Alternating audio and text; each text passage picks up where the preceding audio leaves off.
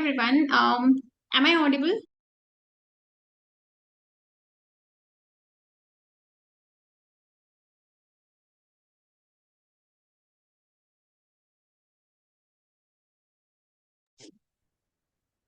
Hi, am I audible?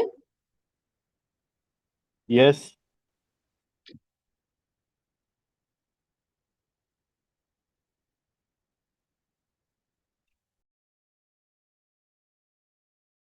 Hi, okay.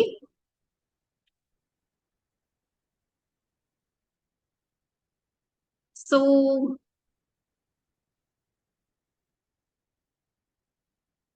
yes, so everyone is ready for the revision?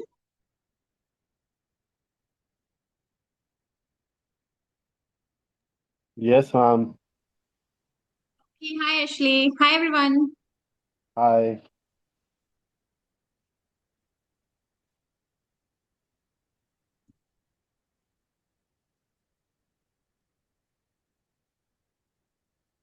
So, hi, everyone. So my name is Archana Bakshi, and our target, the agenda for today and tomorrow will be to discuss, we have basically around 15 chapters, okay, in SBL. So the plan is to complete all the 15 chapters quickly, and post that, my plan is to, if time permits, I want to discuss one or two papers with you as well. Okay. Now, before I begin the session, is there anyone who is not attempting SBL this time in September 26?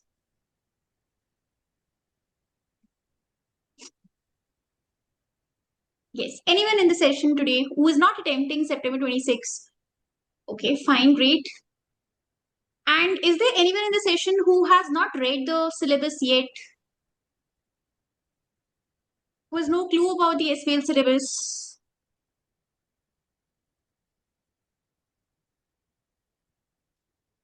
Okay. Okay, I think many of you are my old students. Is there anyone who is attending my session for the first time? Uh, could you please introduce yourself?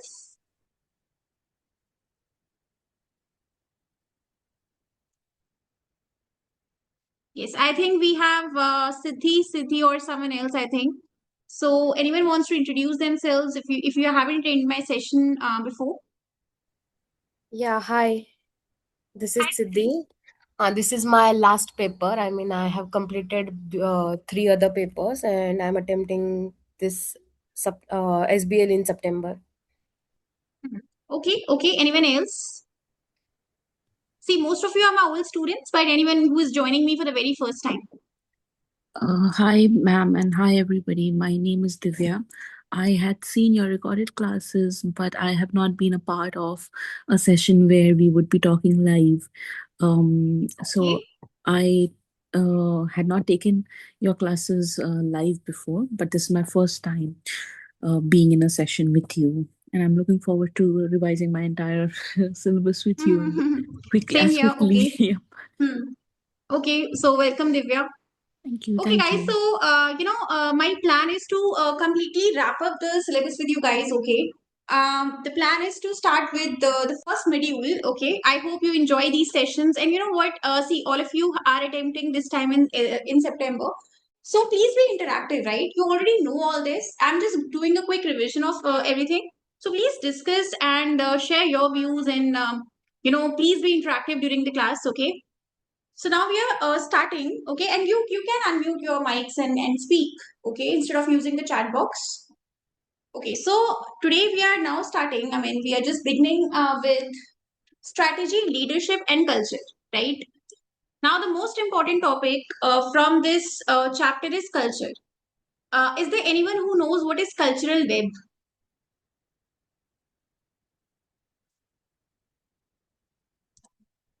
Yes, ma'am. It consists Yes. of 5 elements: Hmm. rules and rituals, control systems, power systems, Hmm. and then 2 more, I think I forgot. Madam, five So, are there: one, cultures, ritual and routine, hmm. organization structures, power, storage, and symbols. Okay. Okay, fine. So now let me begin with, okay, I want to begin with from the starting, okay? I don't want to first start with cultural web.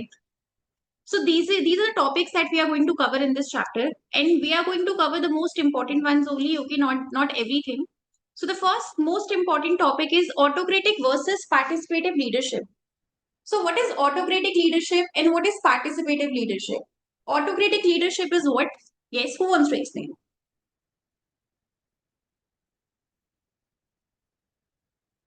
It's basically a top-down approach where a person has set in some rules and everybody follows that. And participative is a bottom-up approach where every person can participate and give their inputs in decision making. Correct. So autocratic leadership means the leaders exercise significant power, and participative means the leaders exert limited power, okay, and they delegate the rest of the power. So there's a lot of decentralization happening in participative leadership, okay, high level of decentralization. Whereas in the case of autocratic leadership, there's high centralization. So leadership can be exercised in a way that is autocratic, where leaders exercise significant power, or participative, where the power is limited and subordinates exercise more decision making and autonomy. So in the exam, now if a very big change is happening, right? If a transformational change is happening in the exam, or when the resistance to the change is quite high, in that case, autocratic style of leadership is not the right style of leadership, because you're already facing a lot of resistance. Your stakeholders are already resisting to the change. So in that case, we need to engage with the stakeholders. We need to convince them about the change. We need to take their suggestions. We need to consult them. We need to reduce this resistance somehow, and participative leadership will work in this way. Okay, now next topic is change in leadership. Now in order to bring the change successfully, right, we need to first understand we need to first understand the background factors, okay, which will help us in implementing the change better. Okay, what are those background factors? Who wants to explain them?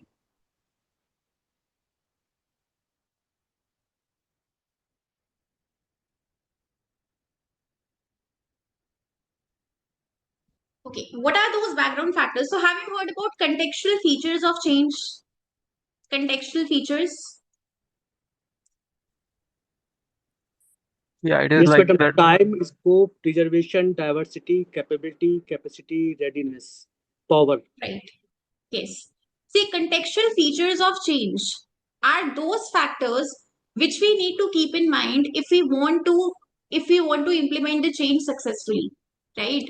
For example, if you want to now, if you have solved this paper which is historic places, I think it is June 25 paper. Okay, there is one question. I think it is the very first question. The question is contextual features of change, right? Now, HP is basically a charity. It's a charitable organization, and this charity is going to implement a very big change. Okay, what is the change? This charity is into preservation of buildings, right? And now they want to start doing weddings and exhibitions in their historical sites. Okay, this charity is basically into preservation of historical sites. That is the main mission of the company. And now, since the amount of donations that they're getting from the donors is reducing because the country is facing recession, therefore the CEO thought, let's start doing weddings and exhibitions on our sites, right, with the help of which we'll get some money and we'll invest it into the preservation restoration work only.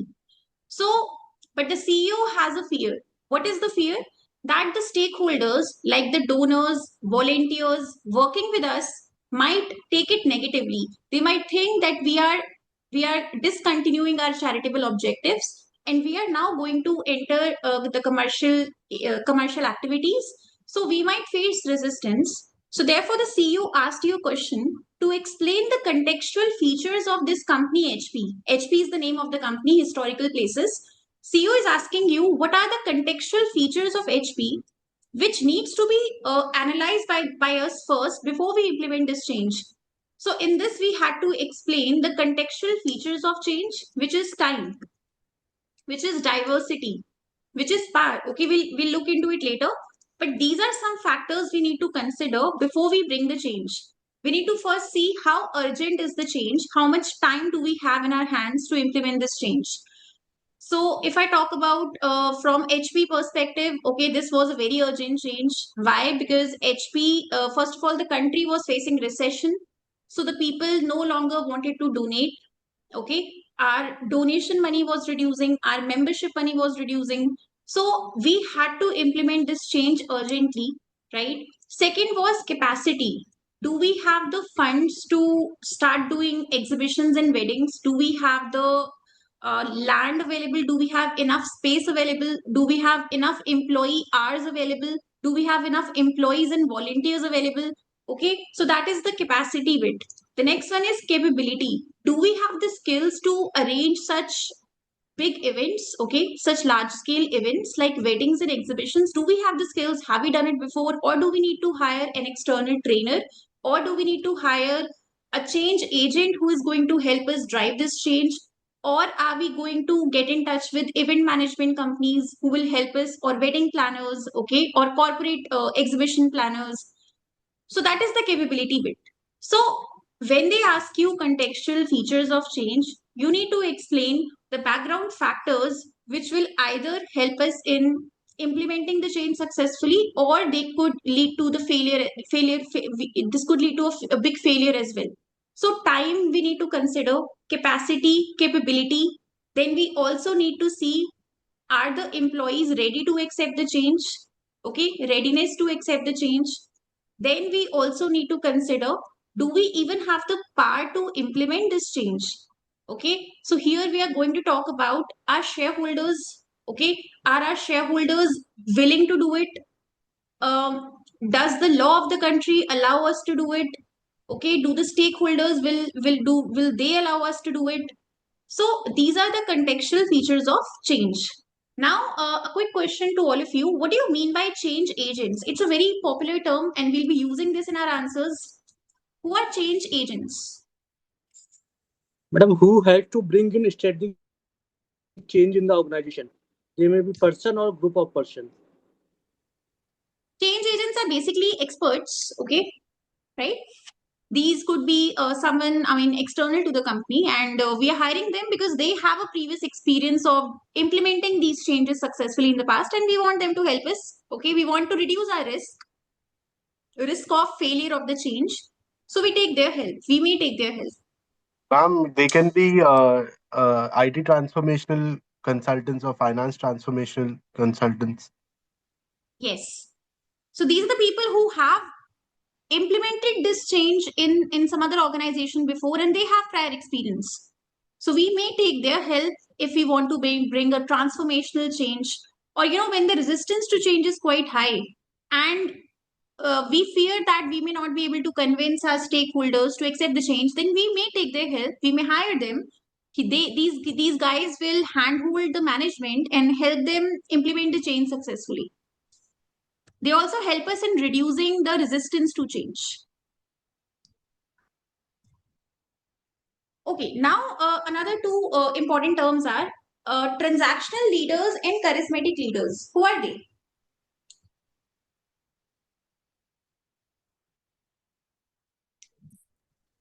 Madam transactional leaders का ये कि मेरा काम चलता रहे, काम में कुछ प्रॉब्लम ना आए, और चेरिस्मेटिक कुछ नया इनोवेशन करने का यूज करते हैं. So they are treated as active leader. Okay. So, okay, I'll explain. Who do you think is better, charismatic or transactional?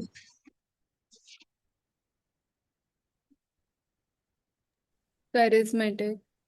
Charismatic. Okay. Okay. What do you think? Rest of you?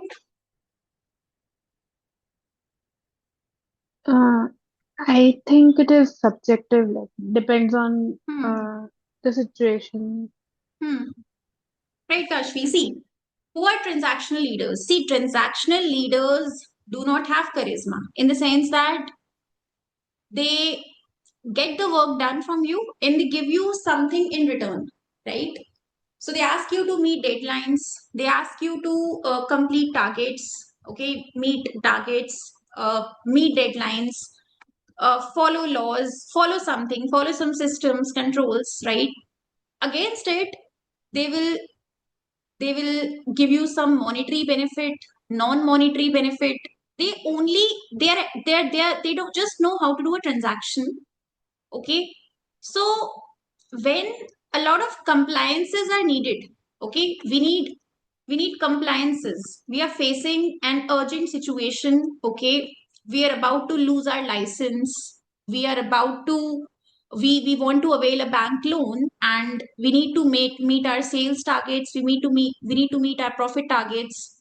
So in those circumstances, we need transactional leadership, right? Transactional leaders help us in ensuring that the targets, the deadlines are met. Okay. Whereas charismatic leaders, they need to step in when we want to bring a transformation in the company, a big change in the company, and there is a high resistance to change. People don't want to accept the change because they think either there are rumors that this change will not be beneficial to them, or it would make them worse off than before. There is a high resistance to the change, and then we need to bring in those people who have those convincing skills, those motivational skills, public speaking skills. They know how to charge people up, they know how to energize people, convince people, motivate people, who have a larger than life role to play. So here we need charismatic style leadership. So charismatic leaders energize people and build a vision of the future. Change management is a natural part of what they do.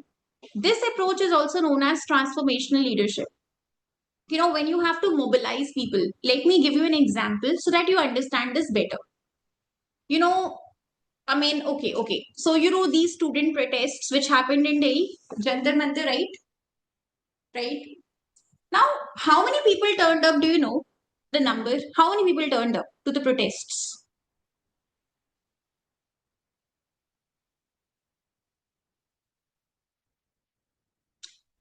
I think thousands, right? So please tell me, for that kind of an energy, for that kind of a turnout, like you need transactional leader or charismatic leaders? You need charismatic leaders. You need people who can charge people up, charge masses, and make them accept the change happily, right? So when you have to bring a big change in the company, a transaction won't work there, right? You have to convince them, you have to make them believe in your vision, and for that you need to have that charisma, that personality, so that people want what you want, right? So this can happen when you are a charismatic leaders. See, there are number of transactional leaders in the companies, but charismatic leaders are very few, right?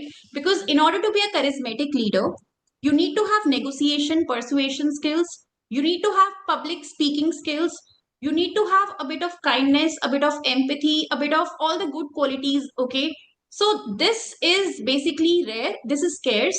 So when the change is big, okay, and you want masses to accept the change, and when there is a high resistance to change, a charismatic leader has to step in there, right? But a charismatic leader will not always help when it comes to meeting deadlines, when it comes to compliances. Okay, we need transactional leaders also to step in, right? So therefore, both of them have a role. It's not that one leadership style is better than the other. Okay, both of them have their respective roles to play. So let me read from the screen now.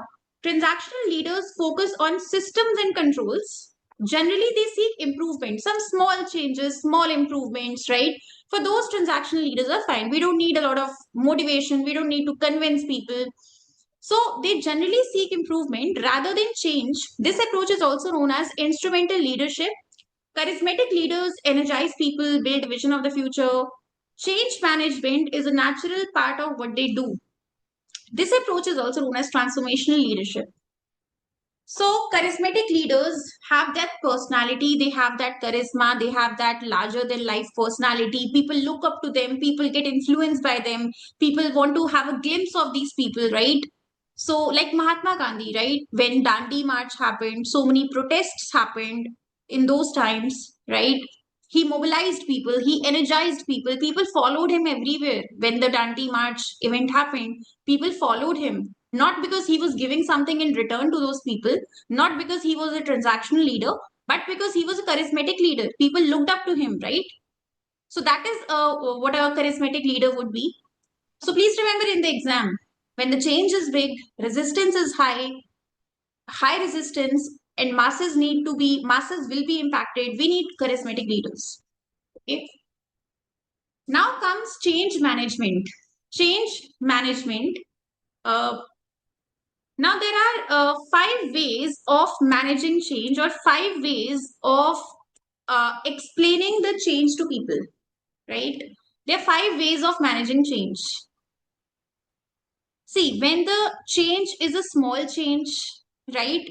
And when you are dealing with educated masses, okay, when you are dealing with educated stakeholders, okay, you can simply do education and communication. Okay, you can just explain to them why are we making the change, what are the benefits, that's it. Okay, there's almost no resistance to change here. There's no resistance to change in this, and you're dealing with educated audience. Okay, and the change is small, and therefore there's no resistance to change. Now, in this situation, education and communication would work. A simple communication, a simple email sent across the company will work. But when the change is big and there is a resistance to change, in fact, there is a high resistance to change, then for the change to be successful, then for the change to be accepted by everyone, okay, you need to follow a participative style of leadership. You need to collaborate. You need to take feedback, suggestions from the people impacted. You need to give them ownership. You cannot simply impose the change. You have to consult these people so that they accept the change and the change is successful, right? So, okay, for example, if you can recall those farm laws, okay, the farm bills, the 3 farm bills which were rolled back by the government. Why? Because the farmers, as per the farmers, they were not consulted, and therefore this change failed. So, bringing people affected by the change into the process of managing it. The next one is intervention. See, intervention means you don't want to bring the change on your own. You want some external intervention. You want some external assistance. You want an external entity who should be hand holding you and helping you in the successful implementation of the change. You want to take their help because the risk is very high. You do not have any prior experience and you have expert available outside. So here the change is led by a change agent. Okay, change is led by a change agent who will delegate some tasks to the project teams. The idea is that involvement of those teams will lead to greater commitment from them. So here, it's not that we are not doing collaboration and participation. Okay, we may do collaboration and participation alongside we are doing intervention, means we are seeking external assistance because the risk is high, resistance is high, we don't have any prior knowledge or experience, so we can definitely take external assistance. The next one is direction. Direction is very simple. Management uses their authority to establish their strategy and how change will occur in a top-down fashion. Direction simply means there is no education, there is no collaboration, there is no intervention. I am the management, I am the top management, I am sending an email across the company that from tomorrow onwards or from the 1st of September onwards, this is going to be the new process. I'm not educating them on the benefits of the new process. I'm not taking their approval. I'm not seeking their feedback or suggestions. I'm not taking help of any external change agent. It's a simple small change. Okay, for that even there is no need to explain the benefit or the purpose behind the change. Okay, a simple change of rule, a simple change of policy. Okay, this direction can be used. The next one is coercion. Who can explain coercion? Yes. Madam, if you don't accept me, I will fire you. This type of, or I will down Sorry. delegate. If they If the employee do not accept it, he may be fired or may be transferred to some disadvantageful location. These type of activities. Okay, coercion is to threaten someone, right, to accept the change or face action. Now tell me, in what circumstances do we use coercion? We have tried all the way, but he is not ready to accept us. There Okay, fine. Deadlines, the deadlines. Deadlines, okay. It is mandatory to follow the compliances, regulatory compliances, such as in the airline industry or making the nuclear weapons. So in that very conditions, so the coercion will be important. Yes. So do you think it should be the usual course of change management, usual way of change management? No, last recourse, Yes. because some resistance will otherwise may go wrong way. Then it will be difficult to manage the same. Yeah, see, sometimes, when there's an urgency, right, you have no option. I mean, there's no time left to convince people, and there's no option to convince people. It's a law, it's a major compliance you need to meet, and it's an urgent situation. So in those times, we don't have the time to we don't have the time to convince people. Okay, there's no scope for convincing people now. So we can use coercion as a last resort, of course. Now the next one is, okay, these are just two simple terms I want to explain. Entrepreneurship and intrapreneurship. So, what are these two terms? See, intrapreneurship means entrepreneurship is what? Entrepreneurs are those people who are businessmen. Okay, they take risks, enjoy rewards. Okay, they have a business idea, they implement it, they take risks, they enjoy rewards. Okay, so these are entrepreneurs. Intrapreneurs are those people who are employees in a company, but they help the business grow even though they are the employees, but they are smart people, they are creative, okay, and they are not just interested in doing their 9 to 5 duties. They want to contribute to the business, and they help the business grow. They share their ideas with the company, right? And this is how they help the company grow. Entrepreneurs are those smart employees who are smart, okay, they are talented, they think out of the box, and the businessmen or the business owners or the management, the leadership recognizes them, acknowledges them, and asks them or takes their assistance in solving complex business problems. So these are intrapreneurs. Okay, now there is a related term which is talent management. I would want to explain this term later. So entrepreneurs, for now, just understand these are smart employees who help the companies grow. They help the companies solve complex problems. Okay, and these are very curious employees. They are smart employees. They are talented employees, and these are key assets for the companies, right? So we'll discuss this later. Okay, now we are going to talk about, because in the exam they ask you these two terms, ethical leaders and responsible leaders. Okay, now please tell me, ethical leaders are those leaders who basically manage or treat their stakeholders ethically. Now, if it comes to treating your employees ethically, tell me, what should a responsible leader do? How to ensure ethical treatment of your employees? This is a question to everyone. Madam, proper working hour, salary and benefits as per the industry standard, Okay. like this. Work-life balance, Diversity. providing them work from anywhere options. There should not be any discrimination. Diversity. Diversity, no discrimination. Health and safety. Health and safety. Fair remuneration. Fair remuneration.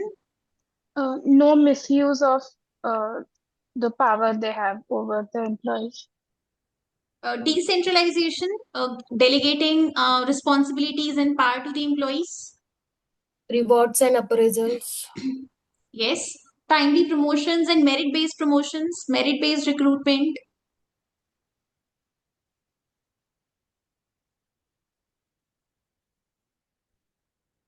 Okay. giving them an opportunity to pursue higher education, sponsoring their higher education, giving them an option to rotate roles. Okay, if you're bored of this department, this profile, then giving a chance to the employees to rotate roles, right? Okay, now talking about customers. Tell me how can a company be ethical to its customers? Not Madam, making the false advertisements. Okay, no tall claims, false claims, misleading advertisements, fair pricing. good quality products, madam. Okay, good quality products, transparent pricing, right? How many of you have solved this DKK paper? There's one DKK paper, June 26 paper. There's one DKK paper. Okay, it's a hair in, I think it's a salon. Okay, Josef has solved this. Josef has solved all the papers. Okay, so basically one of the values of this company is transparent pricing. What do you mean by transparent pricing?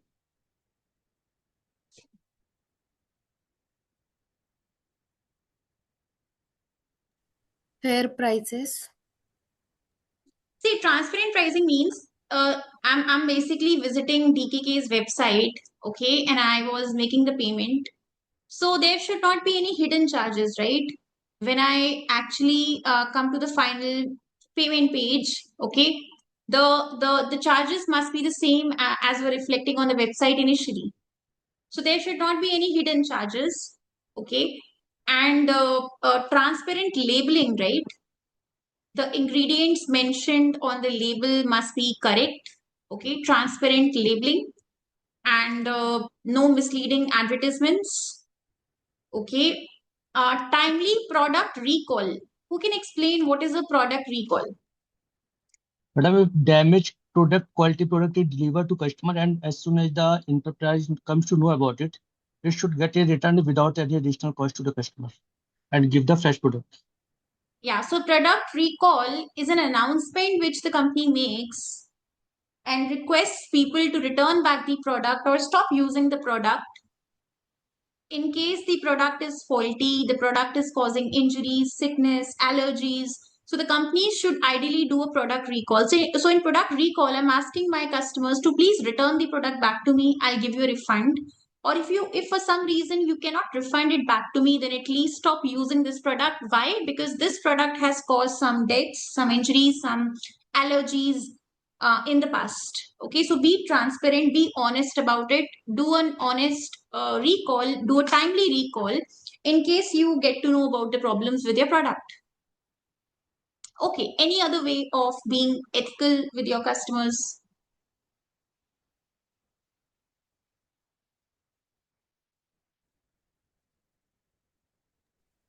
Using quality materials in making the goods so that the quality products can be sold to the customers. Yes, also doing something for the green customers. Okay, so there are customers who want you to use green products, herbal products, chemical free products, ammonia free products. So there's this company DKK, right?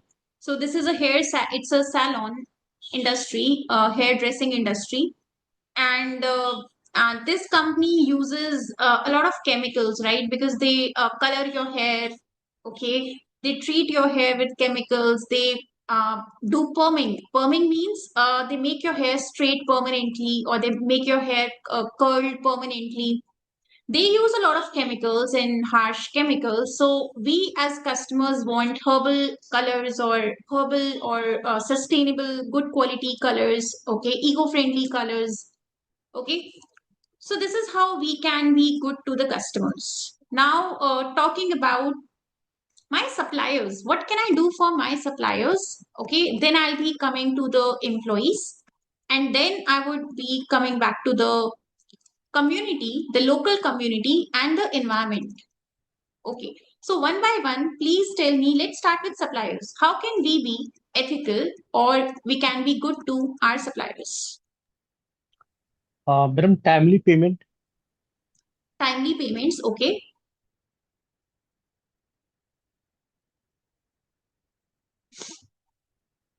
Yes, timely payments. by following ethical practices, so they cannot be also accused of being involved with us. We may encourage our suppliers to go green, right?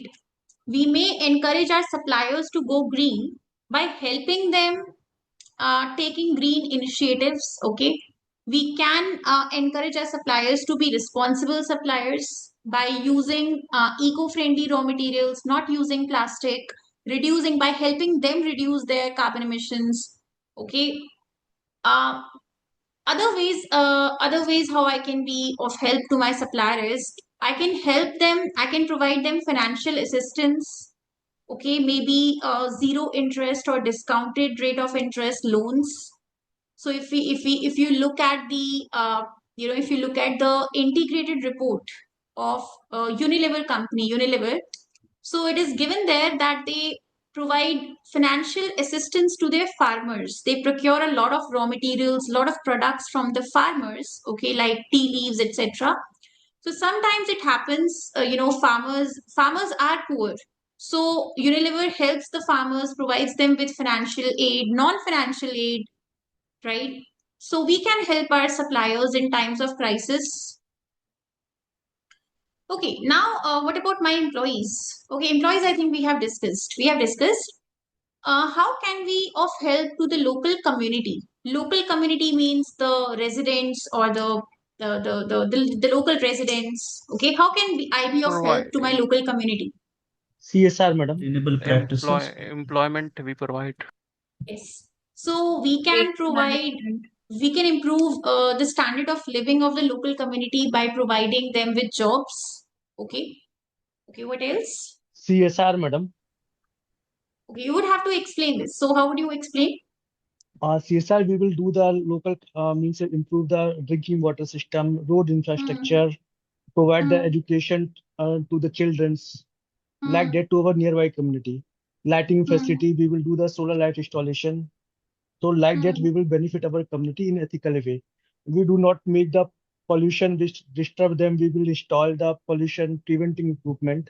So like that, Hmm. we can help ethically to our community. Yeah, so we can, first of all, we can donate. Okay. We can donate in the schools, in the nearby schools. We can open schools. We can, I'll give you an example. If you have solved this paper, which is pet vet services, sorry, Procuro vet services. Okay, it is a pet vet industry. If you have solved this paper, so this is a vet, okay, this is a vet clinic, vet industry. So if I talk about this is PVS is one vet clinic. So what can PVS do for the local community?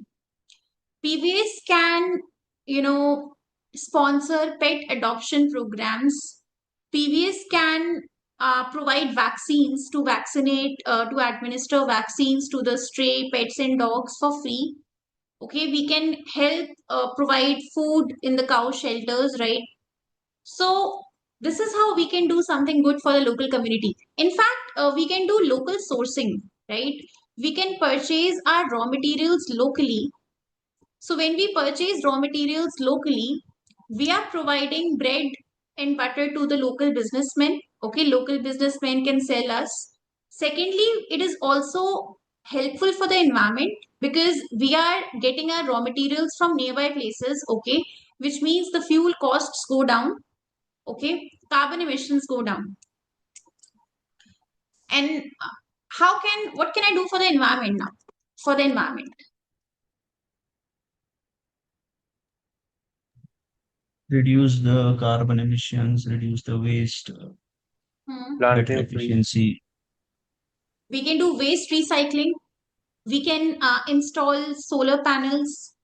We can install energy efficient lights, energy efficient equipments. Okay, we can use install rainwater harvesting systems on the rooftops. Okay, what else can we do? We can now talking about this hair industry, this hairdressing industry, DKK. So DKK uses refillable shampoo bottles. Okay, so that which helps us in reducing plastic usage. Okay. DKK also uses a lot of water. Why? Because they wash clients' hair, they color hair, wash them. So we are going to recycle, reuse the water. Okay. So this is what you have to write in the exam also. In case they ask you how to be a responsible leader, how to be an ethical leader. Okay. So this is how we can ensure fair treatment of our stakeholders. Okay. So all of this we have discussed. Okay, now comes the most important topic, which is culture and cultural web. Okay, see, culture means what? Culture means what employees at large think about the organization, about the leadership. Okay, some shared basic assumptions.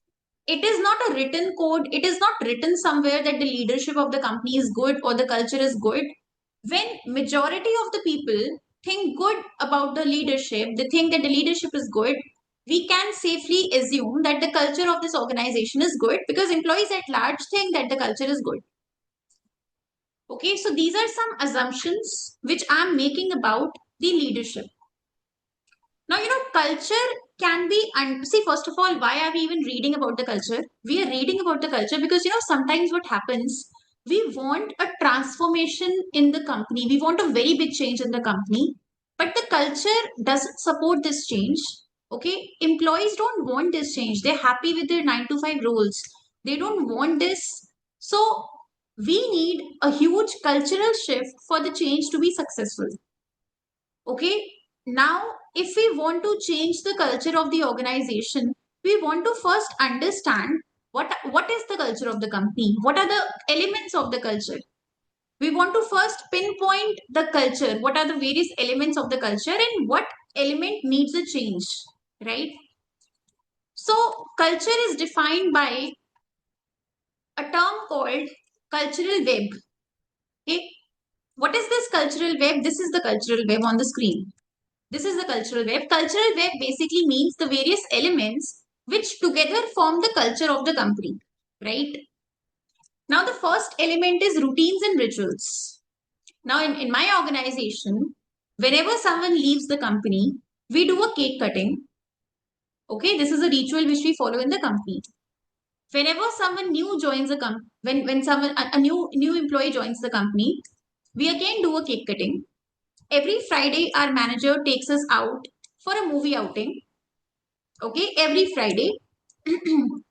And when on some days we have to work till late in the office, our manager personally drives every person of the team on his own. Tell me, what do you think about the culture of this company? This is a routine which is followed. It supports good culture. It shows that the company is Yes. following good culture. Yeah, it's a good culture, right? So the routines and the rituals followed in the company define the culture of the company, right? Now, in the exam, routines will be given. You have to, then give a conclusion whether it is a good one or a bad culture. The next one is symbols. Symbols means, are there any symbols of discrimination in the company, favoritism in the company, VIP treatment given to certain individuals in the company? Okay. So, if I tell you, in my company, there is a separate dress code for people till assistant manager position. Okay, they have to wear a certain dress, while others can wear whatever they want. There is a separate parking space for directors and managers, and then a separate parking space for the rest of the employees. Then the partners and the directors, they get their lunch and dinners and their breakfast and their coffees by their personal assistant or by a PN.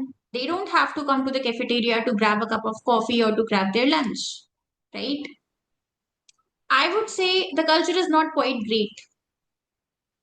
On the other hand, I tell you that whether you are a partner, you are a director, okay, you want to buy lunch, you have to personally come to the cafeteria, you need to wait in the queue, you need to wait for your turn, you get your lunch, get your coffee, you go back to your cabin, right? No separate cabins provided to directors or managers. You have to sit where the rest of the team is sitting. No separate parking space for partners, directors. Okay. So if such is the culture of the company, it's a good culture. Okay. There's no VIP treatment given. Okay. You need a cup of coffee. You need to personally come to the cafeteria, grab a cup of coffee, go back to your cabin or go back to where you are sitting. So if you think that there are some discriminatory practices followed in the company, the culture is not good. Or if you think there is favoritism, okay, there is discrimination or discrimination through dress code or through a different dress code, or there are multiple ways of discrimination. We are not going to discuss that, but all of it will go in under symbols. Okay. Now comes the next element of culture, which is stories and myths. See, it is not, it need not be a true story. It can be a myth also, right? Now, I have heard from my employees, from my teammates, that my manager will drop everyone back to home in case we are staying in the office till late, right? Or if you fall sick, the manager personally calls you to understand your condition, and he may even take you to the doctor. So these are some stories I've heard about my manager. Tell me, what do you think about the culture of this company? This shows again a healthy culture. A healthy culture, but see, it could be a myth also. But even if it is a myth, okay, it will definitely still impact the culture of the company. So stories and myths also define culture. Now the next one is control systems. Control systems means what is controlled in the company. Okay, something which shouldn't be controlled, if it is controlled, then it doesn't define a good culture. So if I tell you that I'm giving you two examples: organization A, organization B. In organization A, which is my organization, for example, employees can work from anywhere. They can work from home. Okay, and if you are visiting the office 30 minutes late, okay, there is no deduction of salary as such. So you can work from anywhere. On the other hand, there is organization B, where what happens? You reach office 15 minutes late, your half day salary gets deducted. Okay, no work from homes are allowed. Okay, if you are on a leave and there is an urgent work, you still have to complete the work from home, but you do not get any salary for the same. Okay, a full day leave would be deducted, full day salary would be deducted. So such a culture is not a good culture. Okay, so in organizations where these aspects are being controlled, okay, then it is not a very good culture. Or in some organizations, cost is always being controlled. No focus is on the quality of the products, quality of service, quality of customer support service. Okay, so then again, it is not a very good culture. The next one is power structures. So power structure means how much decentralization is exercised in the company. How much power is being delegated to the junior most employees of the company. So when the junior employees only have a lot of responsibilities to fulfill with no power in hand, this is not a very good culture. If for every small decision I need to go back to my boss, to my manager, to the leadership for approvals. Okay, so if it is a very routine decision which I'm making, even for that I need to reach out to my manager, to my boss, then it is not a very good culture. So, if you want to understand the culture of a company, you can also gauge it by understanding how much power the junior most employees have in their hands. So that is the power structure. The next one is organizational structure. Organizational structure simply means, is it a pyramid-like structure, or is it a structure where you can just speak to your immediate boss? If I am an assistant manager, I cannot send an email directly to the director of the company. If I do this, I will be reprimanded. So if I want to send an email, if I have some business idea to share or any idea to share, I can do it only with my immediate boss. Very bad culture. Okay. When you're not allowed to speak directly to the boss of your boss, when you're not allowed to communicate freely in the company, when you're not allowed to email anyone in the company you feel like emailing, then it is not a very good culture. Now, please tell me. Okay, guys, just one element is left. The last one is assumptions. Okay, also known as paradigm. Paradigm organizational assumptions. See, assumptions. What do most of the people assume about the company? Now, I'll give you an example from my personal experience. I joined Ernst & Young in direct taxation in COVID times. Okay, I joined them virtually from home because there was COVID that time. And after a few months, we got an email from the leadership. Everyone got an email from the leadership where they asked us, because I was working from Delhi. My base location was Bangalore. So all of us were working from our homes, right? So we were away from our workplaces. So we all got an email from the leadership asking us to plan our return back to the base location. Okay, they just asked us to plan our return in the next 7 days, 10 days. We have to go back to our base locations. So this was an email we got when we all got worried. None of us wanted to return.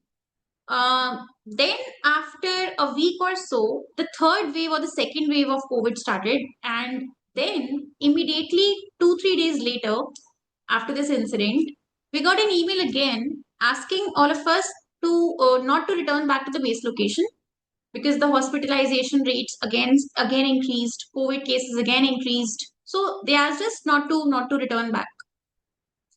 So with these kind of mails coming, everyone formed an assumption. Okay, we were not told about it explicitly, not written anywhere. We all formed an assumption about the company that till the time COVID continues, this company cares for us. They care about the health of their employees. Till the time COVID continues, they're not going to call us back. Okay, this is what we assumed about the leadership.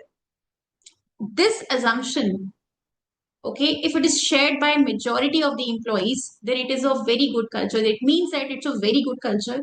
So we all form this impression that till the time COVID exists, they are never going to call us back to office. They care about the health of their employees so much. And I'll tell you, other companies, other firms, law firms, CA firms, they were calling people to the office even in these problematic times. They were still calling people to. I know one of my friend lost his parents. Okay, because he was being called to office even in those times. Maybe he caught COVID. His father caught COVID, and the father had he eventually expired. Right. So there are some companies, there are some employers who are not concerned about the health of their employees. On the other hand, we all had this assumption that this leadership is good. They care about its employees, right? So what do the employees at large assume about the company? Okay. So these are 1, 2, 3, 4, 5, 6, 7. 7 elements of cultural web. Okay. Do they ask this question in the exam? They do ask this question in the exam. Now, what kind of questions can be asked? They can simply ask you a very, very good question that, the CEO wants to bring this change in the company, but before she does that, she wants to understand the culture of the company, because if there is anything wrong with the culture, she first wants to fix it and then she wants to implement the change, right? So I'm telling you how would be the sequence of the questions. First, they are going to ask you, explain the culture to the CEO. She wants to understand the culture of the company. And I'll tell you what would be the next question. The next question would be, the next question could be contextual features of change. Explain some background features of this company, which the CEO should first understand before she implements the change. This could be the question. Another question, there could be multiple other questions, but the first question would be on the culture. Okay, so when the CEO is asking you to help her understand the culture of the company, you have to use this model, which is cultural web. Okay. And using this cultural web, you're going to explain each and every element of the culture. Now, where do you understand? Where do you get all this information from? You get this information from the pre-scene, from the exhibits. Can you use your prior knowledge in this? Yes, just a bit. Okay. Just like you should know the meaning of these elements, but again, do not give generic answers. Do not give generic answers, right? For example, let's say you are explaining the cultural web, right? Now, the first element is routine and rituals. You're explaining this. Now, don't start explaining routines means some events which we do on a regular basis in the company. No, just come to the point. Okay, just say what is the routine of the company. So let's say the next industry is pharmaceuticals, for example. Let's say it's a medicine industry, they test next time. Now, this medicine industry is doing lab tests on a daily basis. Okay, so this can go in the routine and ritual. Okay, so just come to the point. Do not give definitions. Please don't give definitions. Do not start explaining the generic meaning. Just come to the point. Okay. So, okay, fine. Now tell me, is this part clear, cultural web? Any doubts? I have to ask one thing. When it is specifically or maybe just in general asked about how do we check or evaluate the culture of an organization, we use the cultural web. And in which context we have to use the contextual features of organizational. Okay. So contextual features we use. So let me give you this HP, historic places. Historic places is June 25 paper.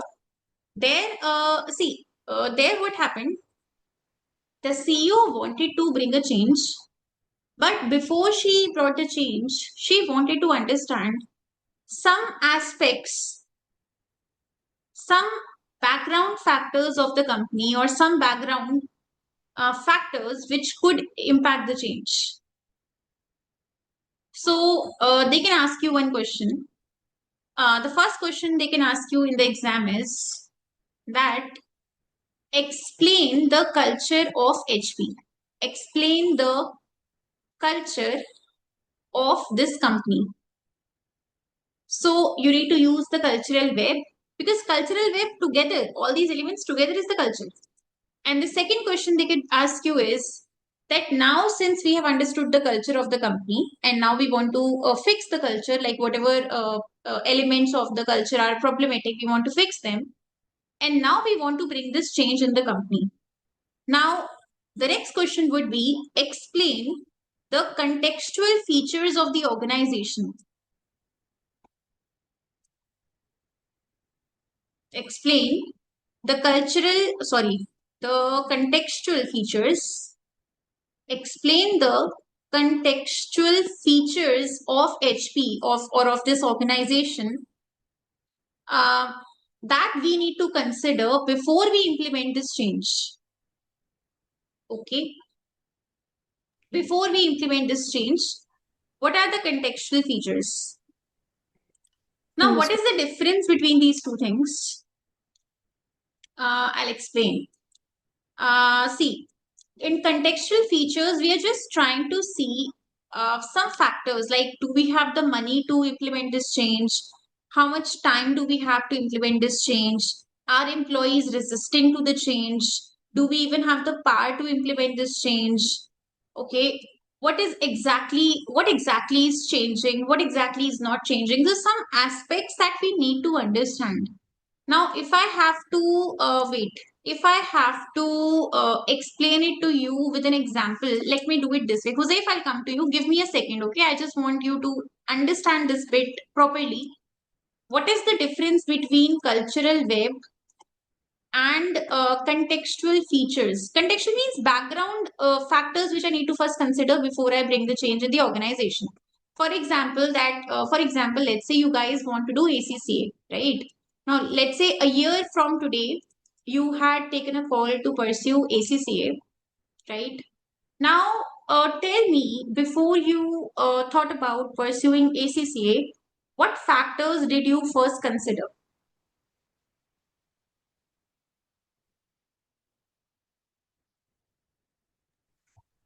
Money that we have Money? for the fees, Yes, because the fees is the quite high, time, right? the time for ACCA is studying. expensive. Yeah. Do you have the time to study? Because see, some people, they want a job really quick. They have just 2 3 months. They are not from a very good background. They want to land a job very quickly. Do you have the time to wait for a year or so to land a job? How much money do you have in hands? How much time do you have in hands? Okay. Do I have the capacity to pursue ACCA? Do I have financial expertise or skills? Skills. Yeah. Are you from, see, even though science background students can also pursue ACCA, but obviously it will be a bit difficult for them. So do you have the skills? Are you coming from the commerce background? Do you understand a bit of accounts, bit of law, bit of audit? So all of these are contextual features that we need to consider before we take a call to do ACCA or not. The next thing is culture. Okay, the next thing is culture. See, I'm going to do ACCA from home. Okay, all my coachings will be from home. So I'm basically treating my home as my organization for the meantime. So what is the culture of my home like? Okay, control systems.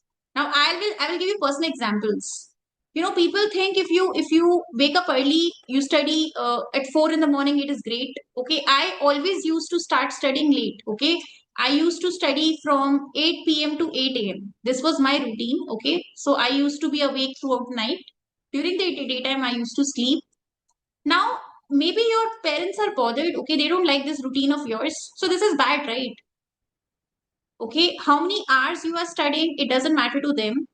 Okay, are you studying continuously from 8 p.m. to 8 a.m.? That doesn't matter to them. You need to wake up at 4 in the morning to study. Okay, if that is what is rewarded in your home, in your organization, then it is not a very good culture. Okay, so this is one control system. So it should not really matter what time of the day I'm studying. I'm studying for 8 hours, 10 hours a day. This should be enough. It should not matter to my parents whether I'm studying in the night or during the daytime, right? So control systems. So how is the culture of my home like? The second thing is routine and ritual. Okay, so it's a routine in my home that irrespective of how great I'm doing in my studies, every day I get a scolding from my parents that you haven't done this, you started say so late, you were always a loser throughout your school days. Okay, so if this is the routine, okay, then it is not a good culture of my home, right? Motivation is missing, support is missing. And okay, third, uh what is that? Okay, symbols. Okay. So coming to the symbols part, I have one sister and one brother, and I'm always they're always being favored over me, right? I am being discriminated against because I'm a girl child. My two brothers always get preference over me at all times. So this is not a very good culture in my home, right? This is symbols.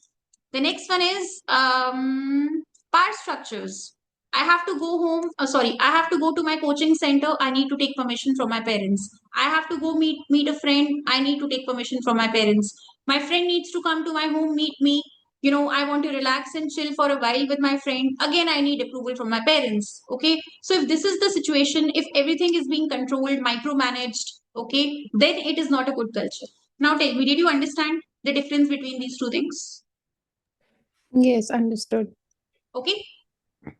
Yes. So this is the difference between cultural web and contextual features. And please understand, culture is something, it is not written anywhere. Okay, it is not written as a code somewhere, but it can break you from within. Just like some children are traumatized, right? Some children, they don't have a very good childhood, and then they later suffer in the later stages of their life. They suffer, right? So similarly, I'm also trying to make a point here. If employees are not supported by a good culture, by a healthy culture, by healthy leadership, good leadership, then they also suffer. And when they suffer, the company suffers, the business suffers, employees leave the organization. Okay, so therefore, before we make a big change in the company, we need to fix the culture. If the culture itself needs to be fixed first. Okay, Understood. I so have this is one. the difference. I have one more question about. I read one of the case study where it was mentioned about the type of leadership. So my question was whether it will be about autocrative and participative one, or maybe charismatic or transactional, or maybe all of these. All of these.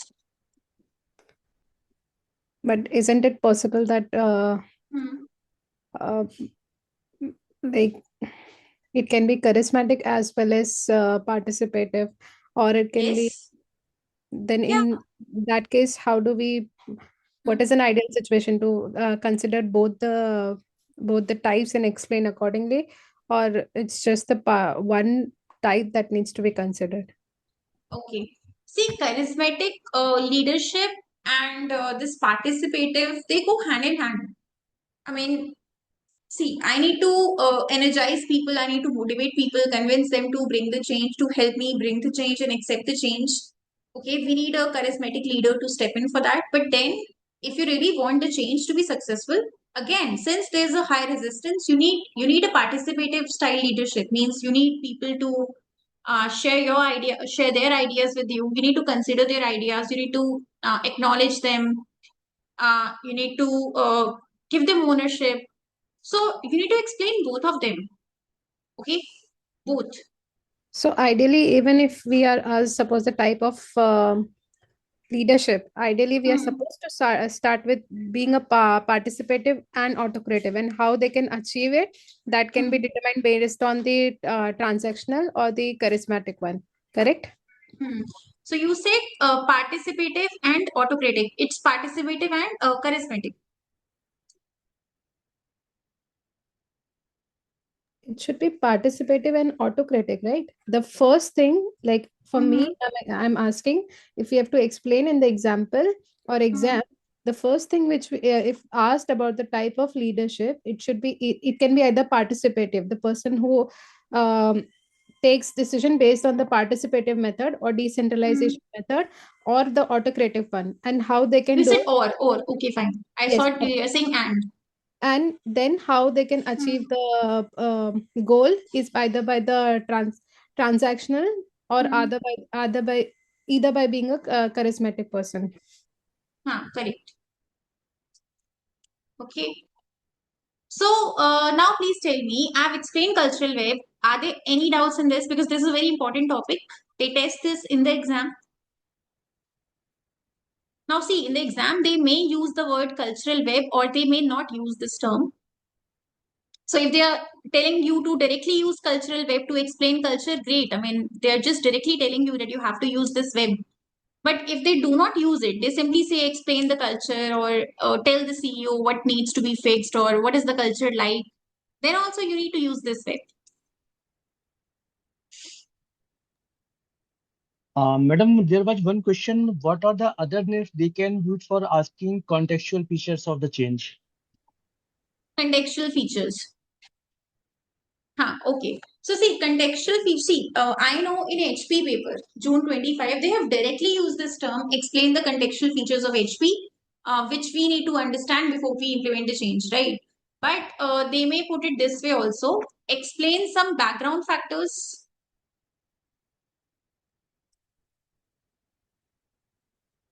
Okay. Explain some background factors which we need to consider before we implement the change. Some Oh, background features, some background factors. Okay. okay, madam. Okay, thank you. Yes. Yes, Rishika, you were asking something. Yes, ma'am.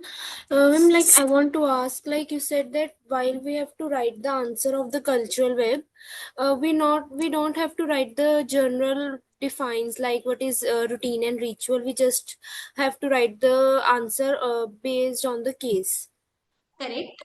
Yes, yes. Then the marks, like how we can like maintain the length of the answer according to our marks. If in case we will just write the uh, points related to the case only, like Okay.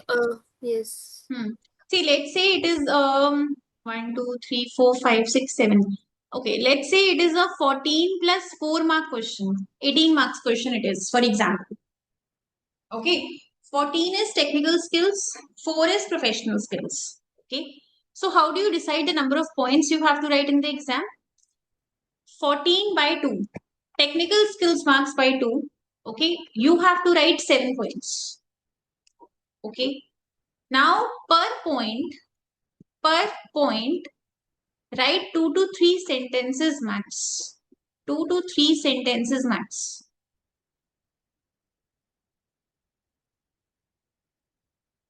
Okay. Now, for example, let's say I'm explaining routines. Okay, I'm explaining the routines of this company HP or any company. And now I'm just making this up. What I would write here that, you know, uh, the company does, I would write, the company does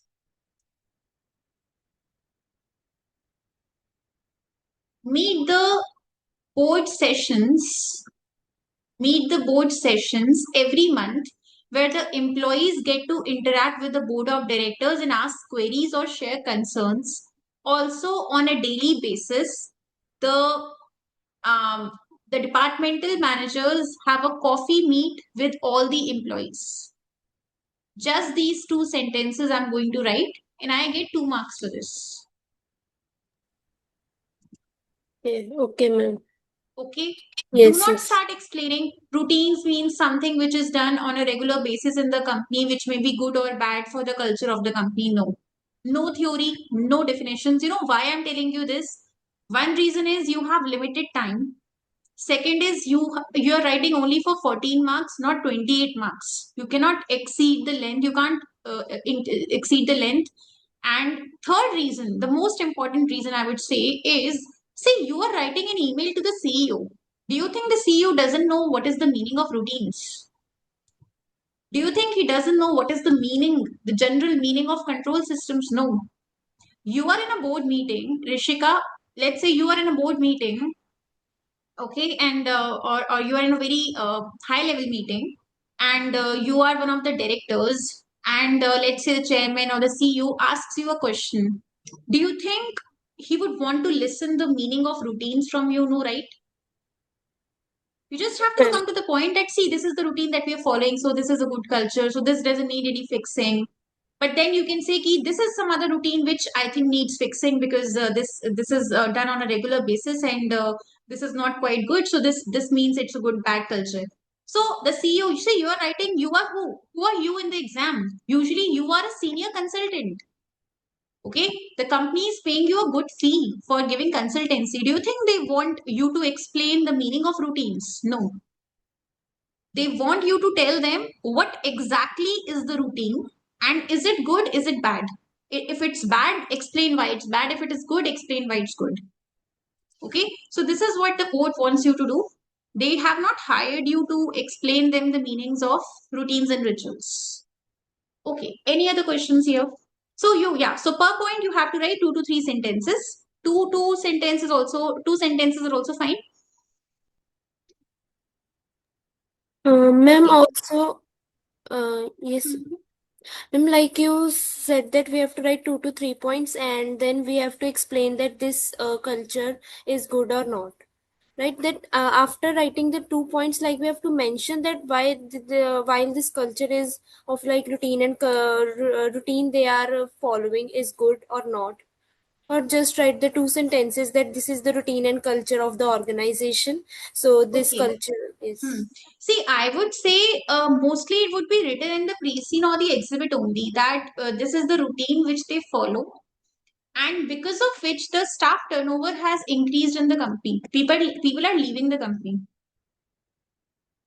So mostly it would be written in the exhibit that the company, for example, let's say, I would say now it is a routine in the company that 30% of employees' salaries are deducted if they reported to work even 5 minutes late. This is a routine followed in the company. You can mention this.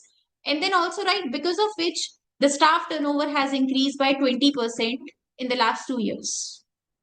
Okay. All this information would be mentioned in the pre-scene or the exhibits.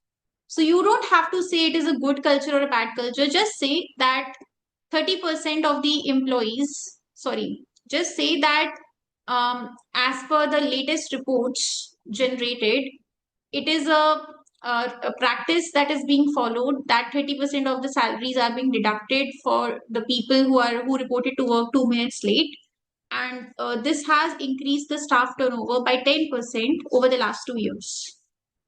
Okay, so no need to be very specific and say it is a bad culture or a good culture. So if you simply write that the turnover has increased by this percentage, then it automatically means it is bad for the company. It's a bad culture. Okay. Okay, ma'am. Thank you. Or let's assume this information that staff turnover has increased because of this is not given. Then you may not even explain that. You don't need to write it. Okay. Just mention that it is a regular practice followed in the company that people who reported up to 5 minutes late were subjected to a 30% reduction of their salaries. Okay, no need to explain whether it is a good thing or a bad thing. Okay, and also no need to give a final conclusion also that overall is it a good culture or a bad culture? No. Okay, just explain these 8 components, these 7 components. Okay, and that's it. No need to give any conclusion, no need to give any recommendation unless asked. Okay. Okay, ma'am. Okay, guys, any other questions? Then we'll take a break. Ma'am, I have a question. Hi, Sarah. Yes. Yeah. So you said, right, like when we're framing the answers, as you mentioned, we don't need to really like specifically write if this is like favorable or unfavorable, right?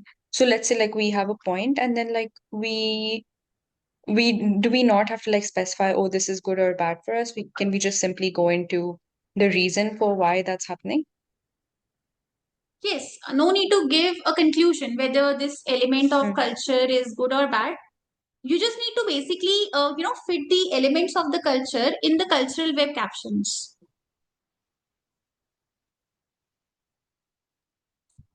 Got You it. just need to fit this information. A lot about the culture would be given to you in the exhibits in the pre-scene.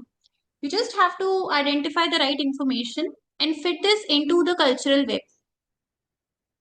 And most of your points would be coming directly from the exhibits only. So you would have a lot of information. You just have to fit all this in cultural web captions. Okay, that's it. Yes, Sarah, anything else? Or did I answer your question? Yes, ma'am. I was just hoping like for, like a small example on like the culture. Like, I mean, how would you frame an answer? For On example, cultural web. let's say that, Hmm. I mean, okay, I can't actually think of an example question right now, but Okay, you want to do a question on cultural web maybe tomorrow? yeah, actually, please. Yeah, because I'm not very confident on this topic, to be honest. Okay, let's do it tomorrow then. Okay, thank you. Yes. Jose, tell me. I think, ma'am, the points for the control systems and routines, ma'am, will be largely same. So, can you tell me the difference between routine and control systems? Routines and control systems. Okay, just one suggestion. Okay, all of you, please understand one thing. You're sitting in the exam. You just have 195 minutes to attempt the paper. Just 3 hours and 15 minutes. Okay, you're writing an answer on cultural web. Now you know a point. You know it is relevant for cultural web, but you are not very sure about the caption, right? Put it under any caption of your choice. You're confused whether this point should go under control systems or it should go under routines and rituals. It is the right point, it is a relevant point, but you're not very sure.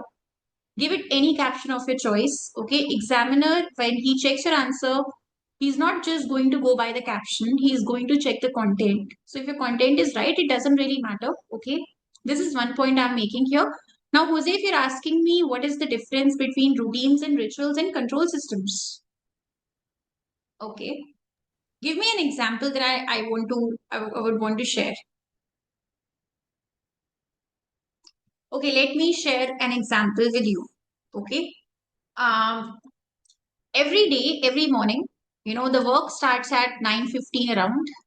Okay, 9:15 a.m. The work starts. At 9 a.m., we all the team members, we need to go to our partner's cabin.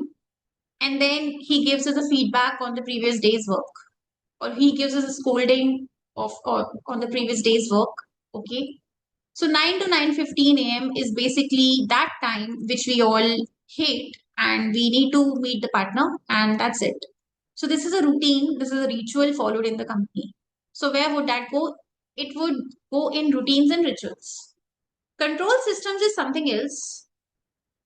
The company is ignoring customer support service. Okay. The company ignores customer support service. The company ignores the customer's ratings. That would go in control systems. But every week, twice, meetings are held on budgets and costing.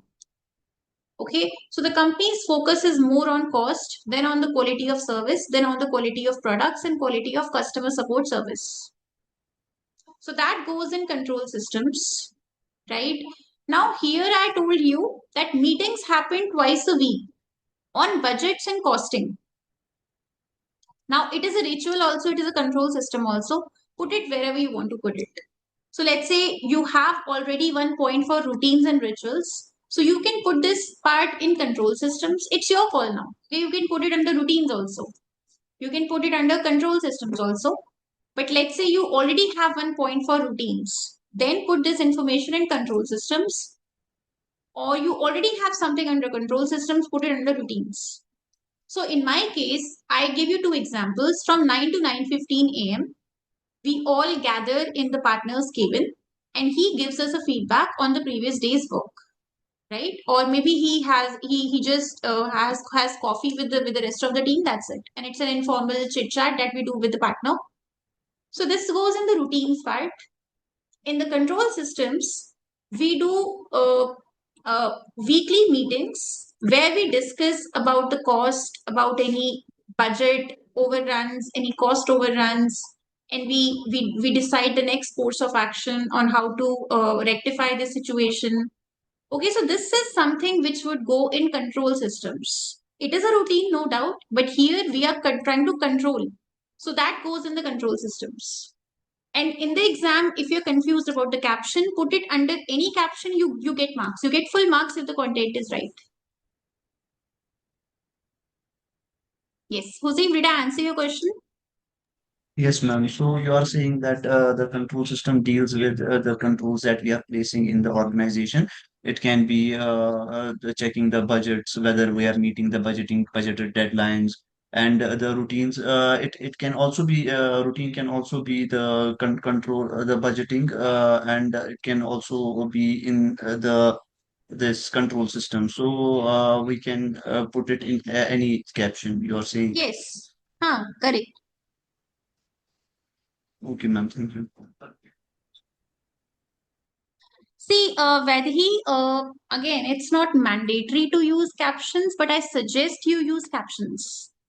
I suggest you use captions because, then you're making it very easy for the examiner you're telling him directly that the control, the cultural web, you have used this model because, in the examiner's answer key, right, which he's referring to while he checks your answer, cultural web captions and cultural web model would be given. So when you are telling him directly, indirectly, let's see, I knew this model, I have used the right model. Okay, I knew the captions. So you're making it easy for him to give you marks. So I suggest, even if you're confused about the captions, that's okay, but use the captions. Because I'm sure whatever caption you use, even if you're using control systems instead of routines, this caption is also correct. Okay. So my suggestion is you use captions. At least when you're using this model, please use captions. Same goes for pestle. Let's say there's a question on pestle. Okay. Now give captions.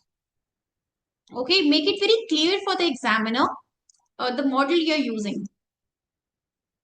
Okay.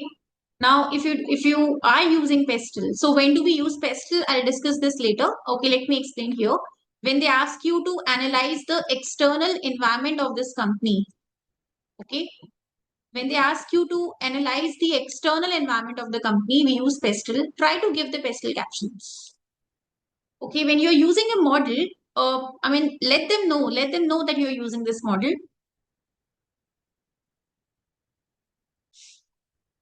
Okay, is this fine?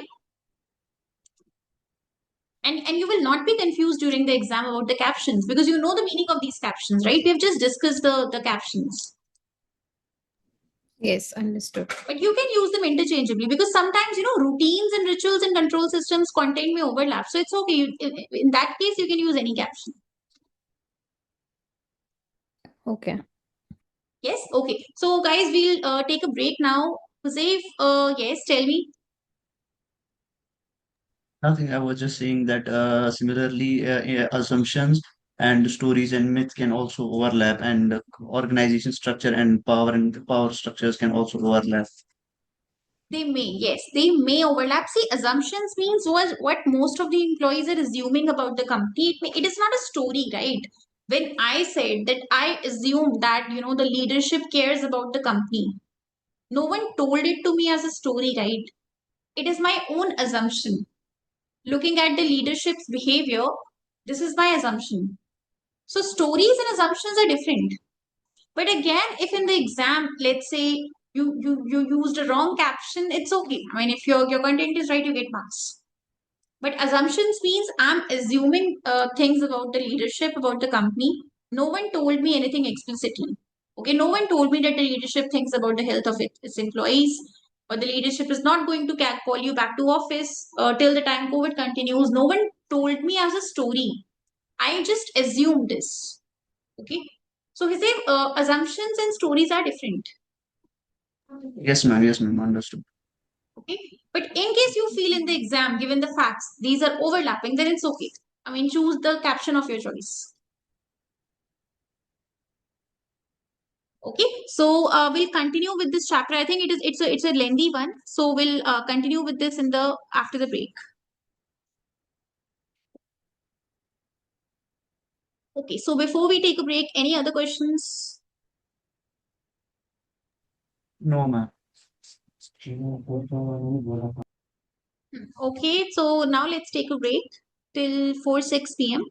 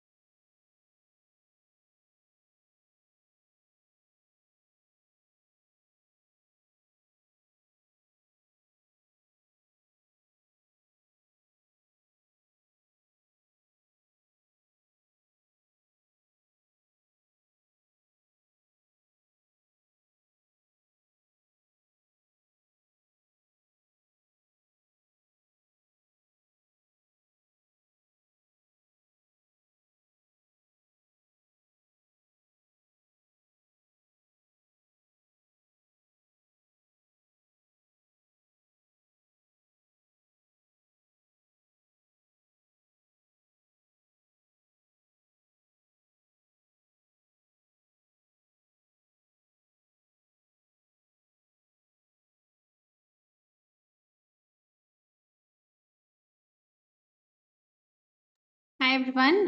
Can we start?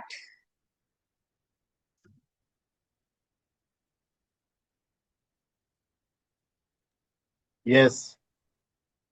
Yes.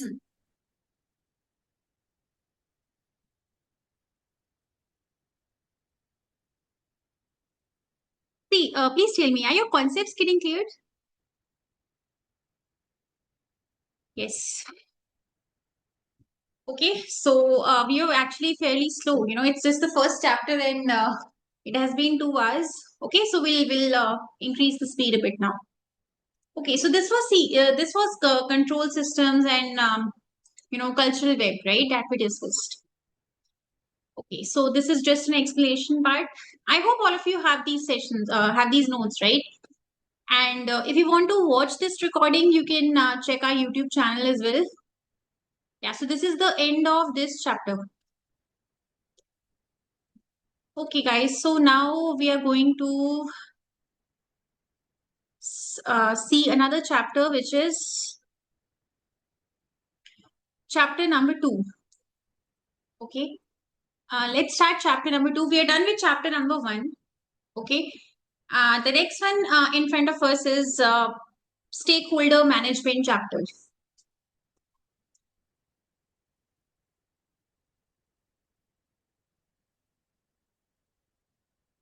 Now, everyone understands what is Mendeley matrix? Mendeley matrix, everyone understands? Yes, madam. Mendeley matrix talks about stakeholder management, right? We Yes. have various types of stakeholders. We have pressure groups, we have local communities, public at large, media. Okay, we have these industry body, regulatory bodies, employees union, right?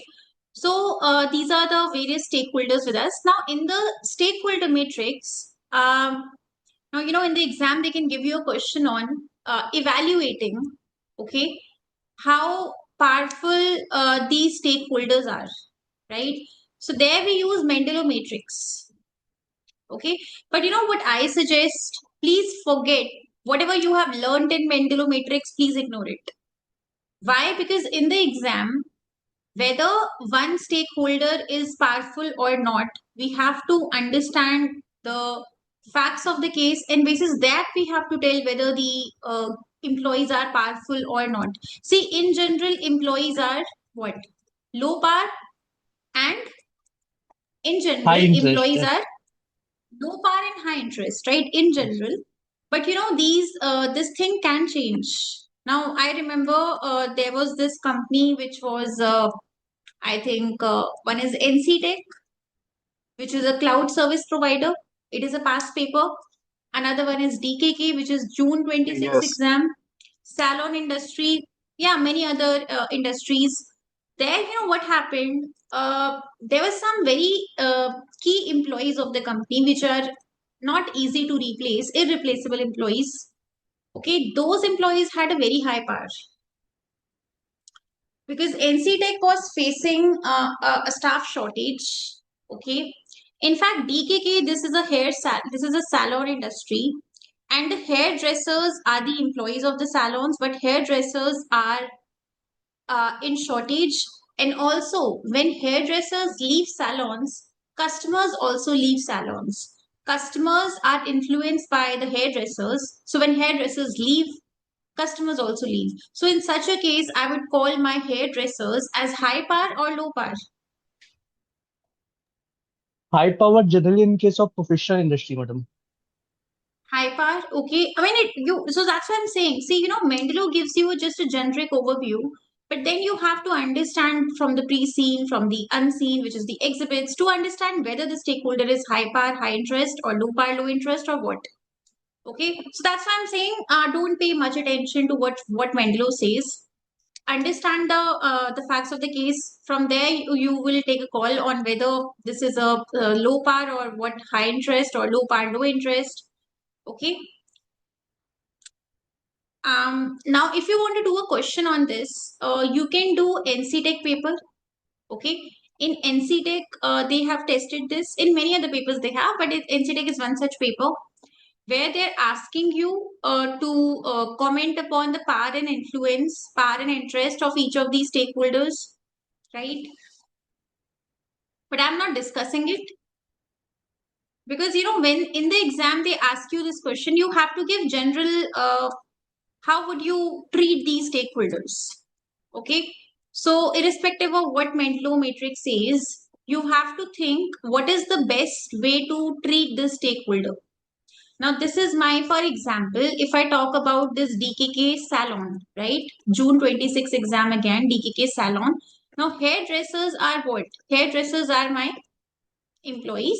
And these are what? These are high power and high interest. Okay. Now, in the exam, if they ask you to evaluate a stakeholder, okay, you need to explain whether it is high power or low power and give reasons why. Then explain what are the interests of the stakeholder, high interest, low interest. Okay, explain that. And then give how to treat the stakeholder. What best you can do to treat to happy to make this customer to make the stakeholder happy. Okay, so I actually am not going to use Mendello here. Okay, I will say hairdressers have a very high power over the salons, over DKK, because these are first of all short in number. We are facing a high staff turnover ratio. Second, I would say they are also very powerful because hairdressers influence customers a lot. Customers are not loyal to the salons per se. Customers are loyal to the hairdressers. So when hairdressers leave the salons to set up their own businesses, clients also follow them. So for this reason, I would say hairdressers have a very high power over us. Second, now tell me what is the interest? See, people who have solved DKK would know this. What do the hairdressers want? Hairdressers want commission first of all. Okay, they recommend products to the customers who visit salons, so they want commissions. DKK is not giving commissions. Industry is paying, but not DKK. So they want high salaries, again, promotions. Okay, they want recognition also. Now, if you have read DKK, you would know it, else not. They want recognition. They want social media presence. They want DKK to promote hairdressers on its social media platforms, on its website, which DKK at present is not doing. DKK has limited social media presence. Their website, I think, is not great. They don't have much social media presence. So, if I am a very popular hairdresser, I not just want good salary or a good position, I also want my employer to promote me, to make me famous, right? I want them to promote me on social media platforms. So, this is what the hairdressers want. Hairdressers are always interested in DKK's policies because hairdressers want to know the performance of DKK. Because if DKK is doing well, hairdressers can expect a promotion. They can expect a bonus, salary hike. Okay. If DKK see DKK has almost zero social media presence. Okay, they are not doing much e-marketing. They don't have internet presence, much internet presence. So these hairdressers would be interested in knowing the e-marketing policies, e-marketing strategies of DKK so that they get to know whether DKK is going to take some steps to make its hairdressers popular or not, because these hairdressers are very they are very popular. Okay, they are popular amongst the customers, but DKK is doing nothing to make them popular. So I would say hairdressers have a high interest in DKK. Hairdressers have a high power over DKK. Okay. Now, when you say they have a high power, explain why. How they have a high power. They have a high power. First of all, the industry, the salon industry is facing a high staff turnover. There's a acute shortage of hairdressers. Why? Because hairdressers are leaving salons to set up their own startups. And this industry doesn't need much investment. Okay. There are no barriers to entry. And this information is again coming from the pre-scene of DKK only. So for this reason, they have a high power over us. They're leaving us. They demand high salaries. Okay, so they have a high power in that sense. They have a high interest because they want to know our performance, because this helps them determine whether they get promotions, bonuses, salaries, hikes or not. They also want to know the e-marketing strategies of DKK because they want to be popular on social media accounts of DKK. Now tell me, how do you treat them? Now, leave what Mendelov says, okay? As per Mendelov, what are they, first of all? Hairdressers are what? As per Mendelov. High power, high interest. High power hairdressers. So, what are they like? What is the name? Key players. Key players, right? But even if you don't know Okay. what are they, don't know this, it is okay. Okay. Now, I mean, I'm asking you to ignore Mendelov. Okay. How do we need to treat our key players? Okay. Leave what Mendelov says. Use common sense and give me an answer. How do we treat these hairdressers? Tell me. Keep them happy and satisfied. That is what the question is. How to keep them happy and satisfied?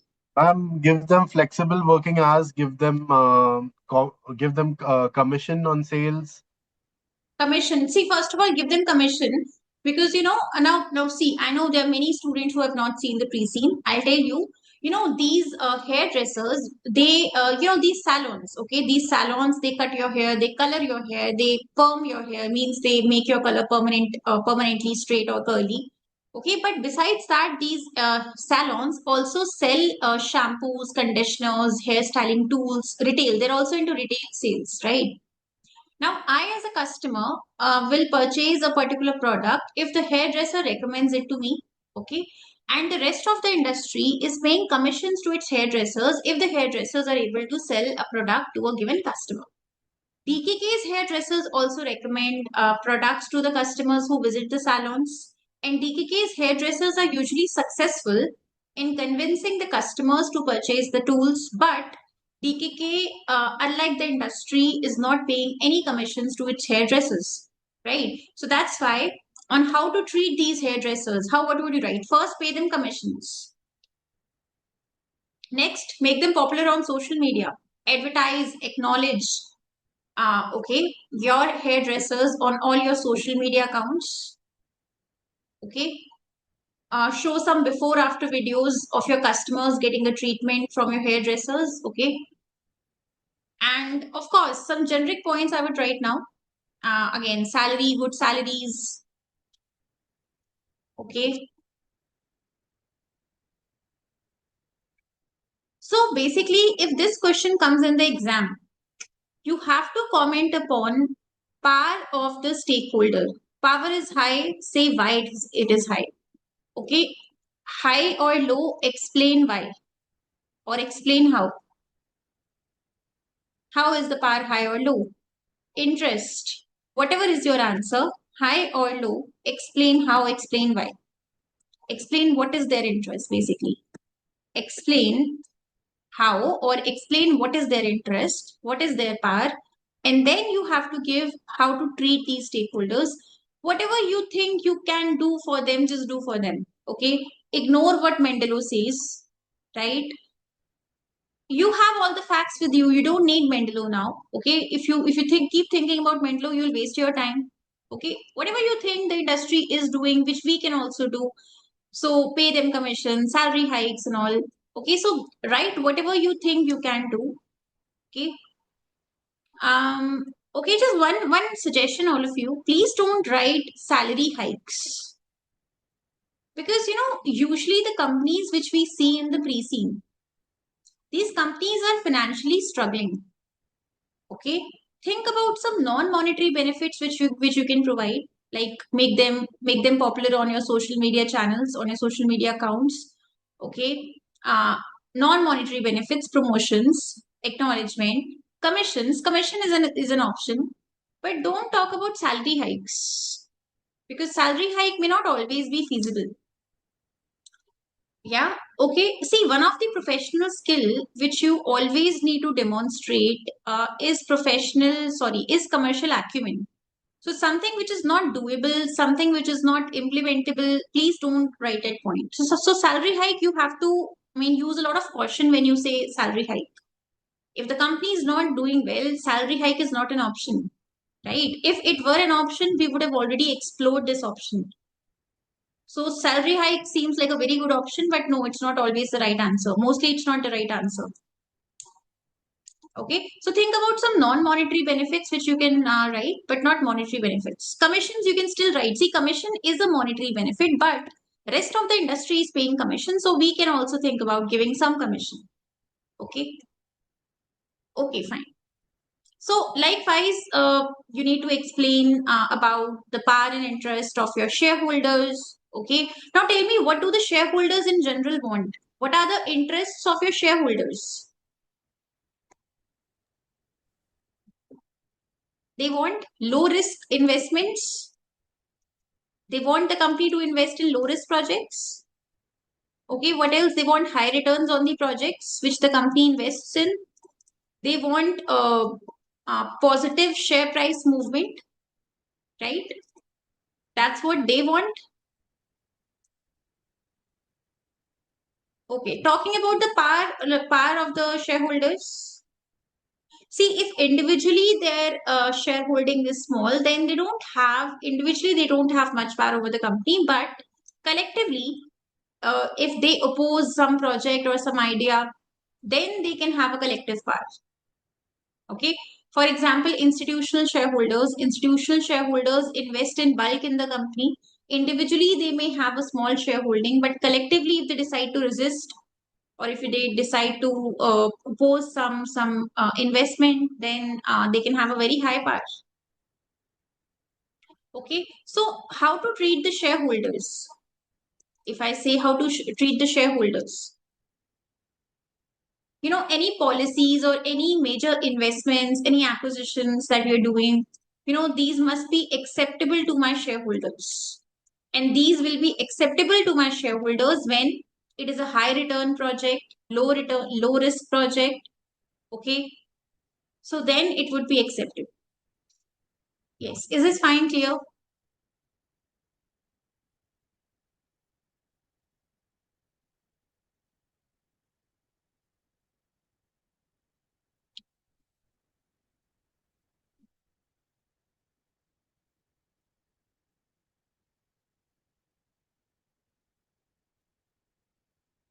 See, I'm revising the most important topics with you. Okay. So some of the topics which are not relevant for the exam, like this one, the CSR topic. Okay. Carol, how Carol has defined CSR. It's not relevant. I'm not discussing this. Okay. They don't ask you how Carol has defined CSR. Okay. There's one term called as greenwashing. Can anyone explain what does that mean? Greenwashing. Making the false claim regarding the we are doing environment friendly things. Yeah, so greenwashing is, yes, yes, you're right, Avinash. Who else wants to explain?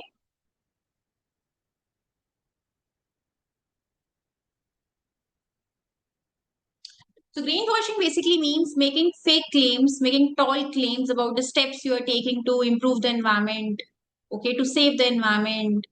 Okay, things exist only on papers. In reality, you're not doing anything to fix the environment. So then that is greenwashing. So when the company is making any claims, they're saying that they're reducing their plastic usage, they're recycling water, they're reusing water. So if these claims are untrue, okay, if the company engages in making false claims, then it is this activity, this is known as greenwashing, which is not right, which is unethical, which is wrong, right?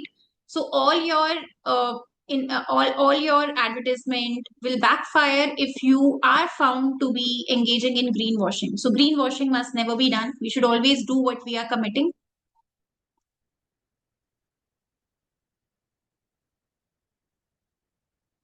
Okay. Now you know what? In the exam, they have tested you two types of questions. One is explain the contents. Explain the contents of environmental report. Okay. Explain the contents of environmental report. They have asked this question. And then another type of question is explain the contents of environmental audit report. Yes. Who knows the difference between these two?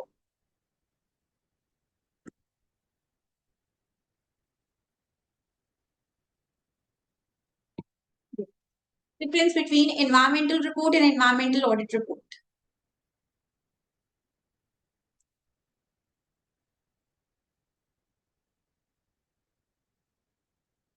See, companies release environmental report, okay, where they explain what all steps have they taken to save the environment, what are their environmental goals, okay, what are the policies that they are following to meet these environmental goals, right? So this is an environmental report. Just like financial statements, we can also mention what steps have we taken in the past, what steps do we want to take in the future to save the environment, what are our long term goals. Our long term goals are by 2035 we want to cut down our carbon emissions by 80%.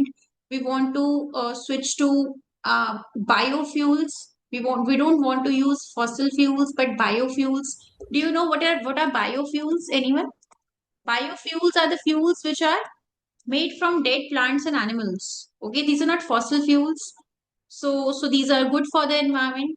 Okay, you burn them, but it won't impact the environment negatively. So these are this is my environmental report. But you know what? If you get this environmental report audited by an external auditor, then the credibility of this report increases. So in this case, what would happen? When I release I'm a company, when I release my annual report, I'm going to include my environmental report, and I'm also going to include the environmental audit report. Environmental audit report is the auditor's report, is the auditor's opinion on my environmental report, right? So if I accompany environmental report with an environmental audit report, then the credibility of my environmental report increases. And in the exams, in the past, they have asked you two types of questions: contents of environmental report and the contents of environmental audit report. I think environmental audit report they have tested in Colgate's question, if I'm not wrong. Do you know this? Have they tested this? Yeah, in Corjet they have asked. In Colgate's, no? Yes. So in Colgate's paper, now what is Colgate's paper? September 2023. Okay. In September 23 was the first paper where they launched the pre-seen format for the first time. There they have tested this question, and believe me, 90% of the students got this question wrong. Because the question was explain the contents of environmental audit report. Students thought they're asking contents of environmental report, and they wrote the contents of environmental report and they lost marks. 99% student got this wrong. Okay. Now, I'm just parking this part aside. I want to discuss this with you.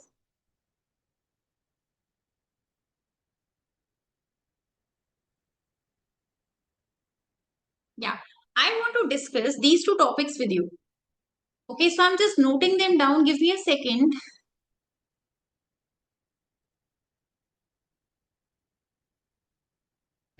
Okay, so I'm noting these two questions.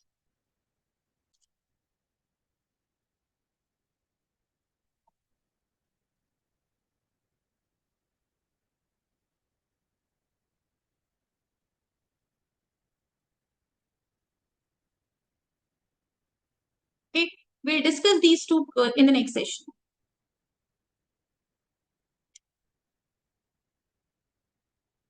Yes, any questions?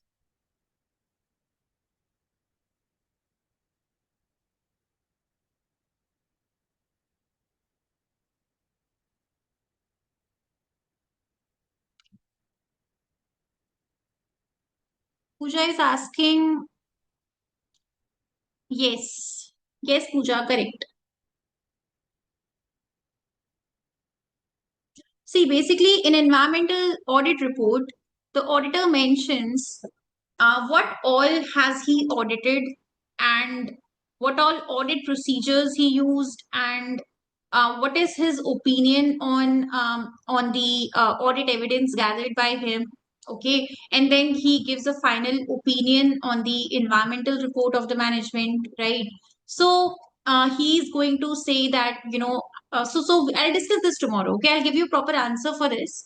I'm going to discuss Colgate's paper for this. Okay, and I'll explain you with the help of a question. Okay, so we will do this in the next session, means tomorrow's session. Okay, now do you need to learn these standards? No, no need as such, but you should know the crux of these standards. Okay, AA1000 standard, EMAS. You should know the crux. So we'll discuss the crux also tomorrow when we discuss the contents of environmental report.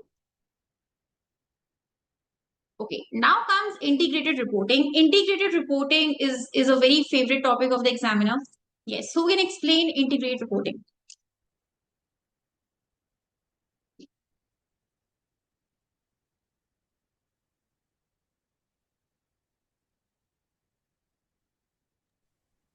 Ma'am, integrated reporting gives both financial and non-financial information to the shareholders. Okay, financial and non-financial information for shareholders. Only shareholders? I mean stakeholders. Stakeholders, right? For all the stakeholders? Okay. Yes. And there are 6 capitals. Fine, okay. Financial, social, natural. Manufacturing, Human,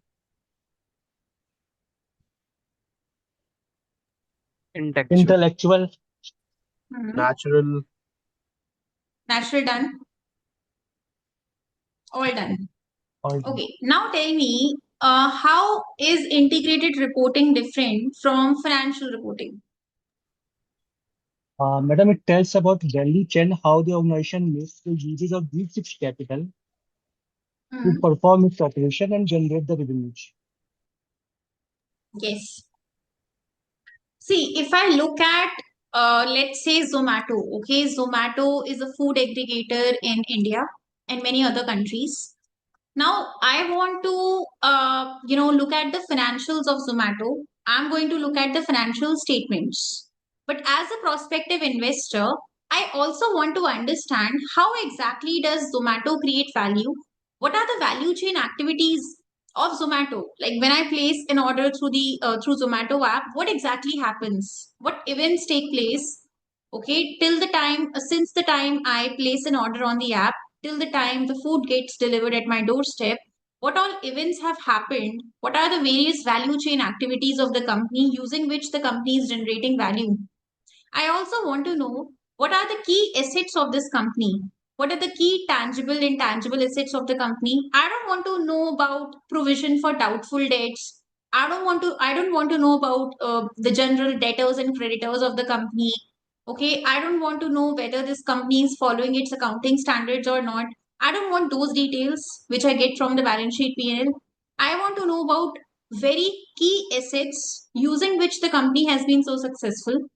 I want to also know what is the company doing, because I am not a shareholder. I am a stakeholder. I am an environmental group, and I want to know what exactly is Zomato doing for the environment, right?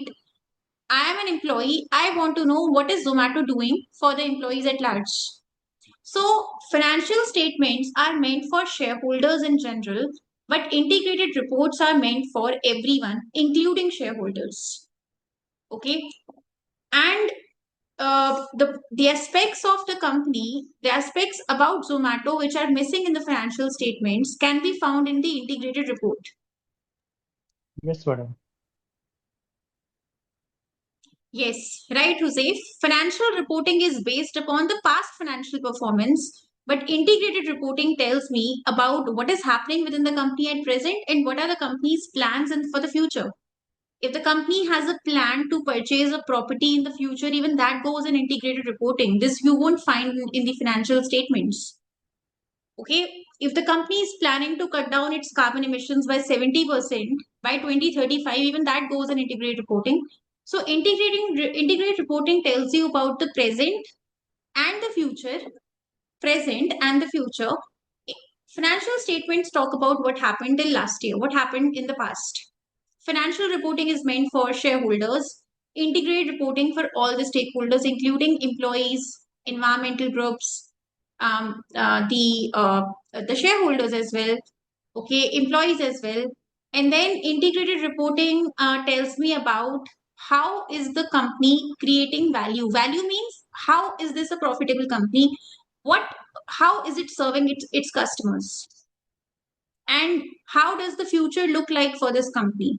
I want to invest in this company, but before I invest in this company, I don't want to just know about its past financial performance. I want to estimate what this company is going to do in the future, which I can do better with the help of integrated reports.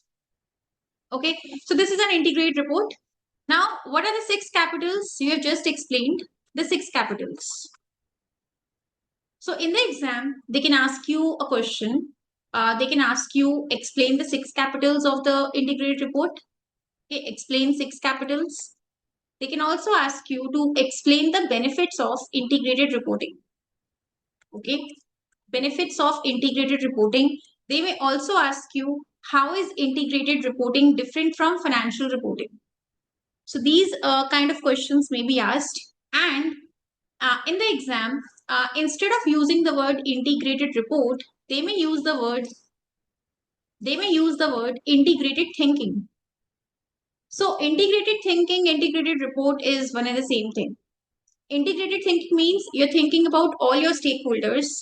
And when you think about all your stakeholders, when you do integrated thinking, you make integrated report so that all your stakeholders get to know about what is the company doing at present and what is the company planning to do in the future. So sometimes, in fact, I've seen many times in the exams, they are not using the word integrated reporting, they're using the word integrated thinking. That the company wants to engage in integrated thinking and therefore they want to make a report, which satisfies everyone's needs. Okay, so integrated reporting should click that time.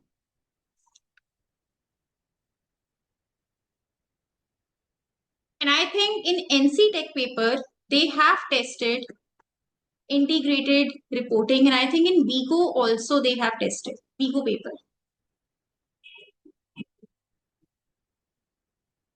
Okay. Yes. Now let's talk about okay, who can explain financial capital? Madam, reserve net worth, debt, cash, whatever is available in the terms of the finance available or future available resources. Okay. Financial capital means, let's say the company wants to invest. Let me talk about this company BIGO. Okay, BIGO is just like Ola Uber industry. It's Ola Uber industry. It's a ride-hailing company. Now BIGO wants to start delivering food as well, and they want to set up a new business by the name BIGO Bites. They want to not just transport people, they want to deliver food as well. So they want to set up a new business by the name BIGO Bites. So, money that we are planning to raise in the future, even that goes in financial capital. So what goes in financial capital? First of all, the financial performance of the company. For example, over the last few years, my revenues increased by 6%. I can write this in my financial capital explanation. Revenue increased by 6%. Profit increased by 10%. Financial gearing ratio became adverse. And I'm also planning to raise $1 million to invest in BIGO Bytes business. So my present financial performance, what money I'm planning to raise in the future, how do I want to raise through equity or do I want to take loans? Okay, so anything which I want to do in the future also goes in financial capital. Okay, how much money do I have in hands? How much money I'm planning to borrow in the future? And what is my recent financial performance like? So my revenues increased by 6% over the last 4 years. Okay, this information you can include here. Try to make sure your points are just 2 to 3 liners. Okay. Now comes, what is manufactured capital? Yes. Who can explain? Madam जो fixed assets अगर हमारे पास पड़े जिनके basis on the basis of which we are manufacturing our the FG. Yes. Manufactured assets are non-current assets, your fixed assets. Okay. Now, the buildings, computers, If I talk about Bigo, tell me, for Bigo, what does Bigo have? Buildings, infrastructure, equipments, computers. What else? Cars, bicycles, because they also have bicycles, okay? So all of it goes there. And even those non-current assets, which I do not own as a company, even they will be mentioned in manufactured capital. Okay, Like I the don't net, own them, but using these resources, using these non-current assets, I'm generating value. So even they will go in manufactured. Yes, yes, I think Avinash, you were speaking. yeah, the like network infrastructure is coming in manufacturing or like the intellectual one? Um, which infrastructure? Network. Like in Network NC infrastructure. yeah. You mean I have a network of drivers with me? Yeah, like in like NC Tech, like we have the network of like we are using the networks for delivering our like services. So that one. Yeah, so that goes in intellectual. So intangible assets go in intellectual capital. Intangible assets, for example, softwares, my goodwill, okay, my relationship with suppliers. I'm a reputed company. I always get a 4-star rating. Skills of the employees. Skills of the employees, it would go in human capital. Okay, for that we have a special capital, which is human capital. Okay. So intellectual capital, I'm going to write trademark, any exclusive licenses which I hold, logos, brand value, reputation. Okay. Yeah. And one more thing, SOPs of the company, standard operating procedures of the company, using which the company has been so successful. Even that goes in intellectual capital. Some special policies of the company, the business model of the company, the SOPs, policies of the company, using which the company has been so successful. Even that goes in intellectual capital. So Patent. patent also goes here, copyrights goes here. Okay. Intangible assets which provide us competitive advantage, patents, copyrights, software, policies, SOPs, reputation. So if you can recall, if you have done this level paper, level, it's a hotel, and this hotel, I think it's a four-star rating, right? So this means this also goes, this rating, this you can mention in intellectual capital. Okay, people come to us, people come to level for its 4-star rating. Okay, manufactured is clear. Manufactured means buildings, computers, furniture. Uh, um, if I have cars, if I'm Bigo, Bigo means Bigo is a ride-hailing company. So I have bicycles, I have cars. Okay, that goes in manufactured. Now, what goes in human capital? Talent management. Talent management. Yeah, how I am managing my talent. See, in human resources, what goes? What first of all, what is my relationship with the employees? Are my employees happy with me? Are my employees loyal employees? What is the staff turnover ratio? If the staff turnover is quite high, my employees are leaving me, not a good relationship. Okay. So see, in integrated reporting, all the positive and the negative aspects have to be explained. Okay. Even if the human capital is not very good, you have to explain this transparently. So what is your relationship with your employees like? How skilled are your employees? Okay. How skilled are your employees? And you can also mention, for example, my employees are subjected to 100 days of training a year. Okay, 100 days training a year. They are also allowed to work from anywhere. Their higher education is also sponsored by the organization. Okay, they can work from anywhere. These are the benefits which we are offering to our employees. Our staff turnover ratio is the lowest amongst the industry, and we have a great relationship with our employees. in a recent employee survey, 90% of the employees gave us 4 out of 5 rating. Okay, we have recently won Best Employer of the Year award or Best Organization of the Year award. Okay, so all these aspects go in the human capital. How skilled are my employees? I have, for example, let's talk about DKK. Now, DKK is a salon, and DKK, if you have read the case, even though it is not mandatory for the other salons, but DKK has made it mandatory for its hairdressers to complete certain qualifications and degrees. So all its hairdressers are celebrity hairdressers. All of them are highly qualified hairdressers. They're experienced. Okay, so that goes in human capital. Next one is natural capital. In natural capital, we explain what resources do we use in the organization. What natural resources, renewable, non-renewable, we use. Okay, and what are we doing for the environment? Okay, if we are harming the environment, mention this. Mention that our carbon emissions are too high, our fuel and electricity usage is high, our water wastage is quite high. We do not recycle our waste. 99% of our waste is not recycled. Okay, you can mention that. Now, if you're doing something good for the environment, you plant trees every year, you do a plantation drive. Okay, 90. You have been able to reduce your carbon emissions by 90%.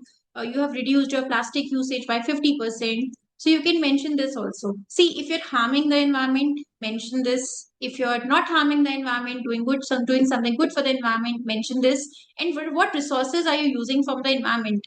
Now, if I talk about Vigo, okay, which is a ride hailing company, tell me what are the resources which we are primarily using from the environment. Yes. Like we are using micro mobility option that. Yes. So, Bigo, for students who have not read this case, Bigo is also encouraging its users to use bicycle options, okay, where you travel through bicycle.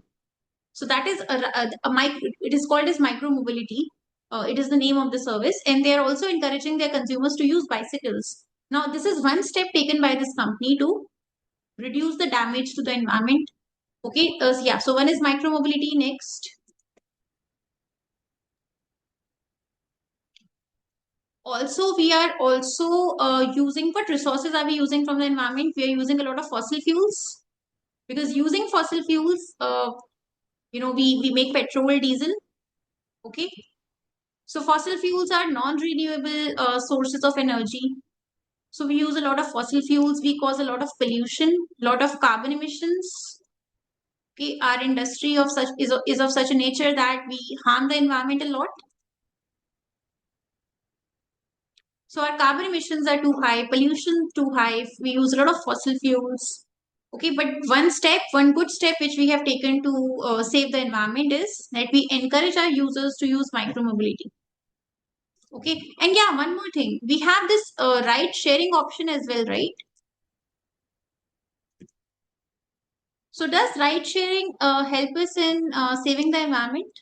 Is it sustainable?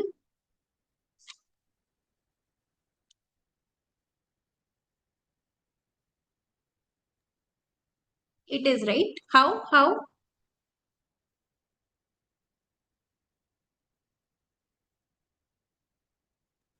Traffic congestion is reducing with that. Yeah, because people are sharing rides.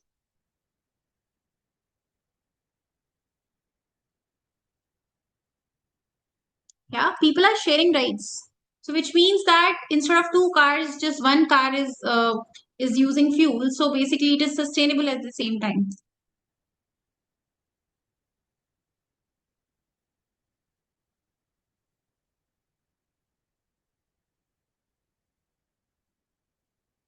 Using same vehicle for many people, right? People share rides. Okay. Now the last element, the last capital is social capital. What is social capital? Yes, rest of you who are not speaking, please.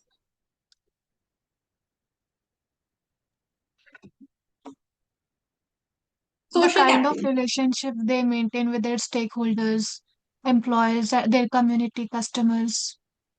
Okay. See, employees are already covered in human capital. Okay. So employees won't be covered here. Okay. Relationship of the company with suppliers, customers, and other stakeholders. It could be pressure groups. It could be, uh, see, environmental groups may go in natural capital. Okay. We have a special capital for environment. So relationship with the environmental activists, relationship with the environmental groups, that will go in natural capital. But my relationship with the other stakeholders, like my suppliers, like my customers, okay, and the rest of the stakeholders will go in social capital. Okay. Now I'm going to tell you what will go in my social capital. Let's say I have long standing relationships with my suppliers. Okay. And all my suppliers are responsible suppliers or ethical suppliers. Means my suppliers are also green suppliers. Means my suppliers are also taking steps to save the environment. Okay. They use good quality raw materials. They are also very transparent. So they are ethical suppliers. And I have very good relations with my suppliers, right? All of my suppliers are reputed suppliers. So this can go in social capital. My customers are loyal to me. My customer retention ratio is 50%, which means 50% of my customers repeat their business with me. Customers are loyal to me. Customers always give me great rating. My rating throughout has been 4.5 stars out of 5 stars. So the rating has been great. My customer retention ratio is very high. Okay, the number of customers I serve has been increasing at an increasing rate. Okay, so all these statistics you have to include in your points. Okay, don't just say we have a great relationship with our customers and suppliers. Don't just say that. Okay, just say that my customer retention ratio is 50%, which is the highest in the industry. Our customers have consistently given us 4.5 to 4.7 stars in the past 5 years, which is the best in the industry. And as per the recent customer survey, all our customers are happy with us. So something like that. Okay. So include statistics also from the exhibits in your answer. Okay. Also, anything that you're doing for your customers, anything which is making your customers happy, anything which is making your suppliers happy, okay, all of it will be explained in the social capital.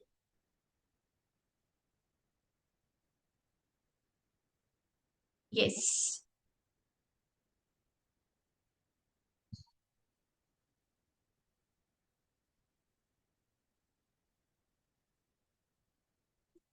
Okay. Now, anyone has any questions?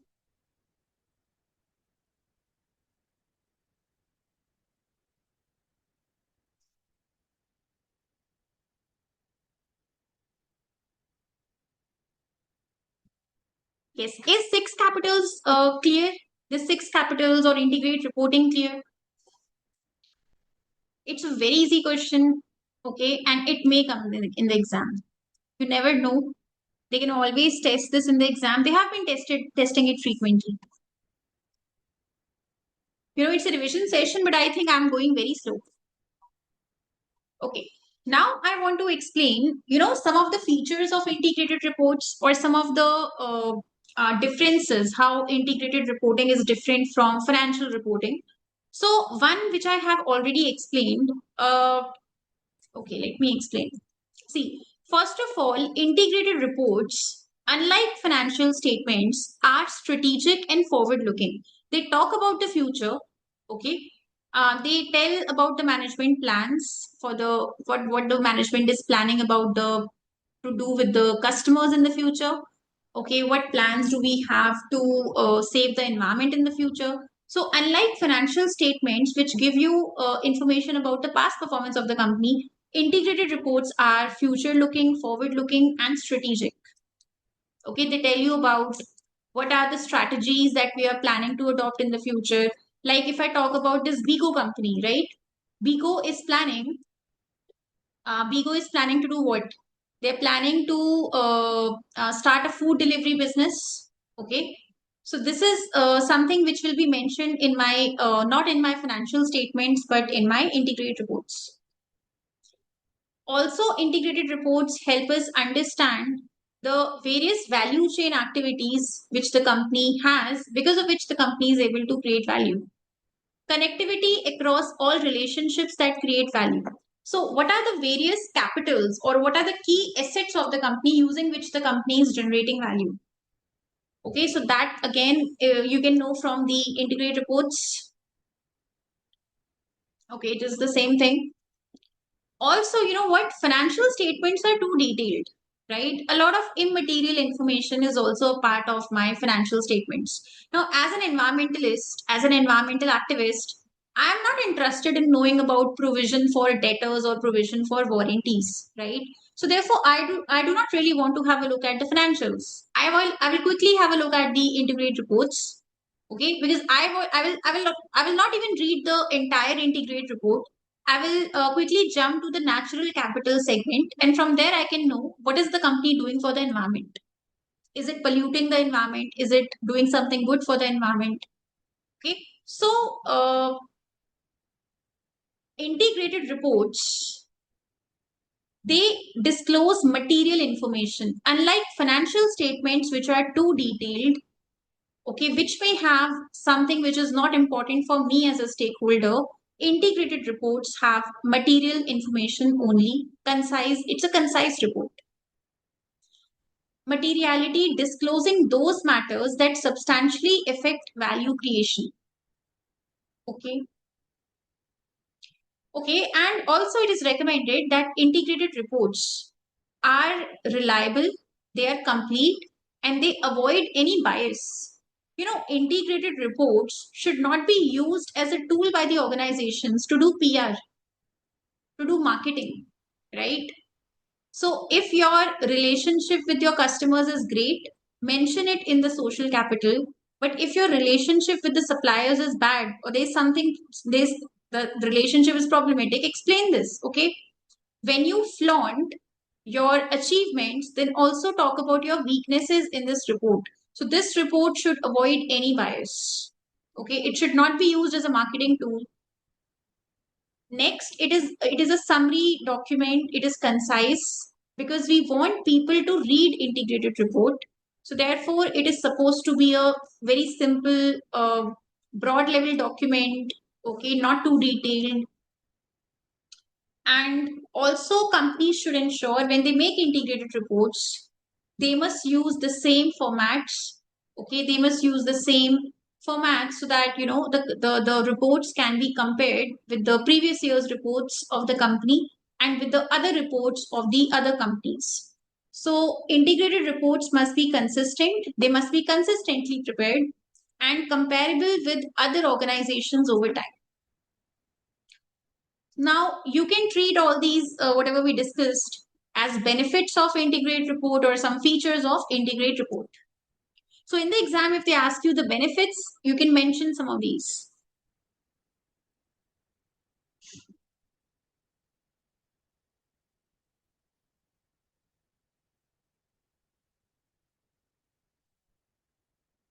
Okay.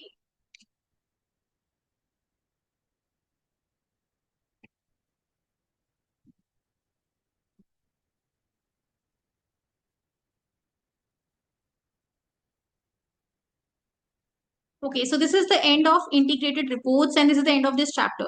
Now, do you have any questions from this chapter? We're done with chapter 1 and 2.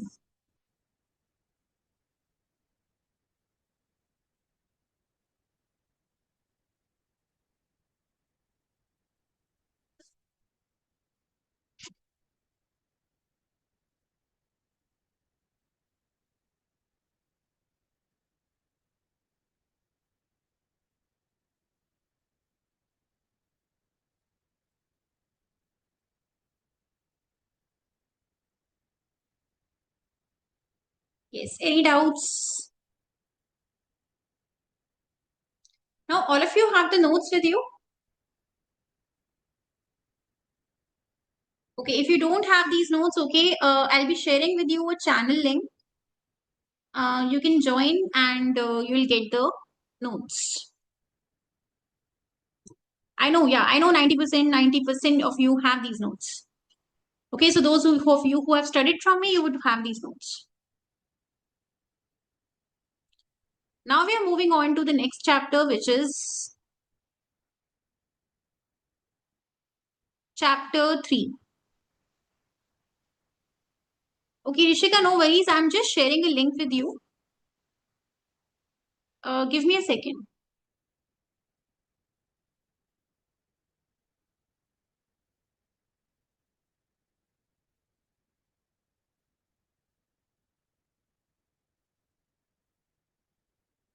Okay, can you see a link in the chat box?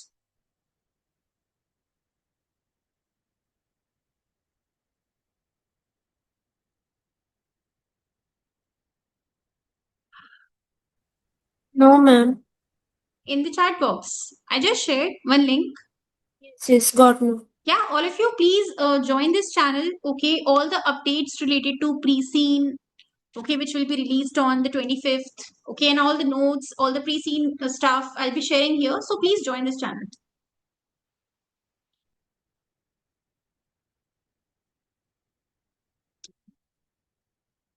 Maybe you can copy paste. You can email this link and you can join later.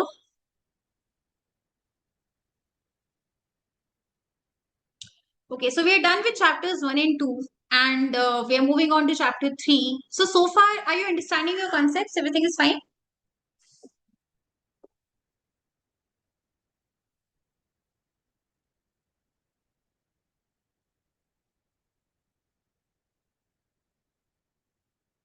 Okay, so now let's start with chapter number 3. Okay, which is corporate governance. Now, I want to talk a bit about diversity. Who can explain diversity in the board? They've tested this in the Gender exam. diversity, age diversity, qualification, expertise, like that. Yeah. Please repeat once more, Sadashiv. Madam, gender diversity, age diversity, qualification, experience, Yes. ethnics.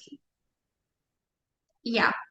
Okay, who else wants to explain diversity in the board? They may ask you this question on the benefits of diversity in the board or how to inculcate diversity in the board.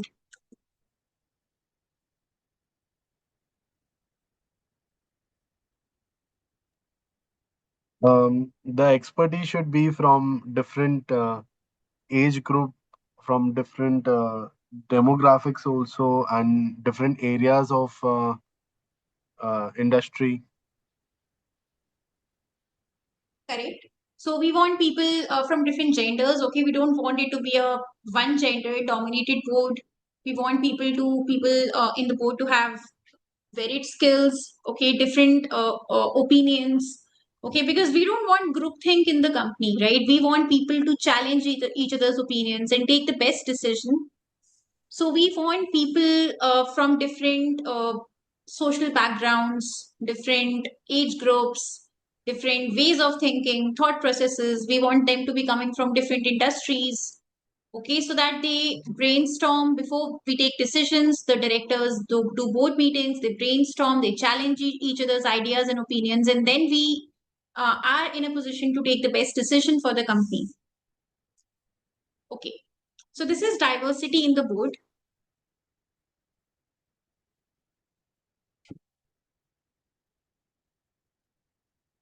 Okay. Now, 50% of the directors must be non-executive directors. Okay. Non-executive directors are who? They do not get any salaries or bonuses. They are not the employees of the company. What they get is sitting fees for the meetings which they conduct in the organization. Okay. Their main role is to challenge the strategies of the executive directors, right? And as per the best corporate governance, the chairman of the company, the chairman must be a non-executive director. Okay, at least half of the board must be non-executive directors. right? And now we are going to study about the 3 committees. So as per the best corporate governance, we should have these 3 committees in the organization. The first one is audit committee. Who can explain audit committee? Audit committee's composition first. Madam, all independent directors, at least one for the financial expertise. All directors must be non-executives with at least one director having knowledge of finance, auditing standards, accounting standards, okay, with at least one person having this knowledge. And all the directors must be non-executives. Okay. Talking about their roles. What is the role of audit committee? They improve the financial statements. They strengthen the internal and external auditors. They do the They financial statements. no, not do. They improve the financial statements. Okay. So they basically review the financial statements, right? Yeah, they review the financial statements, Okay. and they are responsible for the independence of the external auditors, Yeah. and They they let the external auditors report to them. The internal auditors also report to them. No, external auditors don't report to them as such. When external auditors are facing problems with the management, right? When the management is not cooperating with the external auditors are requesting the management to share some explanations or documents, or they're facing trouble. Okay, they're facing problems with the management. Management is not cooperating with external auditors, because of which the audit is not happening smoothly. In that case, we can always raise this concern with the audit committee, and then the audit committee will look into the matter and will try to resolve these conflicts. Yes. Okay, fine. And they also review the internal controls of the company. See, I'll give you some way to understand and memorize it. See, audit committee is responsible for everything related to the financial statements, right? They want the financial statements to be error free, fraud free, window dressing free. Okay, this is what they want in the financial statements. Now, financial statements are made using what? Using internal controls. Bad internal controls will mean wrong financial statements. So they want the internal controls as well to be strong, because weak internal controls will lead to faulty financial statements, will lead to frauds in the financial statements. So audit committee looks after the financial statements, and in order to look after the financial statements, they also need to look after the internal controls, right? Now financial statements are reviewed by whom? By external auditors. So audit committee also ensures that the external auditors are doing the audit properly. External auditors are not facing any threat, any pressure from the management. External auditors are getting what they want from the management. External auditors want explanations from the management, documents and evidence from the management, books and records from the management. They are getting what they want to get. Okay. Management should be cooperating at all times with the external auditor.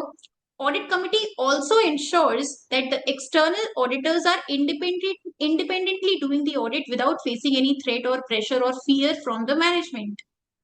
They are independent. They're independently doing the audit.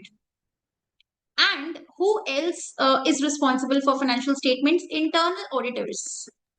Internal Finance auditors, director. finance director. Yes. Yeah, directors look after it, but see, who checks the controls? Internal auditors also check the controls. So the people who are checking the controls should also be working independently, because if internal auditors are working with fear, they are not independent, then this exercise of checking the internal controls by internal auditor would not be a good exercise. So audit committee primarily is responsible to look after the financials. But in order to look after the financials, they have to look after the internal controls, external auditors also, internal auditors also. Okay. And then let's say I'm one of the employees from the internal audit team. and I know, or let's say I'm not from the internal audit team, I'm just one of the employees, and I know that a fraud is happening in the organization. I'm aware of it, but I'm scared. I think if I disclose it, if I expose this fraud, I'll be fired, I'll face negative consequences. So, therefore, tell me, what is another role of audit committee to ensure what? Whistleblower policies. Yeah. Whistleblowing policy. Okay, so audit committee also ensures that there is a whistleblowing policy in the company, as per which if anyone, any employee knows about some wrongdoing happening in the organization, he can safely escalate it or disclose it to the leadership without facing any negative consequences. He will not face any problems after that. So a whistleblower policy must also exist in the company. Audit committee is not going to make this policy. Audit committee just ensures that a sound policy, a sound whistleblowing policy exists. Okay, audit committee is not going to do routine functions or executive functions. They're not the employees of the company. They're just there to ensure that things are proper, things are there. So, if I have to tell you the functions of audit committee is responsible to review the financial statements, and they ensure they ensure that there is no fraud or window dressing in the financials. They also ensure that the external auditors are working independently without any fear from management. External auditors are getting all possible help and cooperation from the management. They ensure, okay, they don't provide help as such to the external auditor. They just ensure that the management is cooperating with the external auditors. Then the audit committee also ensures that the internal auditors' recommendations, internal audit report is taken seriously by the management. Audit committee also ensures that the internal auditors are working independently without any fear from the executive directors, especially the finance director. And internal auditors must report to the audit committee. If an audit committee is present, internal auditors must report to audit committee. And audit committee also ensures that the internal control system is sound, strong, and robust. Okay, fine. Yes. Any questions in this?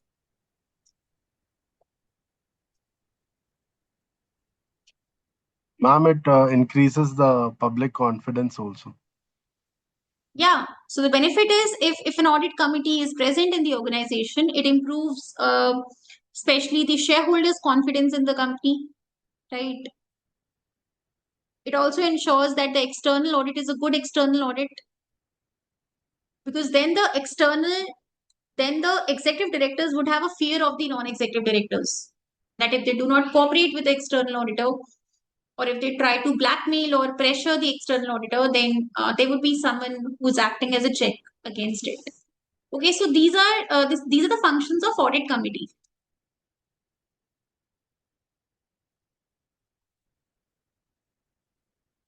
Yes, any doubts in this, please tell me.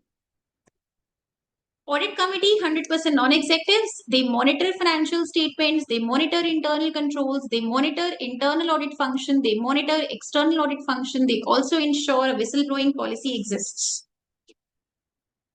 Okay. Okay. Now we have remuneration committee. So what is the composition of remuneration committee? Majority should be NDs. Okay, think about it. Take a minute, everyone. Please tell me the composition of remuneration committee.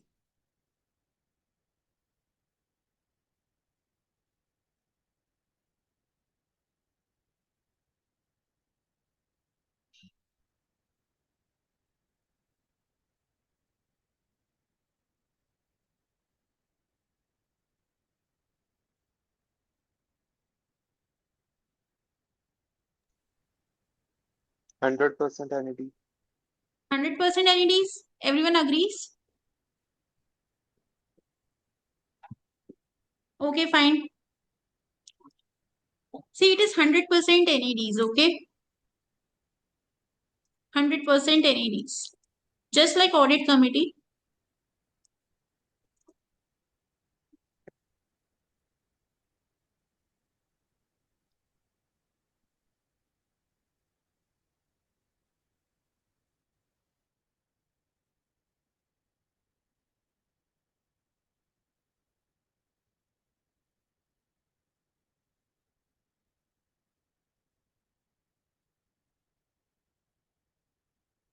Yes. Yeah, so 100% non-executives. Now, what does the remuneration committee do?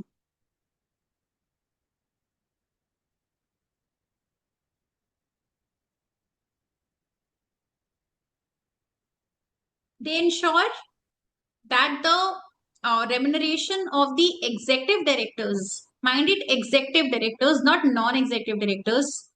The remuneration committee ensures that the remuneration of the executive directors is sufficient but not excessive. It should be reasonable. And some part of this remuneration, which is paid to the executive directors, must be variable, which means it must be based upon the performance of the executive directors, right? It must be linked to the performance of not just the executive directors, but performance of the company as well. Let's say the directors are doing great, but company's performance has dropped, means the company's profits have dropped. So obviously, the directors also should be subjected to a pay cut.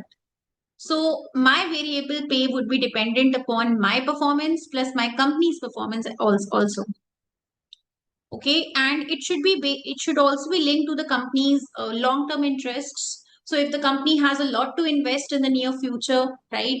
So then also directors must take a pay cut. So in COVID times, what happened? In COVID times, directors took a pay cut. Why? Because the company was not doing great. Next is transparent. Remuneration paid to the executive directors must be transparently disclosed in the financial statements. Not just the lump sum pay of all the directors, but individual pay of these directors must be disclosed in the financial statements. Okay, so it must be transparently disclosed. So these are some of the roles of the remuneration committee. Now talking about nominations committee.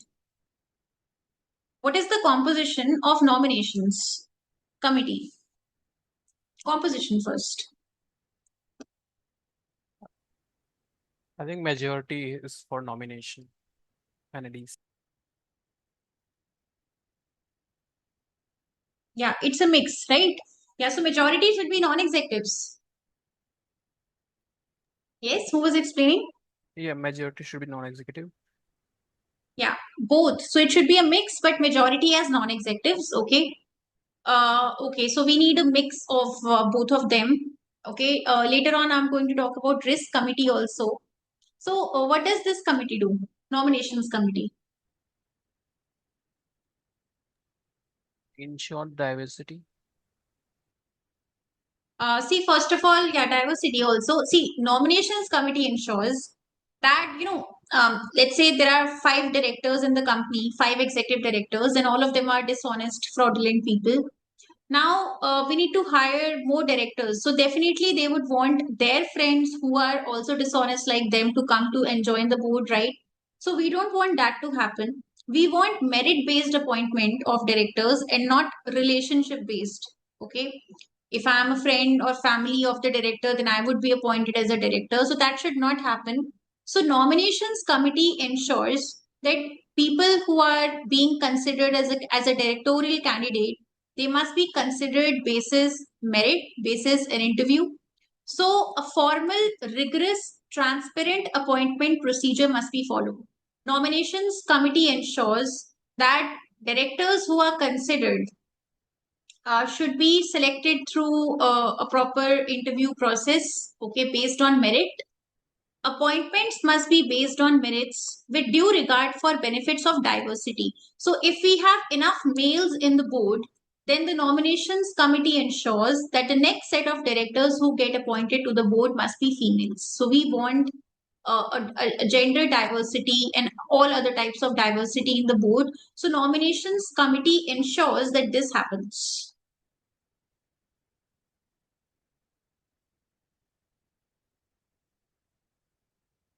Yes.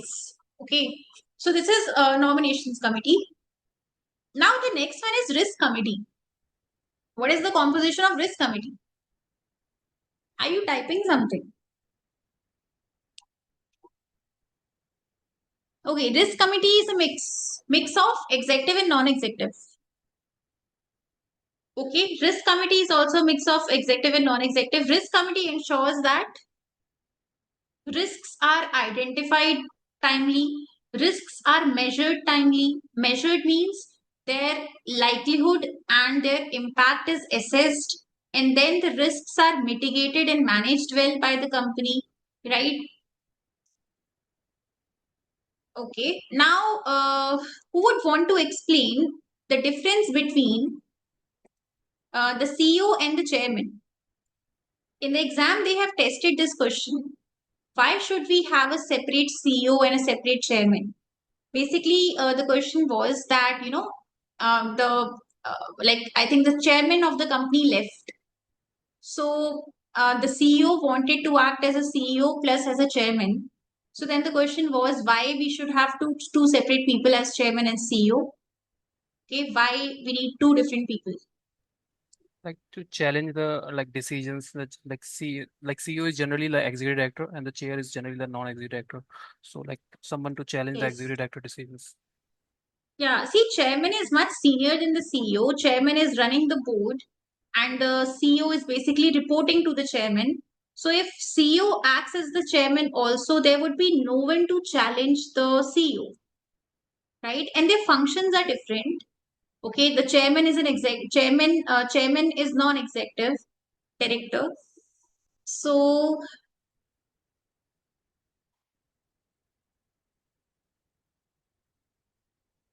okay, the Sarbanes-Oxley is not relevant. We're not discussing.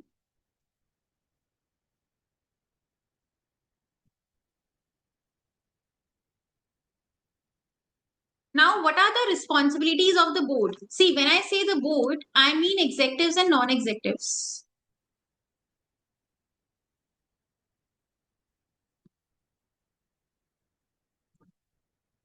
Yes, who can explain?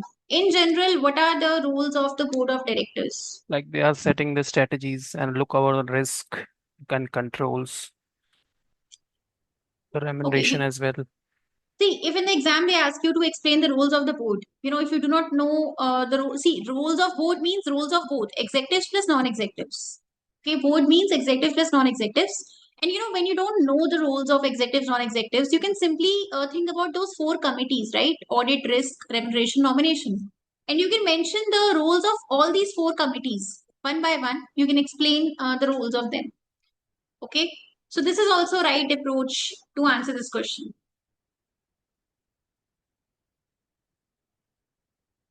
Yeah, so what does this committee, sorry, what does the board do? What are the roles of the board?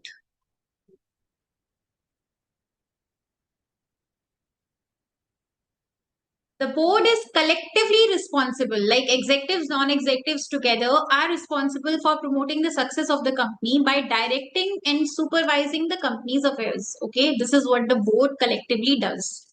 They make strategies for the company and they give a direction to the company.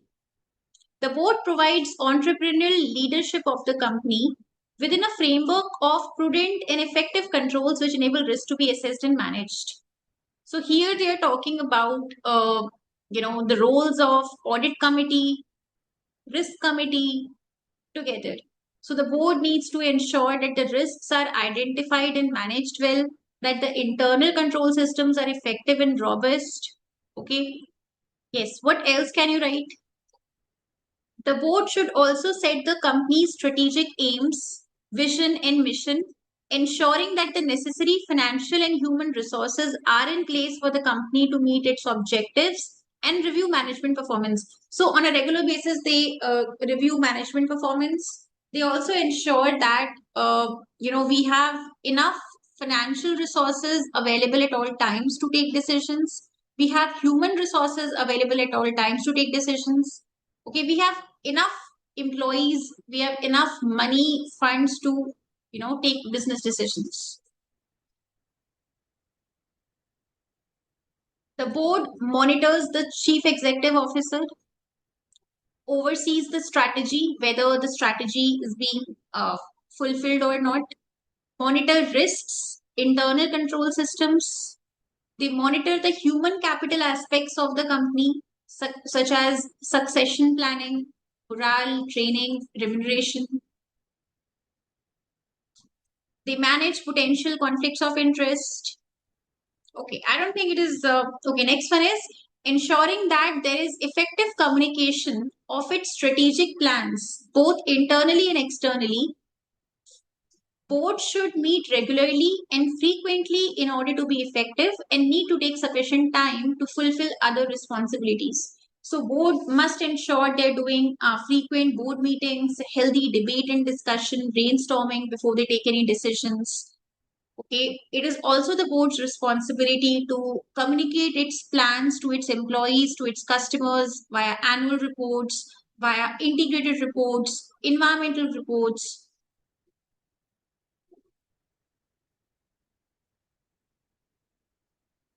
Okay, this we have discussed.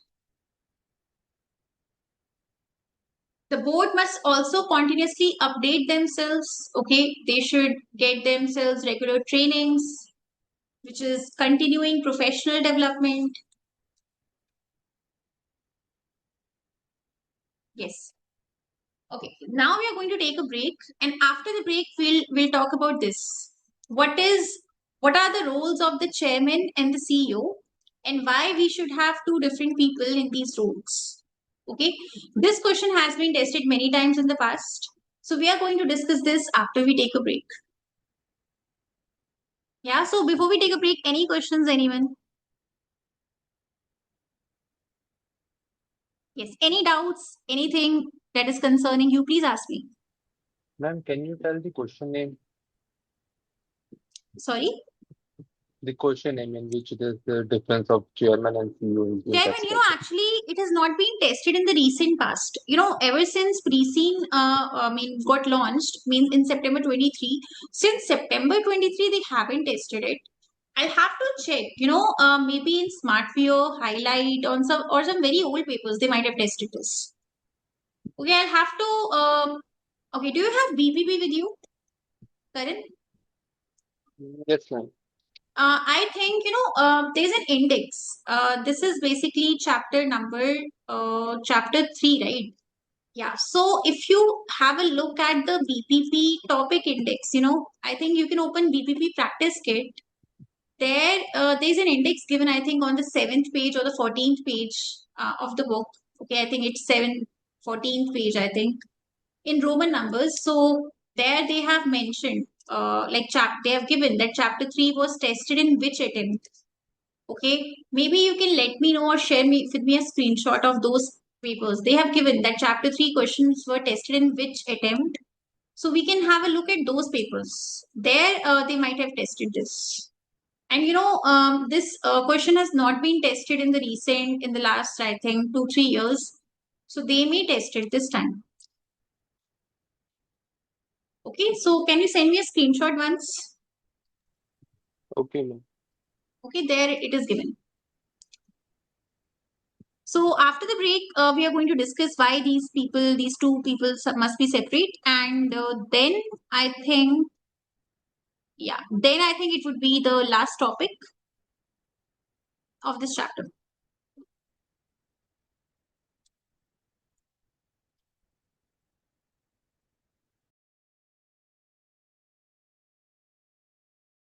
Okay, so can we take a break now?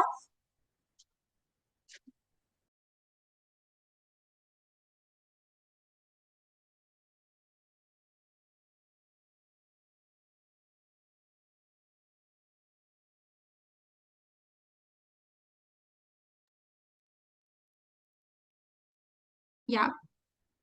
Okay, Karan, G-Land. Okay, please tell me a past paper. I'm not sure whether G-Land is a past paper. Okay, you No, can it is send me a not. screenshot. I'll have a look.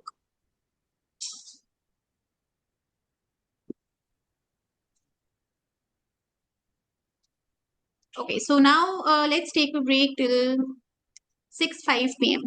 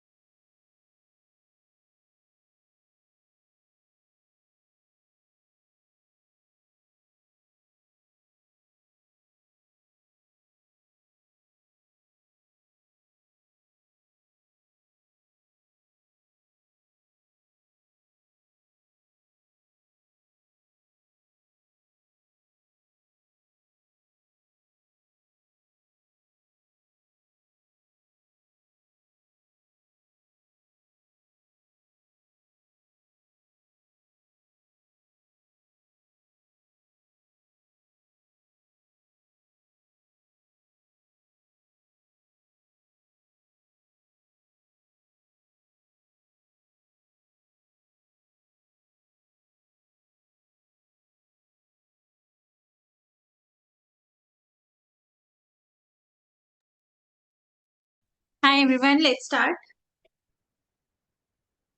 Yes. Yeah. So we were discussing why the CEO and the chairman must be two different people.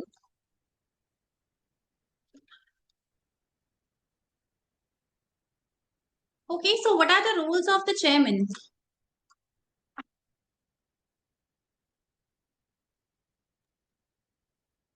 Like to challenge the executive director strategies, decisions, and oversees the things.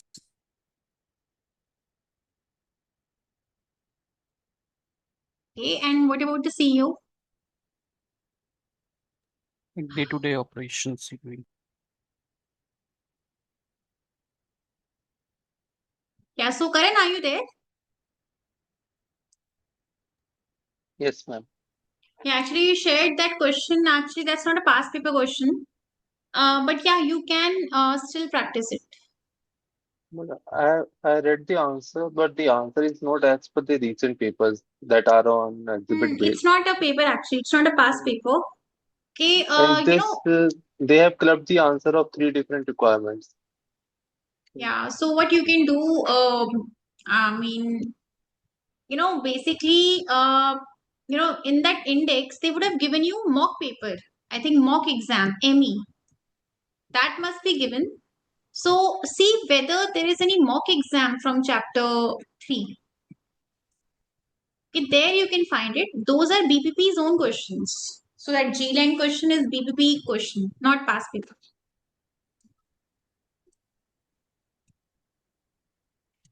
Okay, now let's see the chairman and CEO. The division of responsibilities at the head of an organization is most simply achieved by separating the roles of the chairman and the CEO. Chairman is employed to run the board of directors. Usually, not chairman is usually a non-executive director, and he's running the board.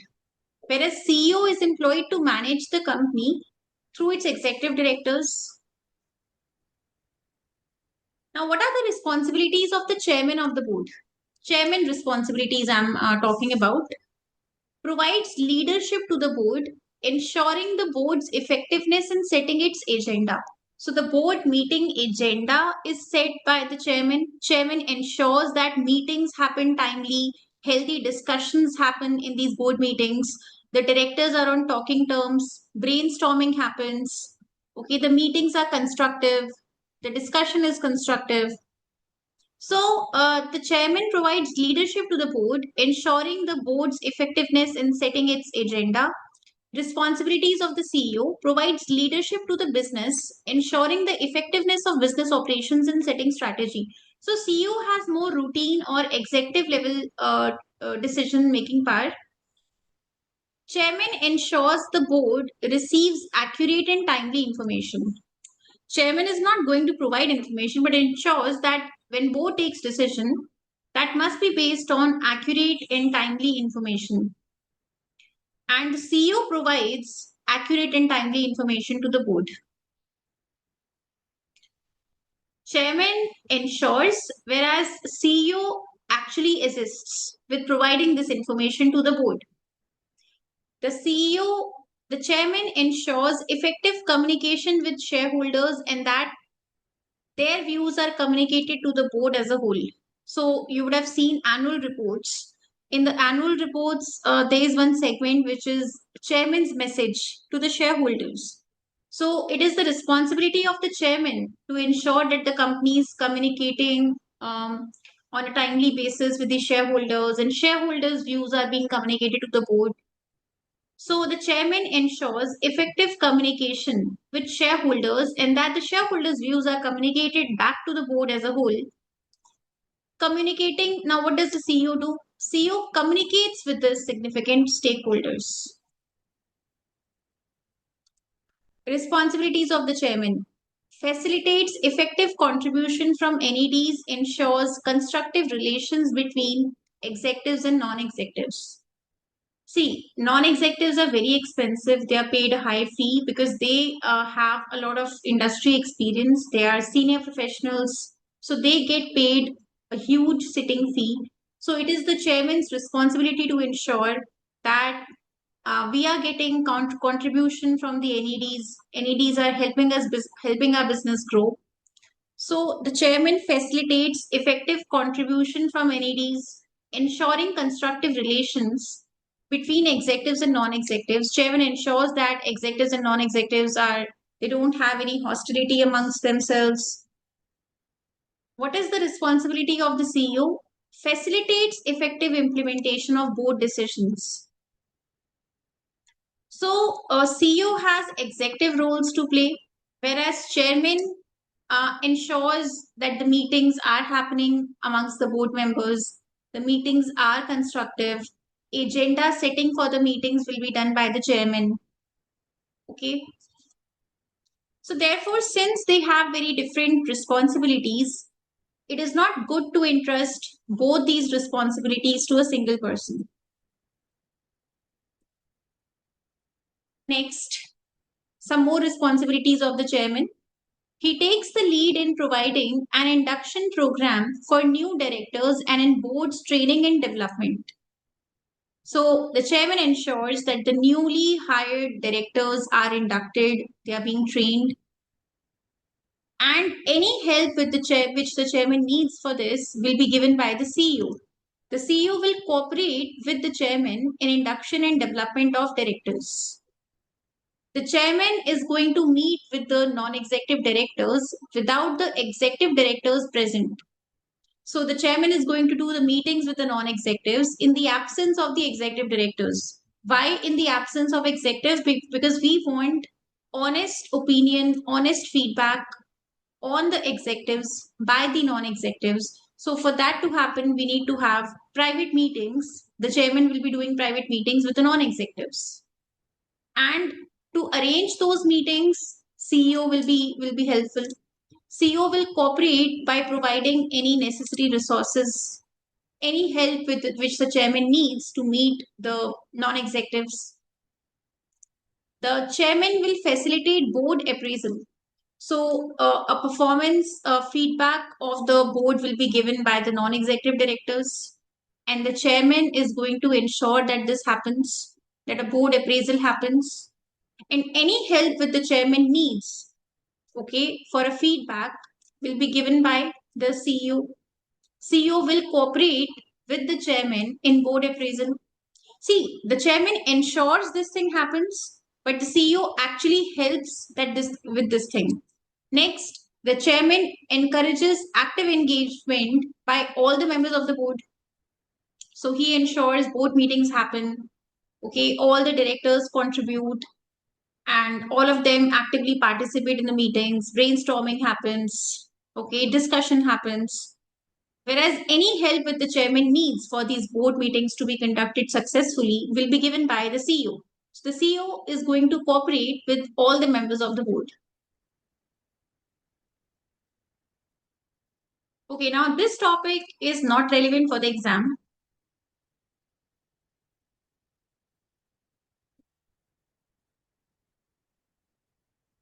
Yes. Now they have again explained audit committee again. Okay, so I'm not repeating this. We have discussed this already. The 4 committee roles and functions we have discussed.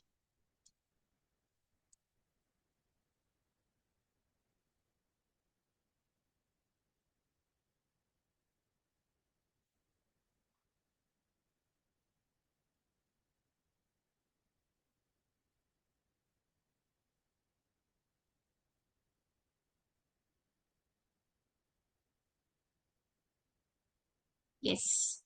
Okay, guys. So we are done with chapters 1, 2, and 3. Now, do you have any questions before we move forward to the 4th one?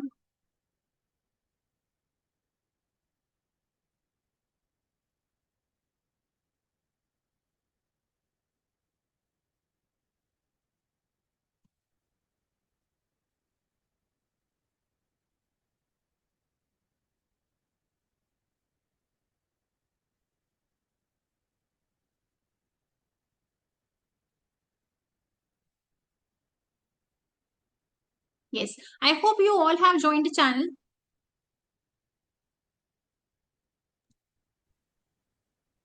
Yes, ma'am.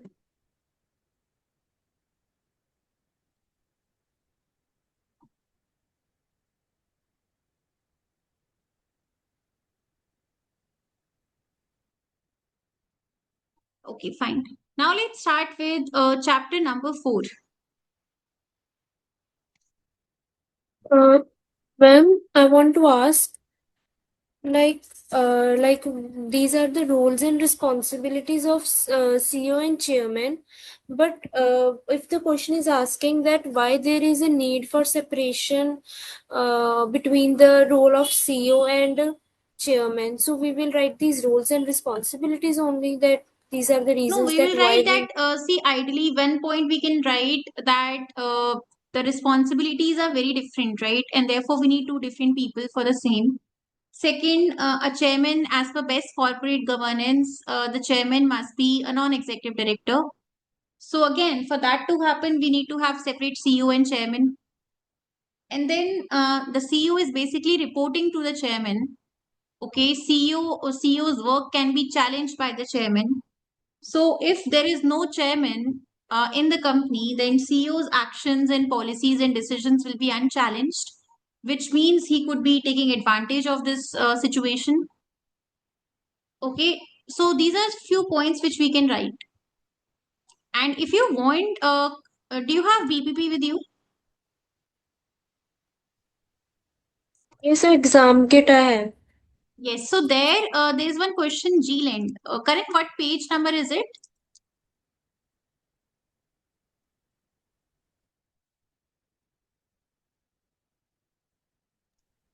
I have opened the ebook. There it is, 31 page number. Okay. So I'll let you know, Rishika, or I'll have to see because this G land question is not a past paper. Okay, but you can read G land question also, or what you can do in the topic index of your practice kit. I think 714 page it must be. There you can find, you can see that chapter 3 has been tested in what all mock papers. Okay, so the mock paper names and numbers would be given there. And there, in one of these papers, in fact, I think in all of these papers, this question has been tested. Okay, in the next break, you can check this. And if you can't see, then I'll let you know. Okay, ma'am. Okay, but still, I'm going to discuss this question tomorrow. So, tomorrow, I have this agenda. Okay, I'm just noting it down. We're going to discuss these things.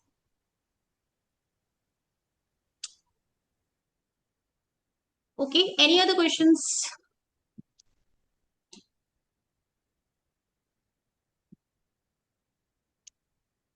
Okay, now we are going to discuss external environment. Okay, this is chapter number 4. Now, in this chapter, we are going to discuss pestle model, Porter's diamond.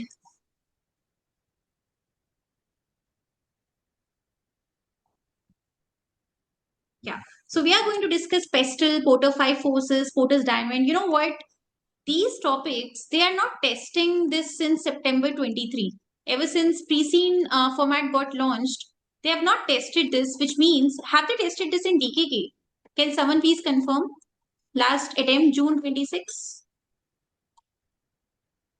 I think they haven't. They haven't. They have not been testing this topic. And before September 23, they were testing this topic a lot. So, which means since they have not tested in the last 3 years, this one of these topics may be tested. It used to be a favorite topic of the examiner. They have stopped testing it for some reason. Okay. So, if they decide to test this again, they can easily do that. So, therefore, we are going to discuss this.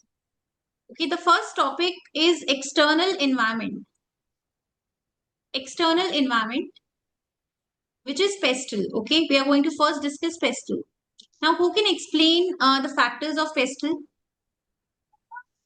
Madam, political, economic, social, technological, environmental, legal. Yes. So, what goes in political environment? Political climate.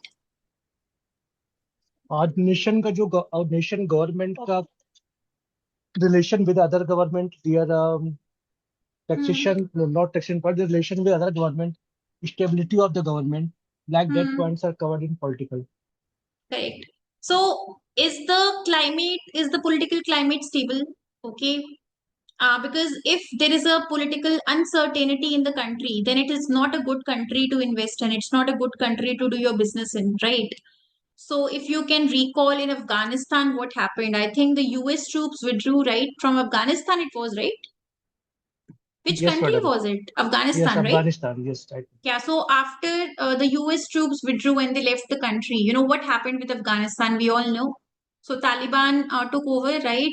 No business, no business would, no company would want to invest in that country, right?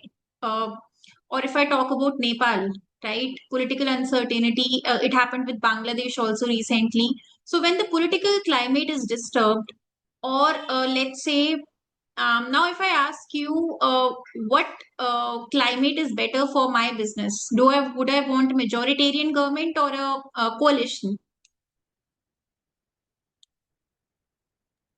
Collision.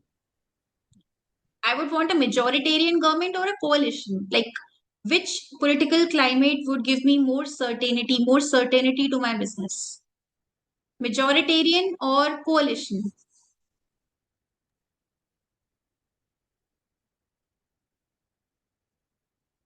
Majoritarian, right? Majoritarian is what?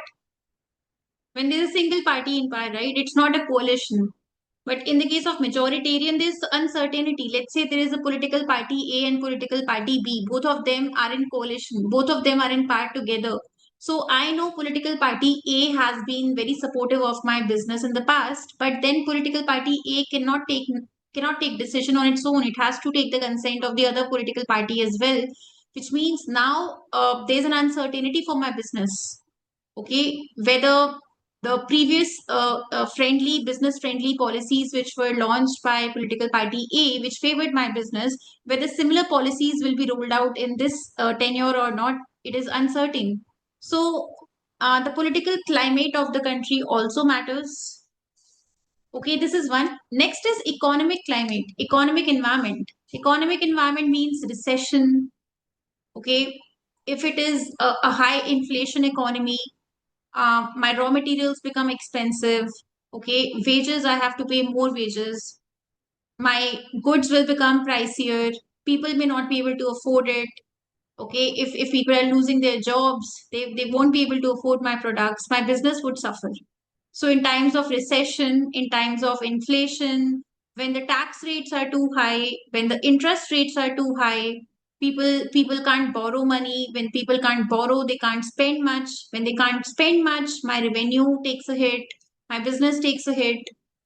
Okay, so that also matters, which is the economic climate, recession, inflation, interest rates. When interest rates are high, people can't borrow at cheap rates. When tax rates are high, again, when income tax rates are high, people's disposable income goes down. They spend less. They spend less. My revenue takes a hit.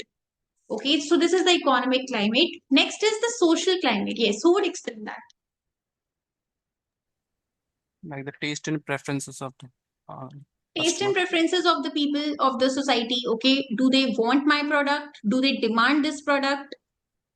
Now, if I'm a company making protein powders, right? I make protein powders, I make gym equipments. Now, do you think my business will be successful in a city, in a country where people are not health conscious? No. No, right? So when people are not quite healthy, or they don't want to take care of their health, this product will not be successful. Okay. Or do you think Zomato like business, food aggregator business will be successful in a city, in a country where people love to cook at home? They prefer home cooked meals over ready made meals.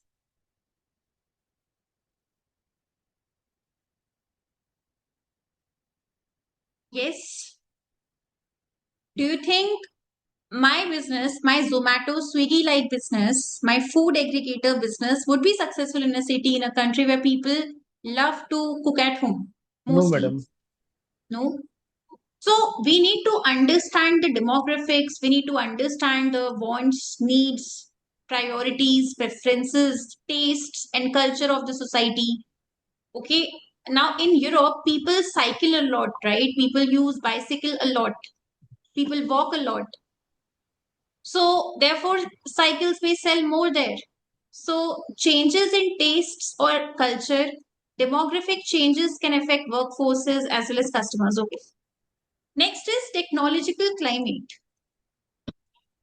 Okay. Now, do you think in a country or let's say yeah, in Afghanistan, I've heard that women cannot go to schools, they cannot listen to music, they cannot wear makeup, perhaps they can't use mobile phones.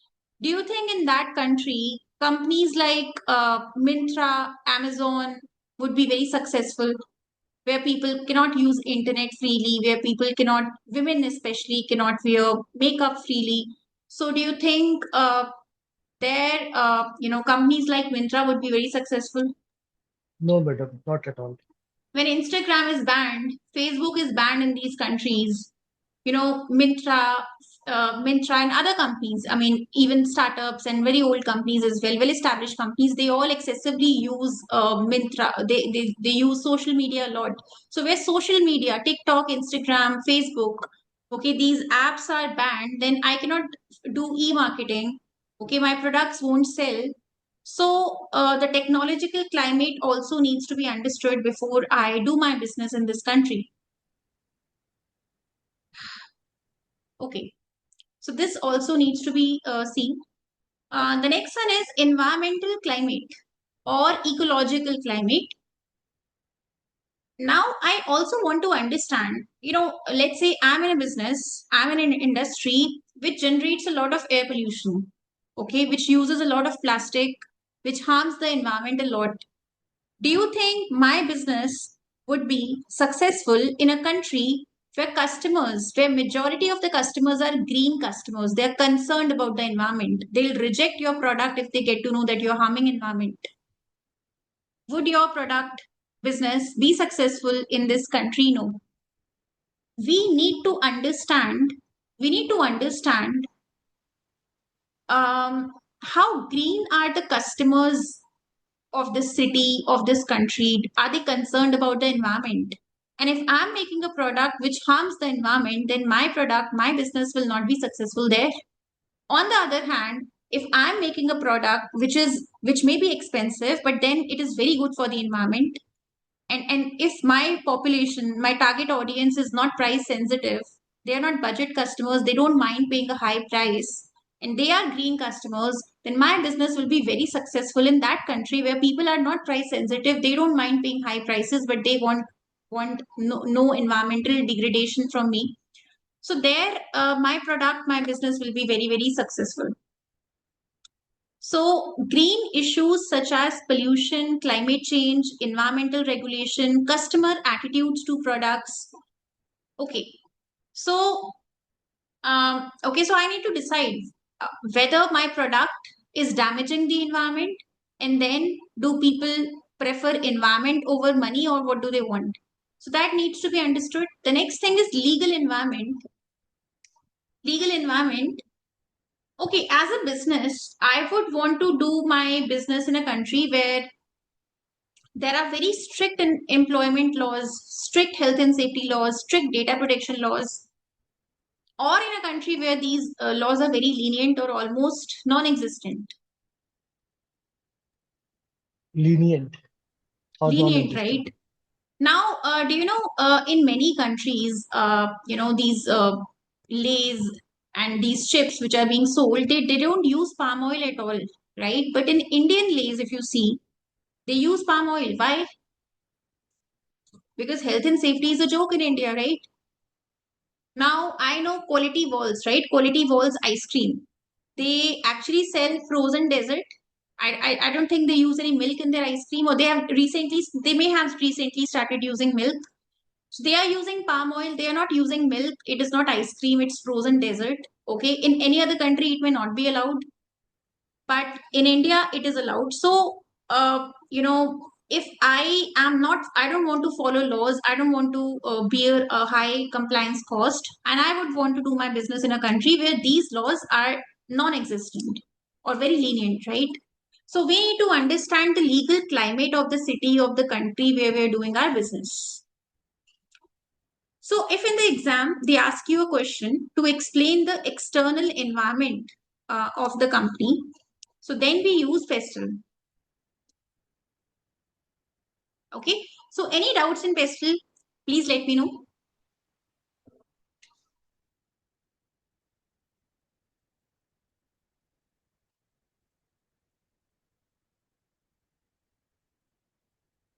Clear? Okay.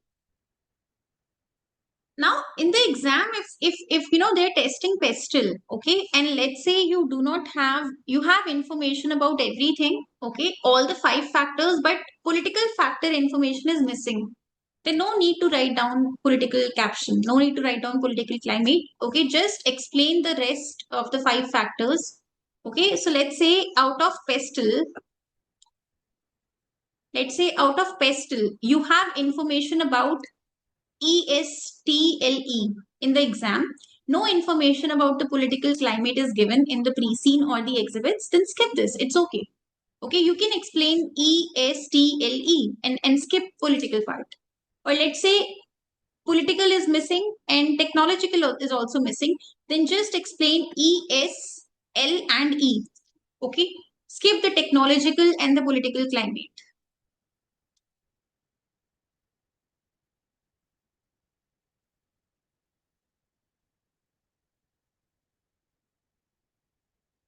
Now we are going to discuss a new topic, which is Porter's 5 forces. Now, when do we use Porter 5 forces? When we want to assess how attractive is this industry. We want to do our business. We want to do business in a country. Sorry, wait.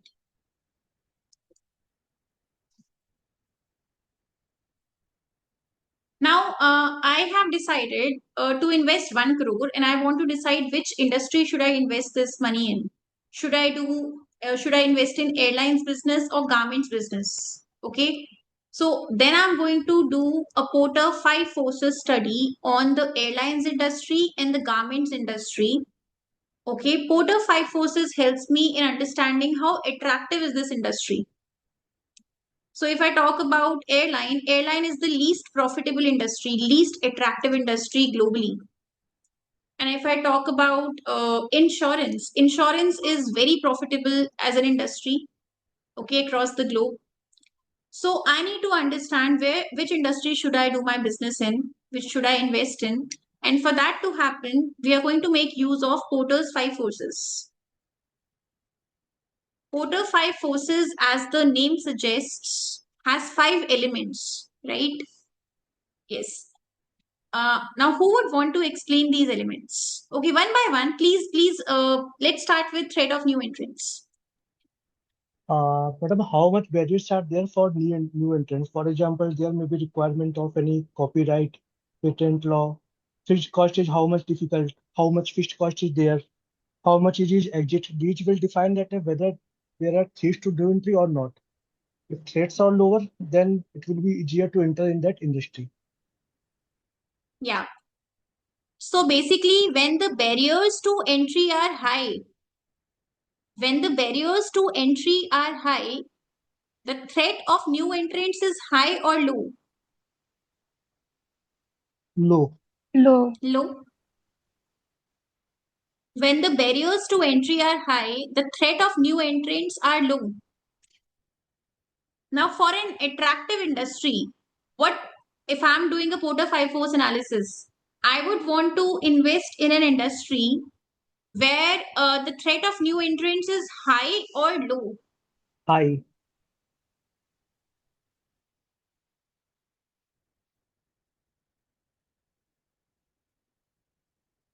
Sorry, madam, low. Yes. Threats of new entrants low, correct. Threat must be low, right? Understood.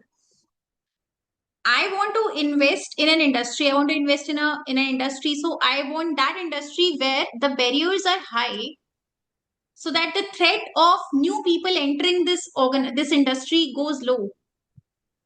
Okay, I want to insulate myself from competition. So I don't want a high threat of new entrants. I want to go where in the industry where the rest are not following me, right? Did you understand this? Yes, someone who said it should be high. Did you understand this? Okay, so when the barriers to entry are high, barriers could be, maybe it is a capital intensive industry. For example, airline industry, you need to invest a lot in aircrafts are expensive, so the barriers are high. Okay, aviation laws are very strict to follow. and it is very costly to operate as an airline. So it is a capital intensive industry. Laws are too strict. Okay, so the barriers are high, so the threat of new entrants is low. And I want an industry would be attractive when the threat of new entrants is low. Okay, so this is threat of new entrants. Now, who would explain threat of substitutes? An industry is attractive when there are too many substitutes available or less number of substitutes or no substitute available. Less number of or Less. no substitute available, then it is better. Then Because it is if there are better. when less number of substitute or no substitute is available, because if the substitutes are very much, then the entity might not charge a higher price because customer will easily switch to the other product. Yes, absolutely right. So if I talk about substitutes of Ola and Uber, so what are they? They're Substitutes quite of Ola and substitutable. Uber. Yes, Huh? they are substitute of each other. Ola and Uber are substitutes. No, actually, Ola and Uber are not substitutes. See, these are just different brands providing the same service, right? It's the same product. So substitutes are not same products. Substitutes is a different product which is helping me meet the same need. So Ola, Uber are not substitutes. These are just Bus different brands. The public Bus or transport. metro. Yeah, so bus, metro, trains, even when I walk to work, so that is also, or if I don't go to work at all, I'm working from home. So this is also a substitute. Okay, I'm working from home is a substitute. I walk to work, that is substitute. Okay, but Ola and Uber are not substitutes. These are rivals, not substitutes. These are just different brands providing the same service. Okay, so Coke and Pepsi are not substitutes, but yeah, tea and coffee could be substitutes. Okay, these should be different products. So the threat of substitutes must be low. For an industry to be attractive, the threat of substitutes must be low. Okay. Now, if I hope this is clear. If I talk about competition and rivalry, existing competition and rivalry, for an industry to be attractive, the rivalry must be high or low. It should be low. It should be low. So, rivalry is basically how many other companies. I'm Vigo, sorry, I'm Ola. So there are how many other ride-hailing companies exist. So let's say I've got 10 different or 20 different ride-hailing companies. So all of these are my rivals. So I don't want a high rivalry. For an industry to be attractive, the rivalry, the competition must be low. The next one is power of suppliers, the bargaining power of suppliers. So if suppliers have strong bargaining power, the price of raw materials will be driven up, thereby reducing my profits. So the suppliers must not have a high bargaining power over me. If there are a few suppliers in the market, they would have a high bargaining power. They would increase the prices of the raw materials whenever they feel like, and I've got no option, right? Because there are just 2-3 suppliers in the market. So for an attractive industry, the bargaining power of suppliers must be high or low. Low, madam. It should Low. be low. Okay. Now talking about power of buyers, bargaining power of buyers. If buyers have strong bargaining power, they can drive down the prices. They can compel the company to reduce the prices, thereby reducing the company's profits. Factors such as relative size of the buyers. See, if I have so many buyers to sell to, then buyers don't have much power over me, right? But if I am dependent upon one or two customers for majority of my sales, let's say 70% of my goods are purchased by a single buyer, then that buyer becomes a prominent buyer. He has a very high bargaining power over me. If he's not happy with my prices, he's not happy with the quality of goods or service, he can ditch me for another company. So in that case, when I'm dependent upon one or two buyers, then the buyers have a high bargaining power over me. But when I have multiple lakhs or thousands of buyers to cater to, then I'm not dependent upon a single buyer. So in that case, buyers do not have individually any power over me. So if buyers have strong bargaining power, they can drive down prices. Factors such as relative size of the buyers, ability to switch to an alternative product or service affects the bargaining power. Now, please tell me, when there are multiple substitutes available in the market, okay, when there are multiple substitutes available in the market, in that case, the power of buyer is high or low? Hi. High. Because when I increase the prices, people switch to a different product. They switch to a substitute. So then they have a high power.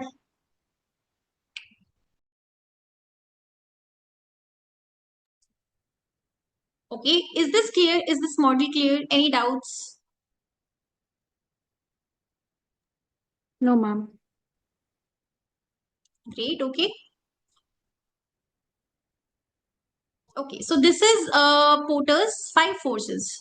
So if in the exam they ask you to assess the attractiveness of this industry, okay, then we use in Porter's 5 forces.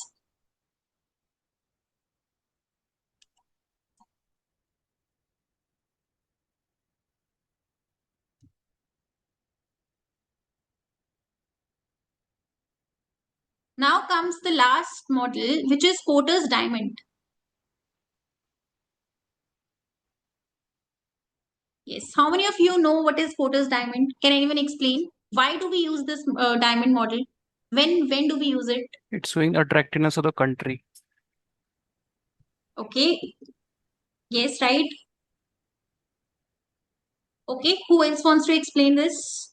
Madam, some countries are famous for it. For example, in India, Bangalore is famous for IT. US Silicon Valley is for famous.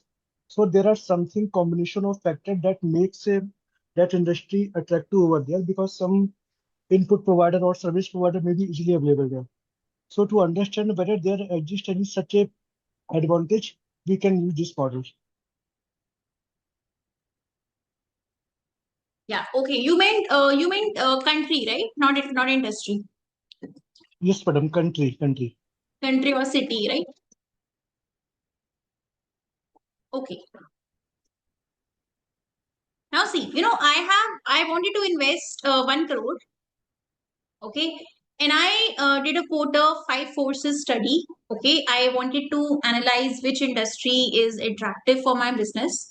And I decided that I'm going to go ahead with garments industry. Okay. I want to sell ready-made garments. I want to be in the garments industry. I decided this after doing this Porter 5 forces analysis. Now I want to understand in which country should I do my business in? In which country should I do this garments industry, garments business in? India, Pakistan, Afghanistan. I've got 3-4 options. Okay. Then I'm going to run this Porter's diamond study, diamond test to understand which country should I do the garments business in. And for that, I'm going to, perform this Porter's diamond test.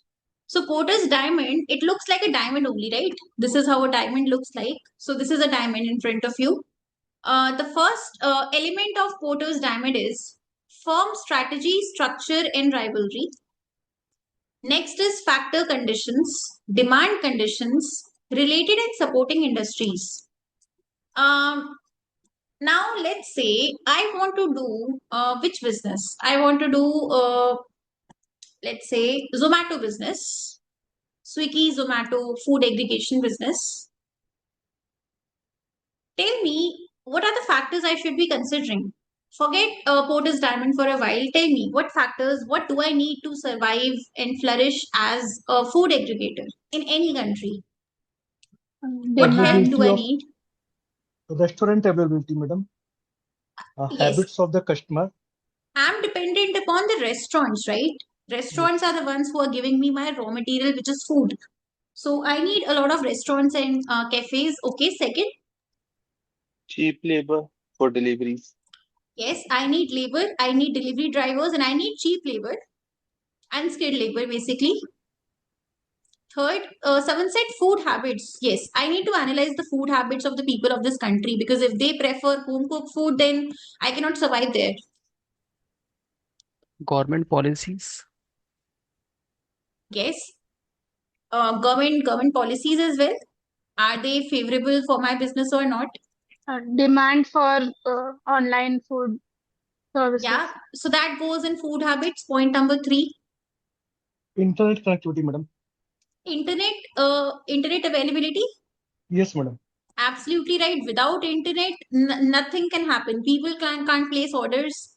Delivery drivers will not get any notifications without internet. Restaurants will not get any notifications without internet. Without internet, I as a customer cannot track where my driver is, where my order is.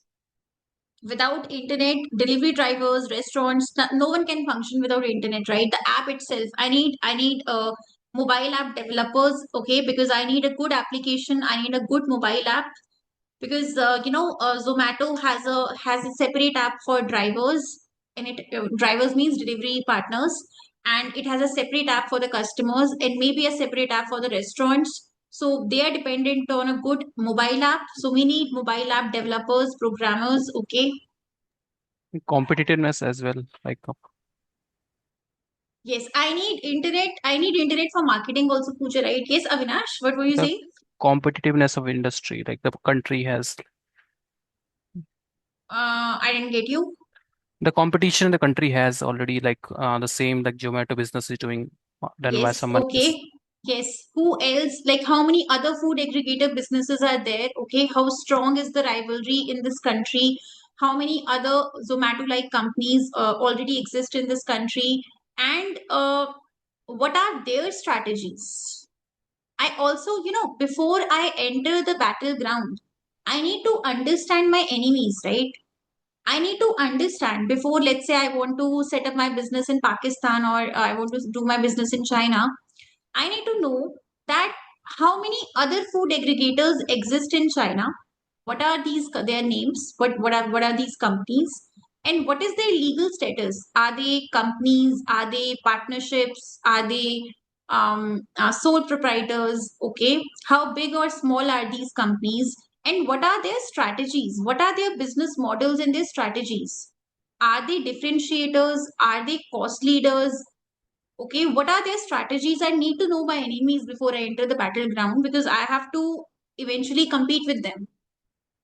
So I want to know how many such food aggregators exist, what are their names, how big or small they are, what are their strategies, do they compete basis low prices, or do they compete basis good quality service, are they differentiators or cost leaders, and what are their structures and their legal status, are they family owned businesses, or are they proper listed companies, unlisted companies, partnerships, sole proprietors.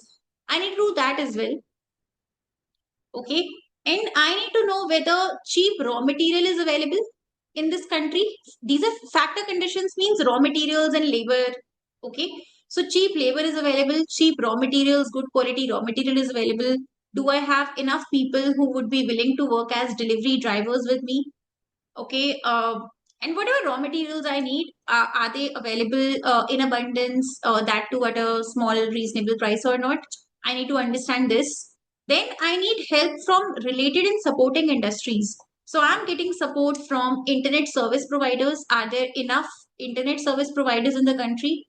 Is high speed internet available in this country?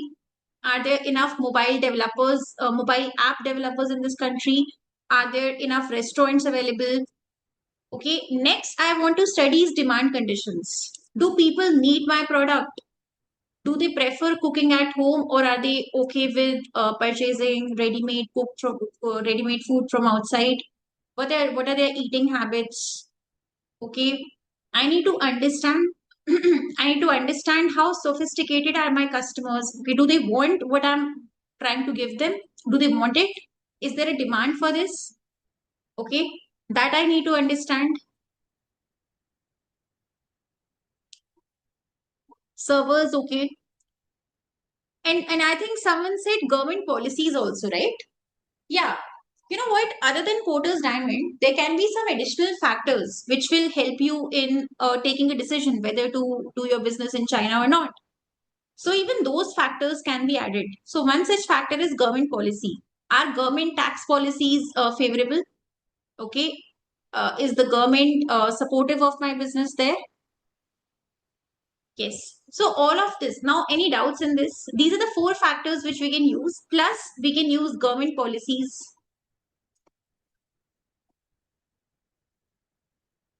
Yes. Any doubts in this?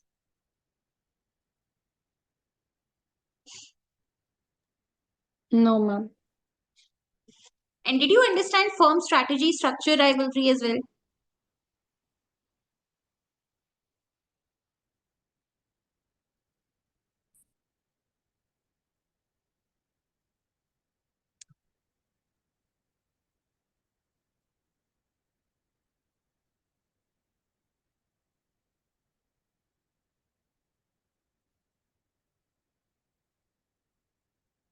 Okay. Now, who can explain the meaning of the term critical success factors? Critical success factors means the aspects of a product, or service that are particularly valued by customers, and therefore those at which a business must excel in order to outperform its competitors. So CSFs could be, if I talk about Amazon, how do you judge Amazon? What are the CSFs which you are concerned about as a customer? Delivery fact, fast delivery. Fast delivery, time of delivery, uh, refund processing time, in how much time reverse pickup happens once I place a return request, in how much time reverse pickup happens, am I getting authentic products? I don't want fake products. I want authentic, genuine products, original products, right? How good is the customer support team? So these are some critical success factors basis which we judge the performance of a company. And yes, a very important topic, market segmentation. There's one past paper. It's a very old paper. You don't have to do it, but the name of this paper is Optima, and it is a fitness club. It has gym membership. It's a fitness club, and it offers many health services. I think like yoga, badminton, sports, gym. So there they have tested market segmentation. Yes, who can explain market segmentation? Differentiating marketing based on the some age, cost, specialization, differentiation factor like that, madam. You are basically not treating population as one. You're first of all segmenting the population into multiple small segments. And then for each of those segments, you have a different product to offer. For example, companies which make chips, Coke, okay, they have launched various varieties of Coke like Diet Cokes, sugary Cokes, okay, and then different flavors, right? So in the exam, they can ask you to do market segmentation and what are the criteria basis which we can segment our market. So if I talk about Optima, if I talk about fitness club, tell me how can a fitness club um, offer different types of products? What are the criteria? Madam, gym membership only, yoga membership different. Hmm. Yeah. So see, basis the ailments, diseases of my customers. Okay, so I can have a yoga plan or a thyroid yoga plan for the people who are suffering from thyroid disorders. Okay, there is a separate diabetes yoga plan. Okay, similarly there can be different other services like meditation plan for senior citizens, right? Basis age group of my customers. Okay, people who are disabled, maybe there are some different exercises for them. Then basis the gender I can have, there can be different type of services. Basis the budget of the customers, right? I can have different plans. So there can be a basic plan, Basic plan will cost you 2000 rupees per month. You get basic gym service in that, nothing more. But then if you upgrade to a silver plan, which costs you 5000 per month, you get gym services plus yoga plus badminton or swimming pool. And then if you upgrade to 10,000 a month, you get access to all the services, meditation, yoga, everything, right? And then there's another plan which is 15,000. With this, you also get a 50% discount on all food items which we serve in our restaurants. So we have some cafes and restaurants and food outlets within the premises within our club. You get a discount, 50% discount, 365 days a year, no limit. Okay, but you have to purchase you have to purchase this monthly membership of 15,000 a month. Okay, so basis the budget of my customers, I can also give them different products, right? Now, why do we do market segmentation? What is the aim? What is the ultimate aim? What are we trying to do here? To make We different are, marketing policy, madam, to attract different advertising means, different pricing mechanism. yeah. See, instead of forcing everyone to purchase our 15,000 per month membership, we're giving them an option to purchase a basic plan which costs 2,000 a month, then a silver plan 5,000, then maybe gold, maybe platinum. So here we are trying to maximize our revenue. Okay, we want to cater to everyone. Someone who is a budget customer, someone who is a price insensitive customer. We want to serve everyone. We don't want any revenue to leak. We want revenue maximization. So that's what we are trying to do here. Okay, so the main aim of segmentation is to maximize revenue.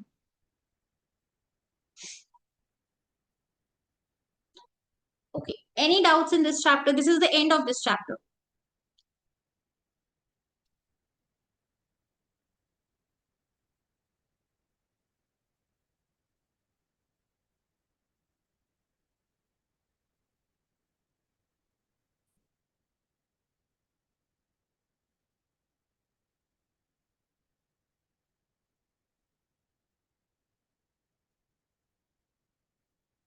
Yes. Okay, I hope you're benefiting from this discussion, right?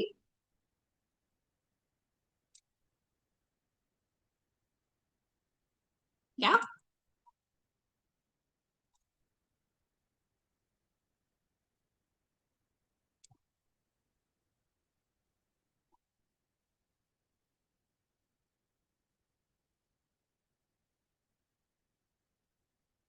Yeah, I mean, my plan was to, complete the revision in 7-8 hours. Okay, so now we are moving on to the next chapter, which is chapter 5. Okay, this is strategic capability. Let me see if there's something relevant here.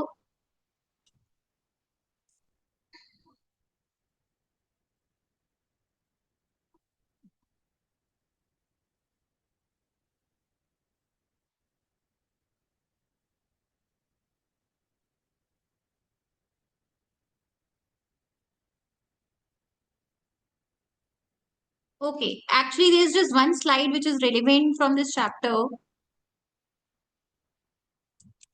Okay, which is this.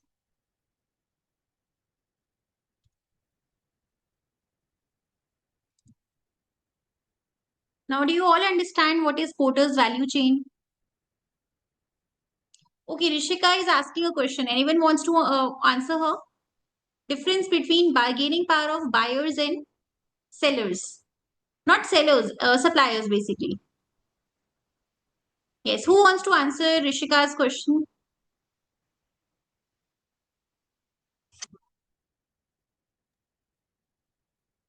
From customers I can answer.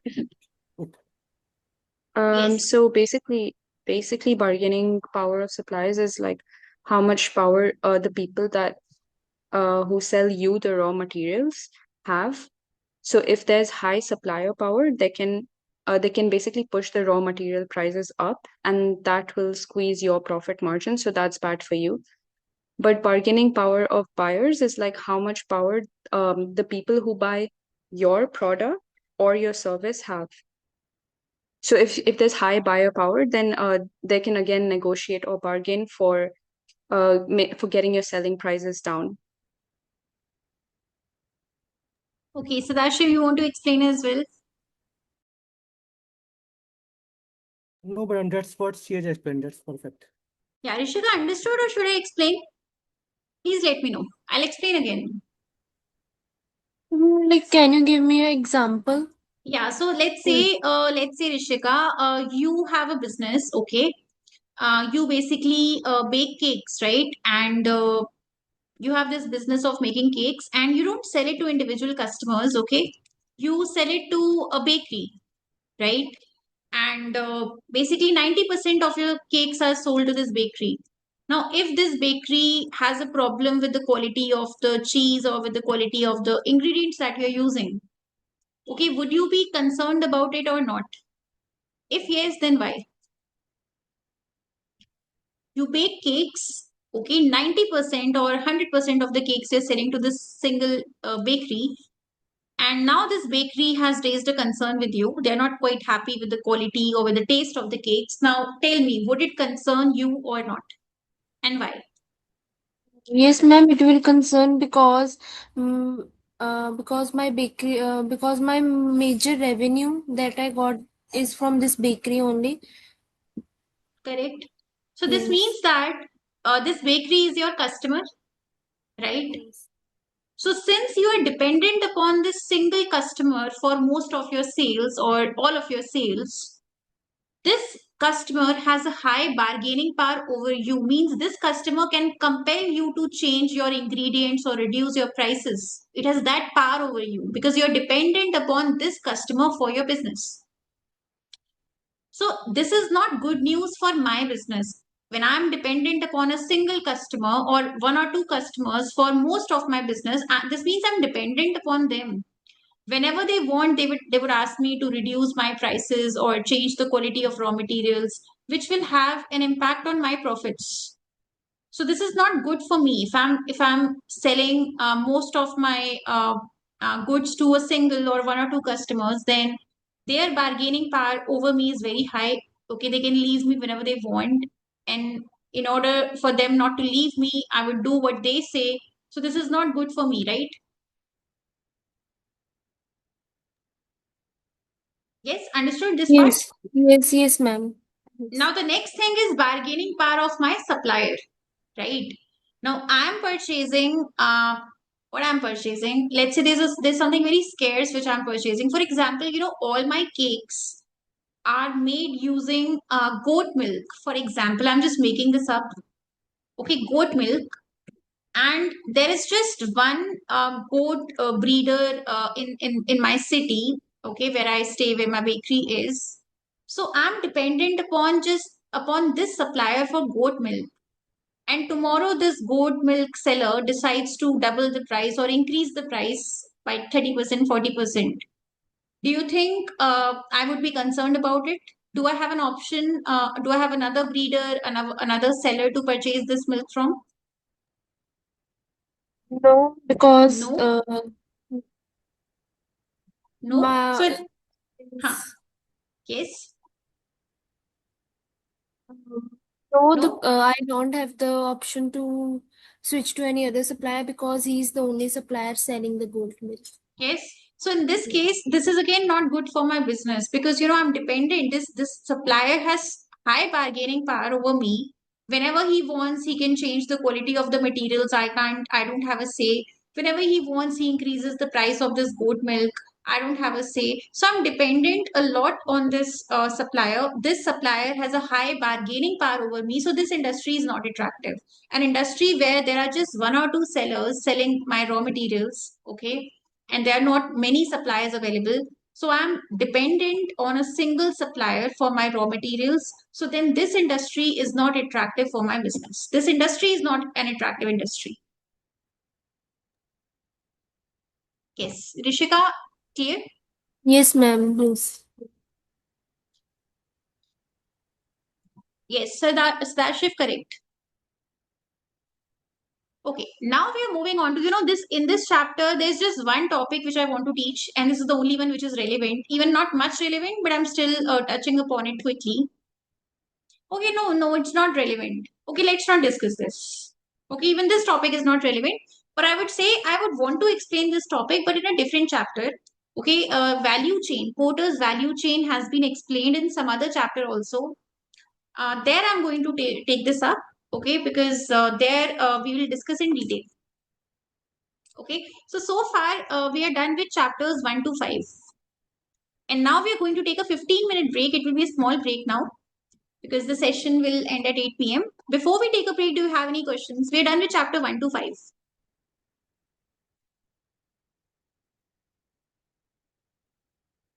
Yes, are your concepts getting cleared?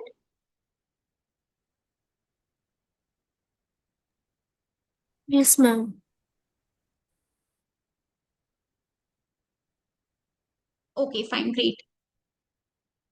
Okay, great. So after this break, we'll discuss chapter number 6.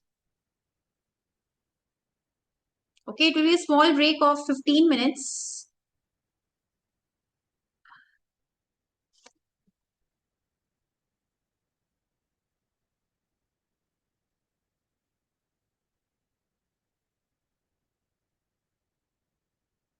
Yes, let's meet at 7:24.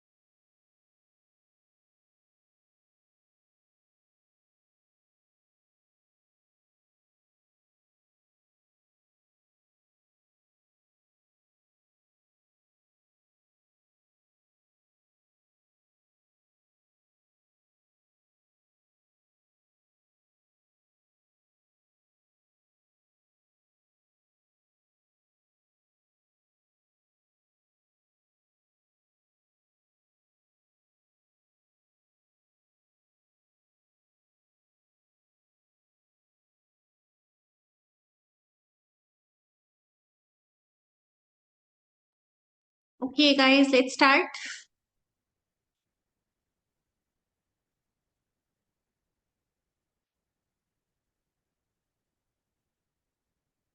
Okay, now let's start with chapter number 6.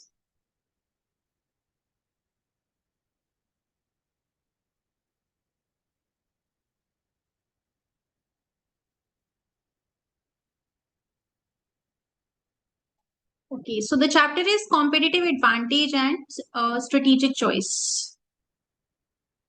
Now, you all understand what is the difference between cost leadership and differentiation? So, when you're competing basis low cost and low prices, you are a cost leader. And when your prices are high, your costs are high, and you're differentiating basically. Okay, you're providing premium services, good quality services. So, you are a differentiator. For example, Apple is a differentiator. On the other hand, cost leader Ryanair, it's an Irish airline and it's an aggressive cost cutter, and it's a cost leader.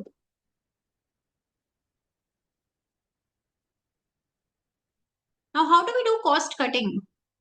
Okay. Yes. Bulk purchase. Yeah, bulk purchases, which will help us in getting trade discounts, bulk production, which will reduce our cost per unit and help us achieve economies of scale. Then cheap labor, okay, letting employees work from home. This also saves a lot of cost.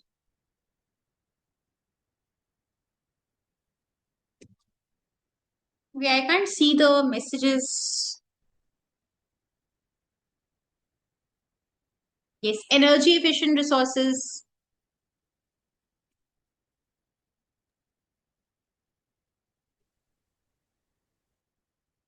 Okay, how to differentiate?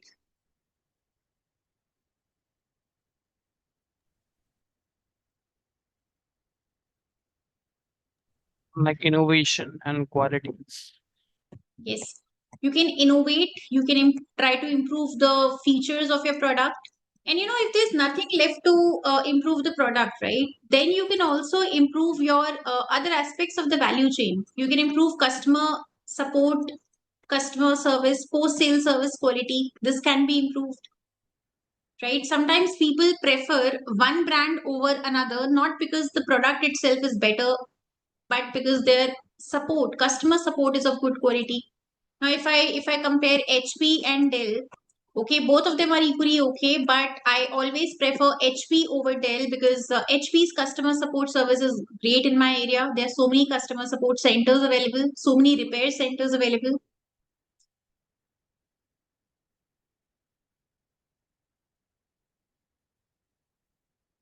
Okay, doing more R&D.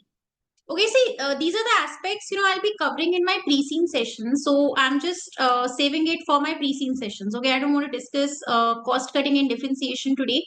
I'll discuss in my pre-scene sessions, which will, I think, on Tuesday, pre-scene is getting released. So we'll discuss this later. Okay, 7P is not relevant for the exam. Okay, 7Ps is not relevant for the exam. Let me do one thing. Let me mark it here. Okay, what topics are not relevant? So 7P is not relevant for the exam. Yeah, BCG matrix is relevant for the exam. Yeah. So let's discuss BCG. Now, if you want to do a question on BCG, I think question number one of the PICO question is testing BCG. Okay, so what is BCG now? With the help of BCG, we can understand, we can assess our product portfolio.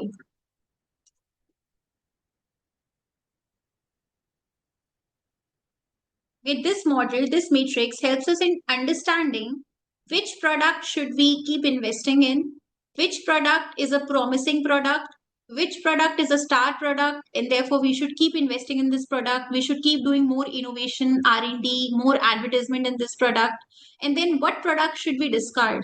Or what product we should completely abandon? or what product we should still sell, but we should not do any incremental investment in this product, okay, because this product has no future. This product has no future. Therefore, we should not invest in R&D, innovation, advertisement of this product.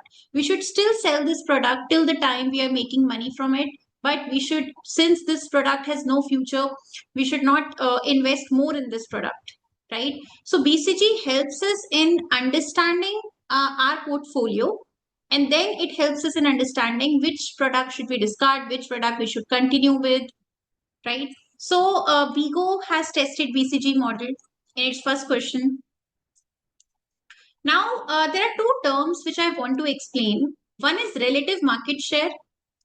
Another is market growth rate.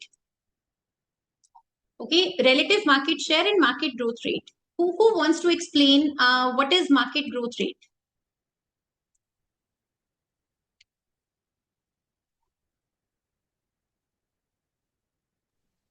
Increase in revenue.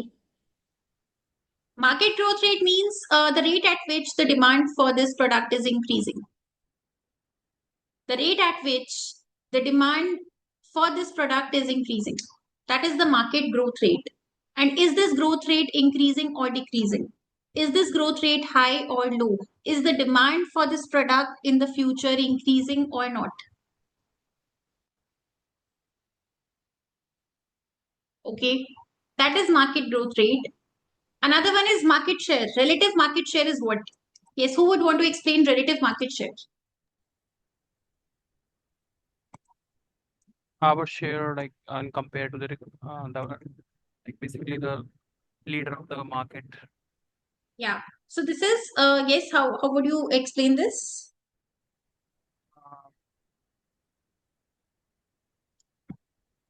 My company's share, my company's market share. Yeah, divided by my largest competitor's market share. My largest competitor's market share. For example, let's say we are doing a BCG study for Apple. Okay. Apple is selling multiple products. Apple is selling multiple products. Let's say we are talking about smartphones, iPhones here. So iPhones market share, how many iPhones are we able to sell in this given year, divided by, let's say my biggest competitor is Samsung. So what was, how many phones could Samsung sell and how many phones could I sell? Okay, so my company's market share divided by my largest competitor's market share. And if it is more than one, this means numerator is bigger than denominator, which means my company's market share is greater than Samsung's market share, which means that my relative market share is high, which means I'm the market leader in smartphones. Okay, I'm the market leader in smartphones. So this is relative market share. So yeah, this is relative market share, and market growth rate is the rate at which the demand for this product is increasing in general in the market. Now I want to explain BCG with the help of Apple's example. Okay. Now Apple, for the sake of simplicity, let's assume Apple is selling 4 products only. Okay, let's assume this. Now Apple is selling iPhones, Apple is selling laptops, which is MacBook, Apple sells iPad, Apple used to sell iPod as well. I don't think they're still selling iPod. Okay, so let's assume for now, let's assume iPod is also being sold by Apple. So these are the 4 products which Apple sells. Again, iPhone, MacBook, which is Apple's laptop, iPad, and iPod. Now these are the 4 products Apple is selling. And I want to understand, I want to assess my portfolio. I want to assess Apple's portfolio. I want to know which product is the key or the star product, which is giving me the highest returns, and which product should I discard. Which product is not my star product, but I should still keep manufacturing and selling it till the time I'm making returns from it, right? So there are 4 terms I would want to explain. Okay, just one thing. Do you all know that you're not supposed to use the model names in your answer? So let's say there's a question testing BCG. You're using BCG, but you still don't have to mention in the answer that you're using BCG. Okay? So you will not say in your answer that you use BCG to answer this question. You can use BCG, but don't mention the name of the model. Okay? So model names, matrix names are not supposed to be mentioned. Author names, who coined these matrices, author names not supposed to be mentioned. Real company names like Facebook, Instagram, Reddit, Google, Apple, iPhone, real product names, real brand names, company names, not supposed to be used in the exam. Okay. This is basically a guideline of ACCA. So you're not supposed to do this. Now, but I'm explaining with the help of Apple's example. So one is market share. Okay. This is market share and this is market growth rate. Now iPhone's market share, iPhone's relative market share. Now if I tell you that iPhone's market share is more than Samsung's market share. So relative market share is more than 1. Relative market share is more than 1, which means market share is high, right? This is high, this is low, this is high, this is low. So the relative market share of iPhone is high. And what about the market growth rate of smartphones in general? See, market growth rate is not for iPhones. Market growth rate is for smartphones in general. In general, the demand for smartphones is increasing or decreasing? It is increasing, right? Now, students who go to schools use smartphones for their homework. Students who go to college use smartphones. Students who are not in schools yet, even they have started using smartphones. So the demand for smartphones in general is increasing at an increasing rate. So the market growth rate in general for smartphones is high, right? So iPhone will fall in what segment? iPhone falls here in the first quadrant. And what is this first quadrant as per BCG? Star, right? These are star products. Star products are those products whose relative market share is also high and market growth rate is also high.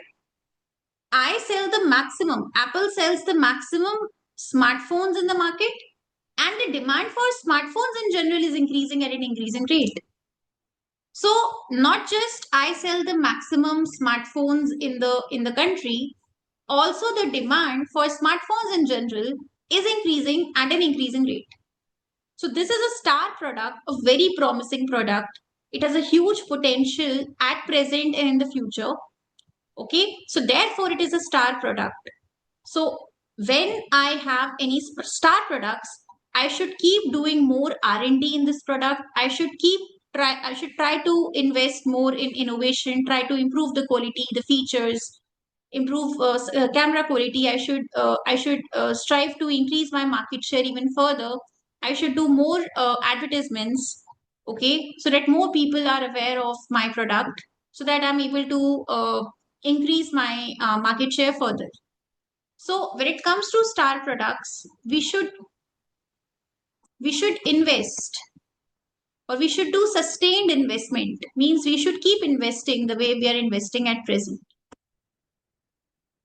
Because if we do not invest, if we disregard this product, okay, if we become careless about this product because we are already a star, then soon we can convert from a star to a question mark. We don't want this to happen. We want to stay a star in the smartphone category. So therefore we should do sustained investment in R&D, advertisement, innovation, etc. Okay, so this is my star product. Now, if I talk about Apple's laptops, okay, Apple's laptops, which is MacBook, are we a market leader in laptop? No. There are some other competitors which sell more laptops than us. So our relative market share is less than 1. Numerator is lower than denominator. So our relative market share is less than 1. We are not the market leader. But if I talk about laptops in general, is the demand for laptops increasing, decreasing?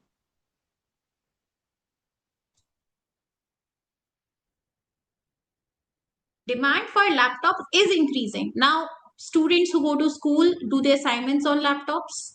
Students who go to college do their work on laptop. People who go to people have started working from home, so now they again need laptops. People who are not working at all, senior citizens, retired people, everyone is now using laptops for one reason or the other. So the demand is not dying anytime soon. The demand is even increasing at an increasing rate. So this product has a huge potential. The market growth rate is high, but am I selling the maximum number of laptops? No. Is there any other competitor which is selling better than me? Yes.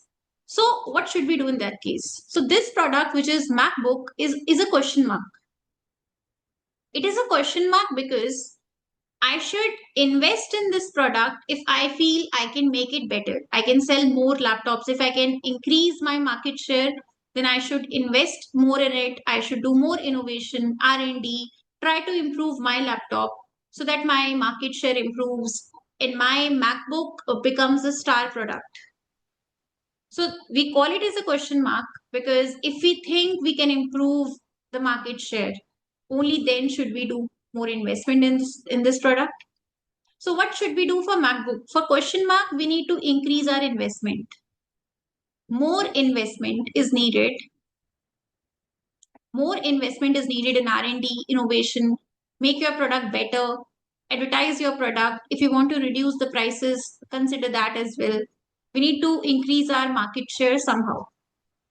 But this product has a future. This product has a future because laptops market growth rate is very high. Okay. Now let's talk about a third product, which is iPad. If I talk about my market share, our market share is high, our relative market share is high. Okay. But does this product have a future? No. Whatever you do on an iPad, it can be done on your phone or laptop. So the market growth rate of this product is low. This product doesn't have a future. The demand is dying slowly, but it is still, I'm still the market leader when it comes to this kind of a product. I sell the maximum iPads. So therefore, this product is a cash cow. This is a cash cow because my market share is very high, but this product has no future. The market growth rate is low.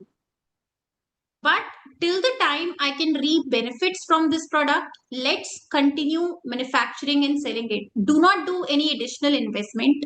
No point of doing any R&D in this product or changing your advertisements. Okay, no need for that because this product anyways is going to die soon. But till the time it is there, till the time some demand is there, let's sell it, let's make it because I'm selling the maximum iPads in the industry. I'm the market leader. So that's why we call it as a cash cow. It is a cow which is an old cow now, but it is still giving us some milk. So till the time you can milk benefits out of it, continue selling and manufacturing it. Okay. But how to deal with a cash cow? No incremental investment. No additional investment.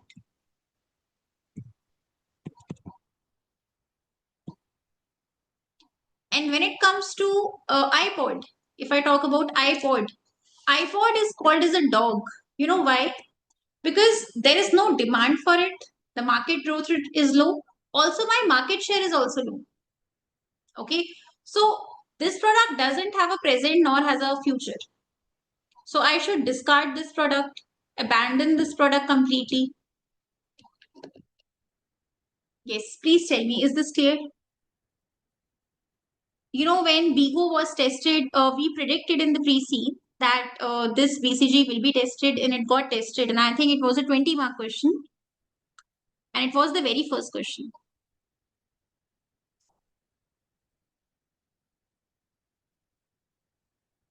Yes, is it clear, everyone?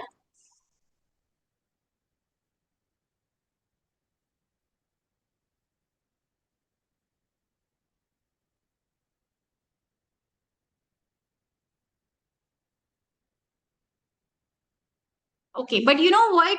There's a catch in Vigo's question. Okay, please read. In Vigo question, there is a dog, right? I think ride sharing was a dog there. Ride sharing service in Yes, Vigo paper. right But sharing. ride sharing, but we still said that let's continue selling this service. Let's not discard ride sharing, because it is one of the vision of the Foundation. company. Yeah, it formed the identity of Vigo. Okay, we started with ride hailing, and one of Bigo's values were sustainability and affordability, right? So ride sharing is sustainable, means it's good for the environment, and it is also cheap and affordable. So this service is helping us support our vision, mission, and values. And therefore we gave some reasons, and we said for this reason let's not discard this product. Let's keep selling this service. Okay, so please read that paper. Read first question. Okay, so this is BCG matrix, and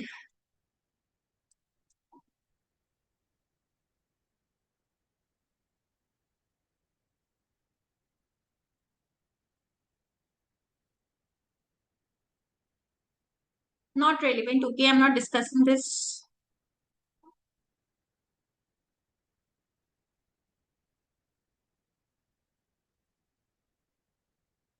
Okay, do you have any questions first? Please tell me before I proceed further.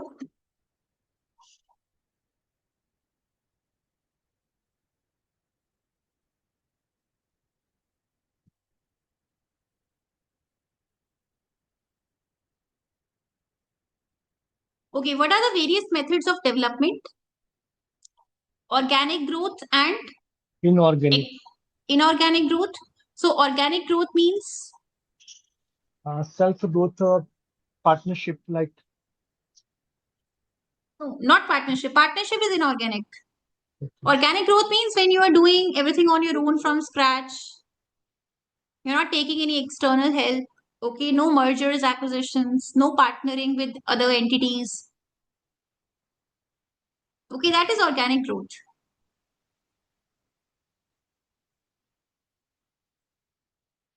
Now, what are the benefits of doing organic growth or internal development? No cost, no culture issue, No cultural issues, yeah. No yes. cultural issues, no No goodwill need to disruption, be paid, yes, no disruption. no disruption to our business, no interference from external entity. You learn a lot, right? Because you're doing everything from scratch on your own. So, the process of developing a new product gives the firm the best understanding of the market and the product. See, we are not doing any external partnering, no external help. Okay, so we are doing the A to Z of the business on our own. So, we learn from scratch and we learn the best. We learn better. It is time taking, no doubt. It is time taking, but then it helps us learn a lot. And the same style of management and corporate culture can be retained. So there are no cultural clashes, there is no disruption to our business, there is no leadership style clash. Okay, because the same management continues. And sometimes we want to do inorganic growth, we want to acquire another company, but there is no suitable target available for acquisition. Now, what are the problems with organic growth? It is time taking. Doing everything from scratch on your own, arranging funds on your own is time taking. Next is barriers to entry. Barriers to entry are harder to overcome. For example, a brand image. What does that mean?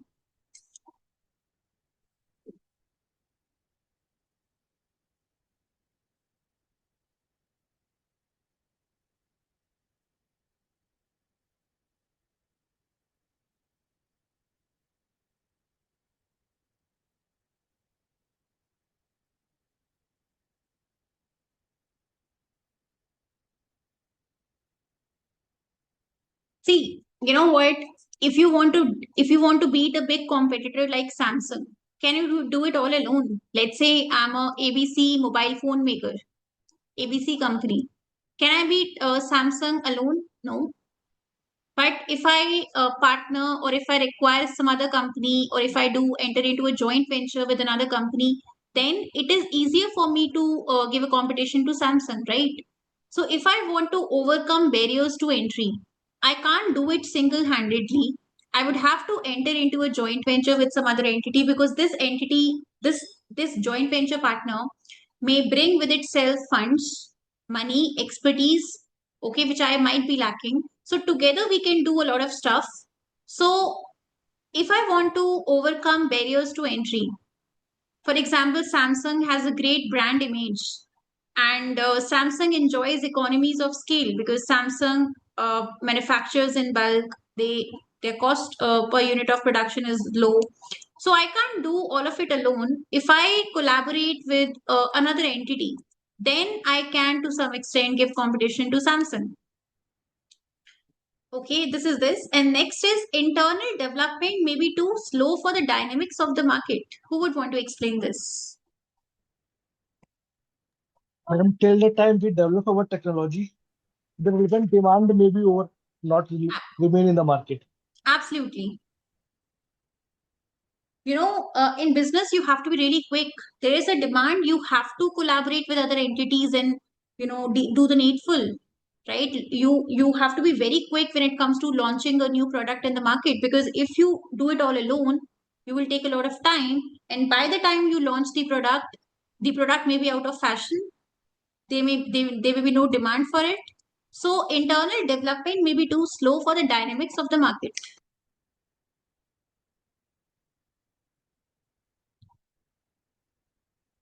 Okay, so we just have 7 minutes left. I think we can stop here, and then tomorrow we'll start from business combination, which is inorganic growth.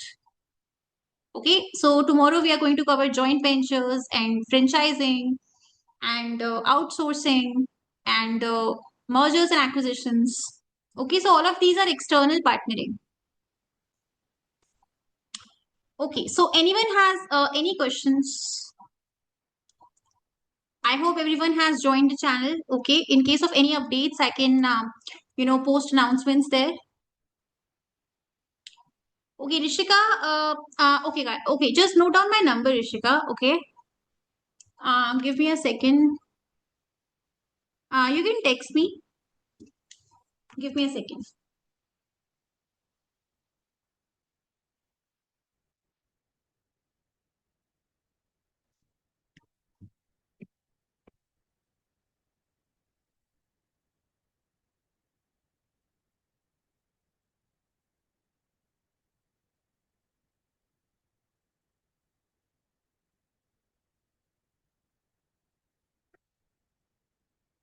Yeah. So please save my number. Please take a screenshot. It is 76783599718. So Rishika, you can send me a WhatsApp message.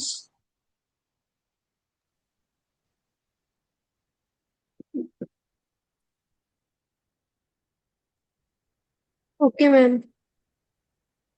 Yes. Okay. Ma'am, I have a question. Hi, Divya. Yes. Hi. This is not related to what we revised. I want to know that between today and tomorrow, and also going forward, we have very few days left. Any questions that we should be looking at? Because you mentioned a few. Besides those, any questions particularly from the exam kit? Any names that are on top of your mind that you can tell us that we Okay. can revise? I suggest I suggest, September 23 onwards. So I'll show you one website. Okay, September 23 onwards, you can attempt any paper. All September right. 23 was Corjets. Okay, do not attempt old papers. Corjets, you can do Vigo. Then there is PVS. There is historic places. Then one is June 26. It's a recent one. It is DKK. Shit. Just give me 1 second. No problem. Yeah. So June 26 is DKK, which is salon industry, and I think one is NC Tech. You can solve it. So Okay. September 23 onwards, you can attempt. Yeah, there's one more level, okay, which you can solve. But please don't solve old papers, okay, older than September 23. And this website accountancy. No, ma'am, No? I don't. Let me show. Give me a second. I hope you have noted these. You can take a Yes. screenshot. Yes, I did. Yes.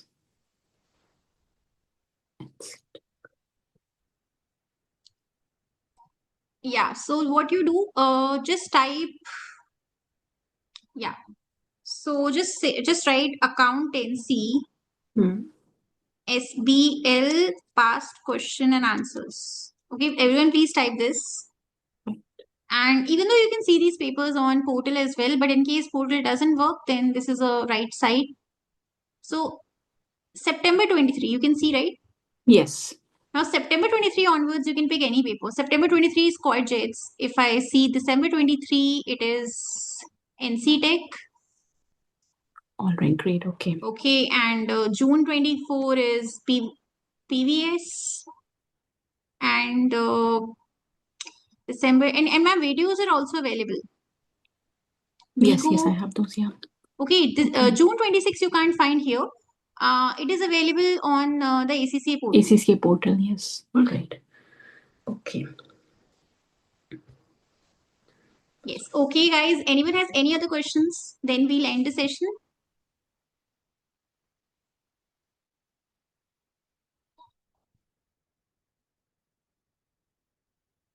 Okay. I hope you benefited from today's session. Okay. Let's meet tomorrow, guys.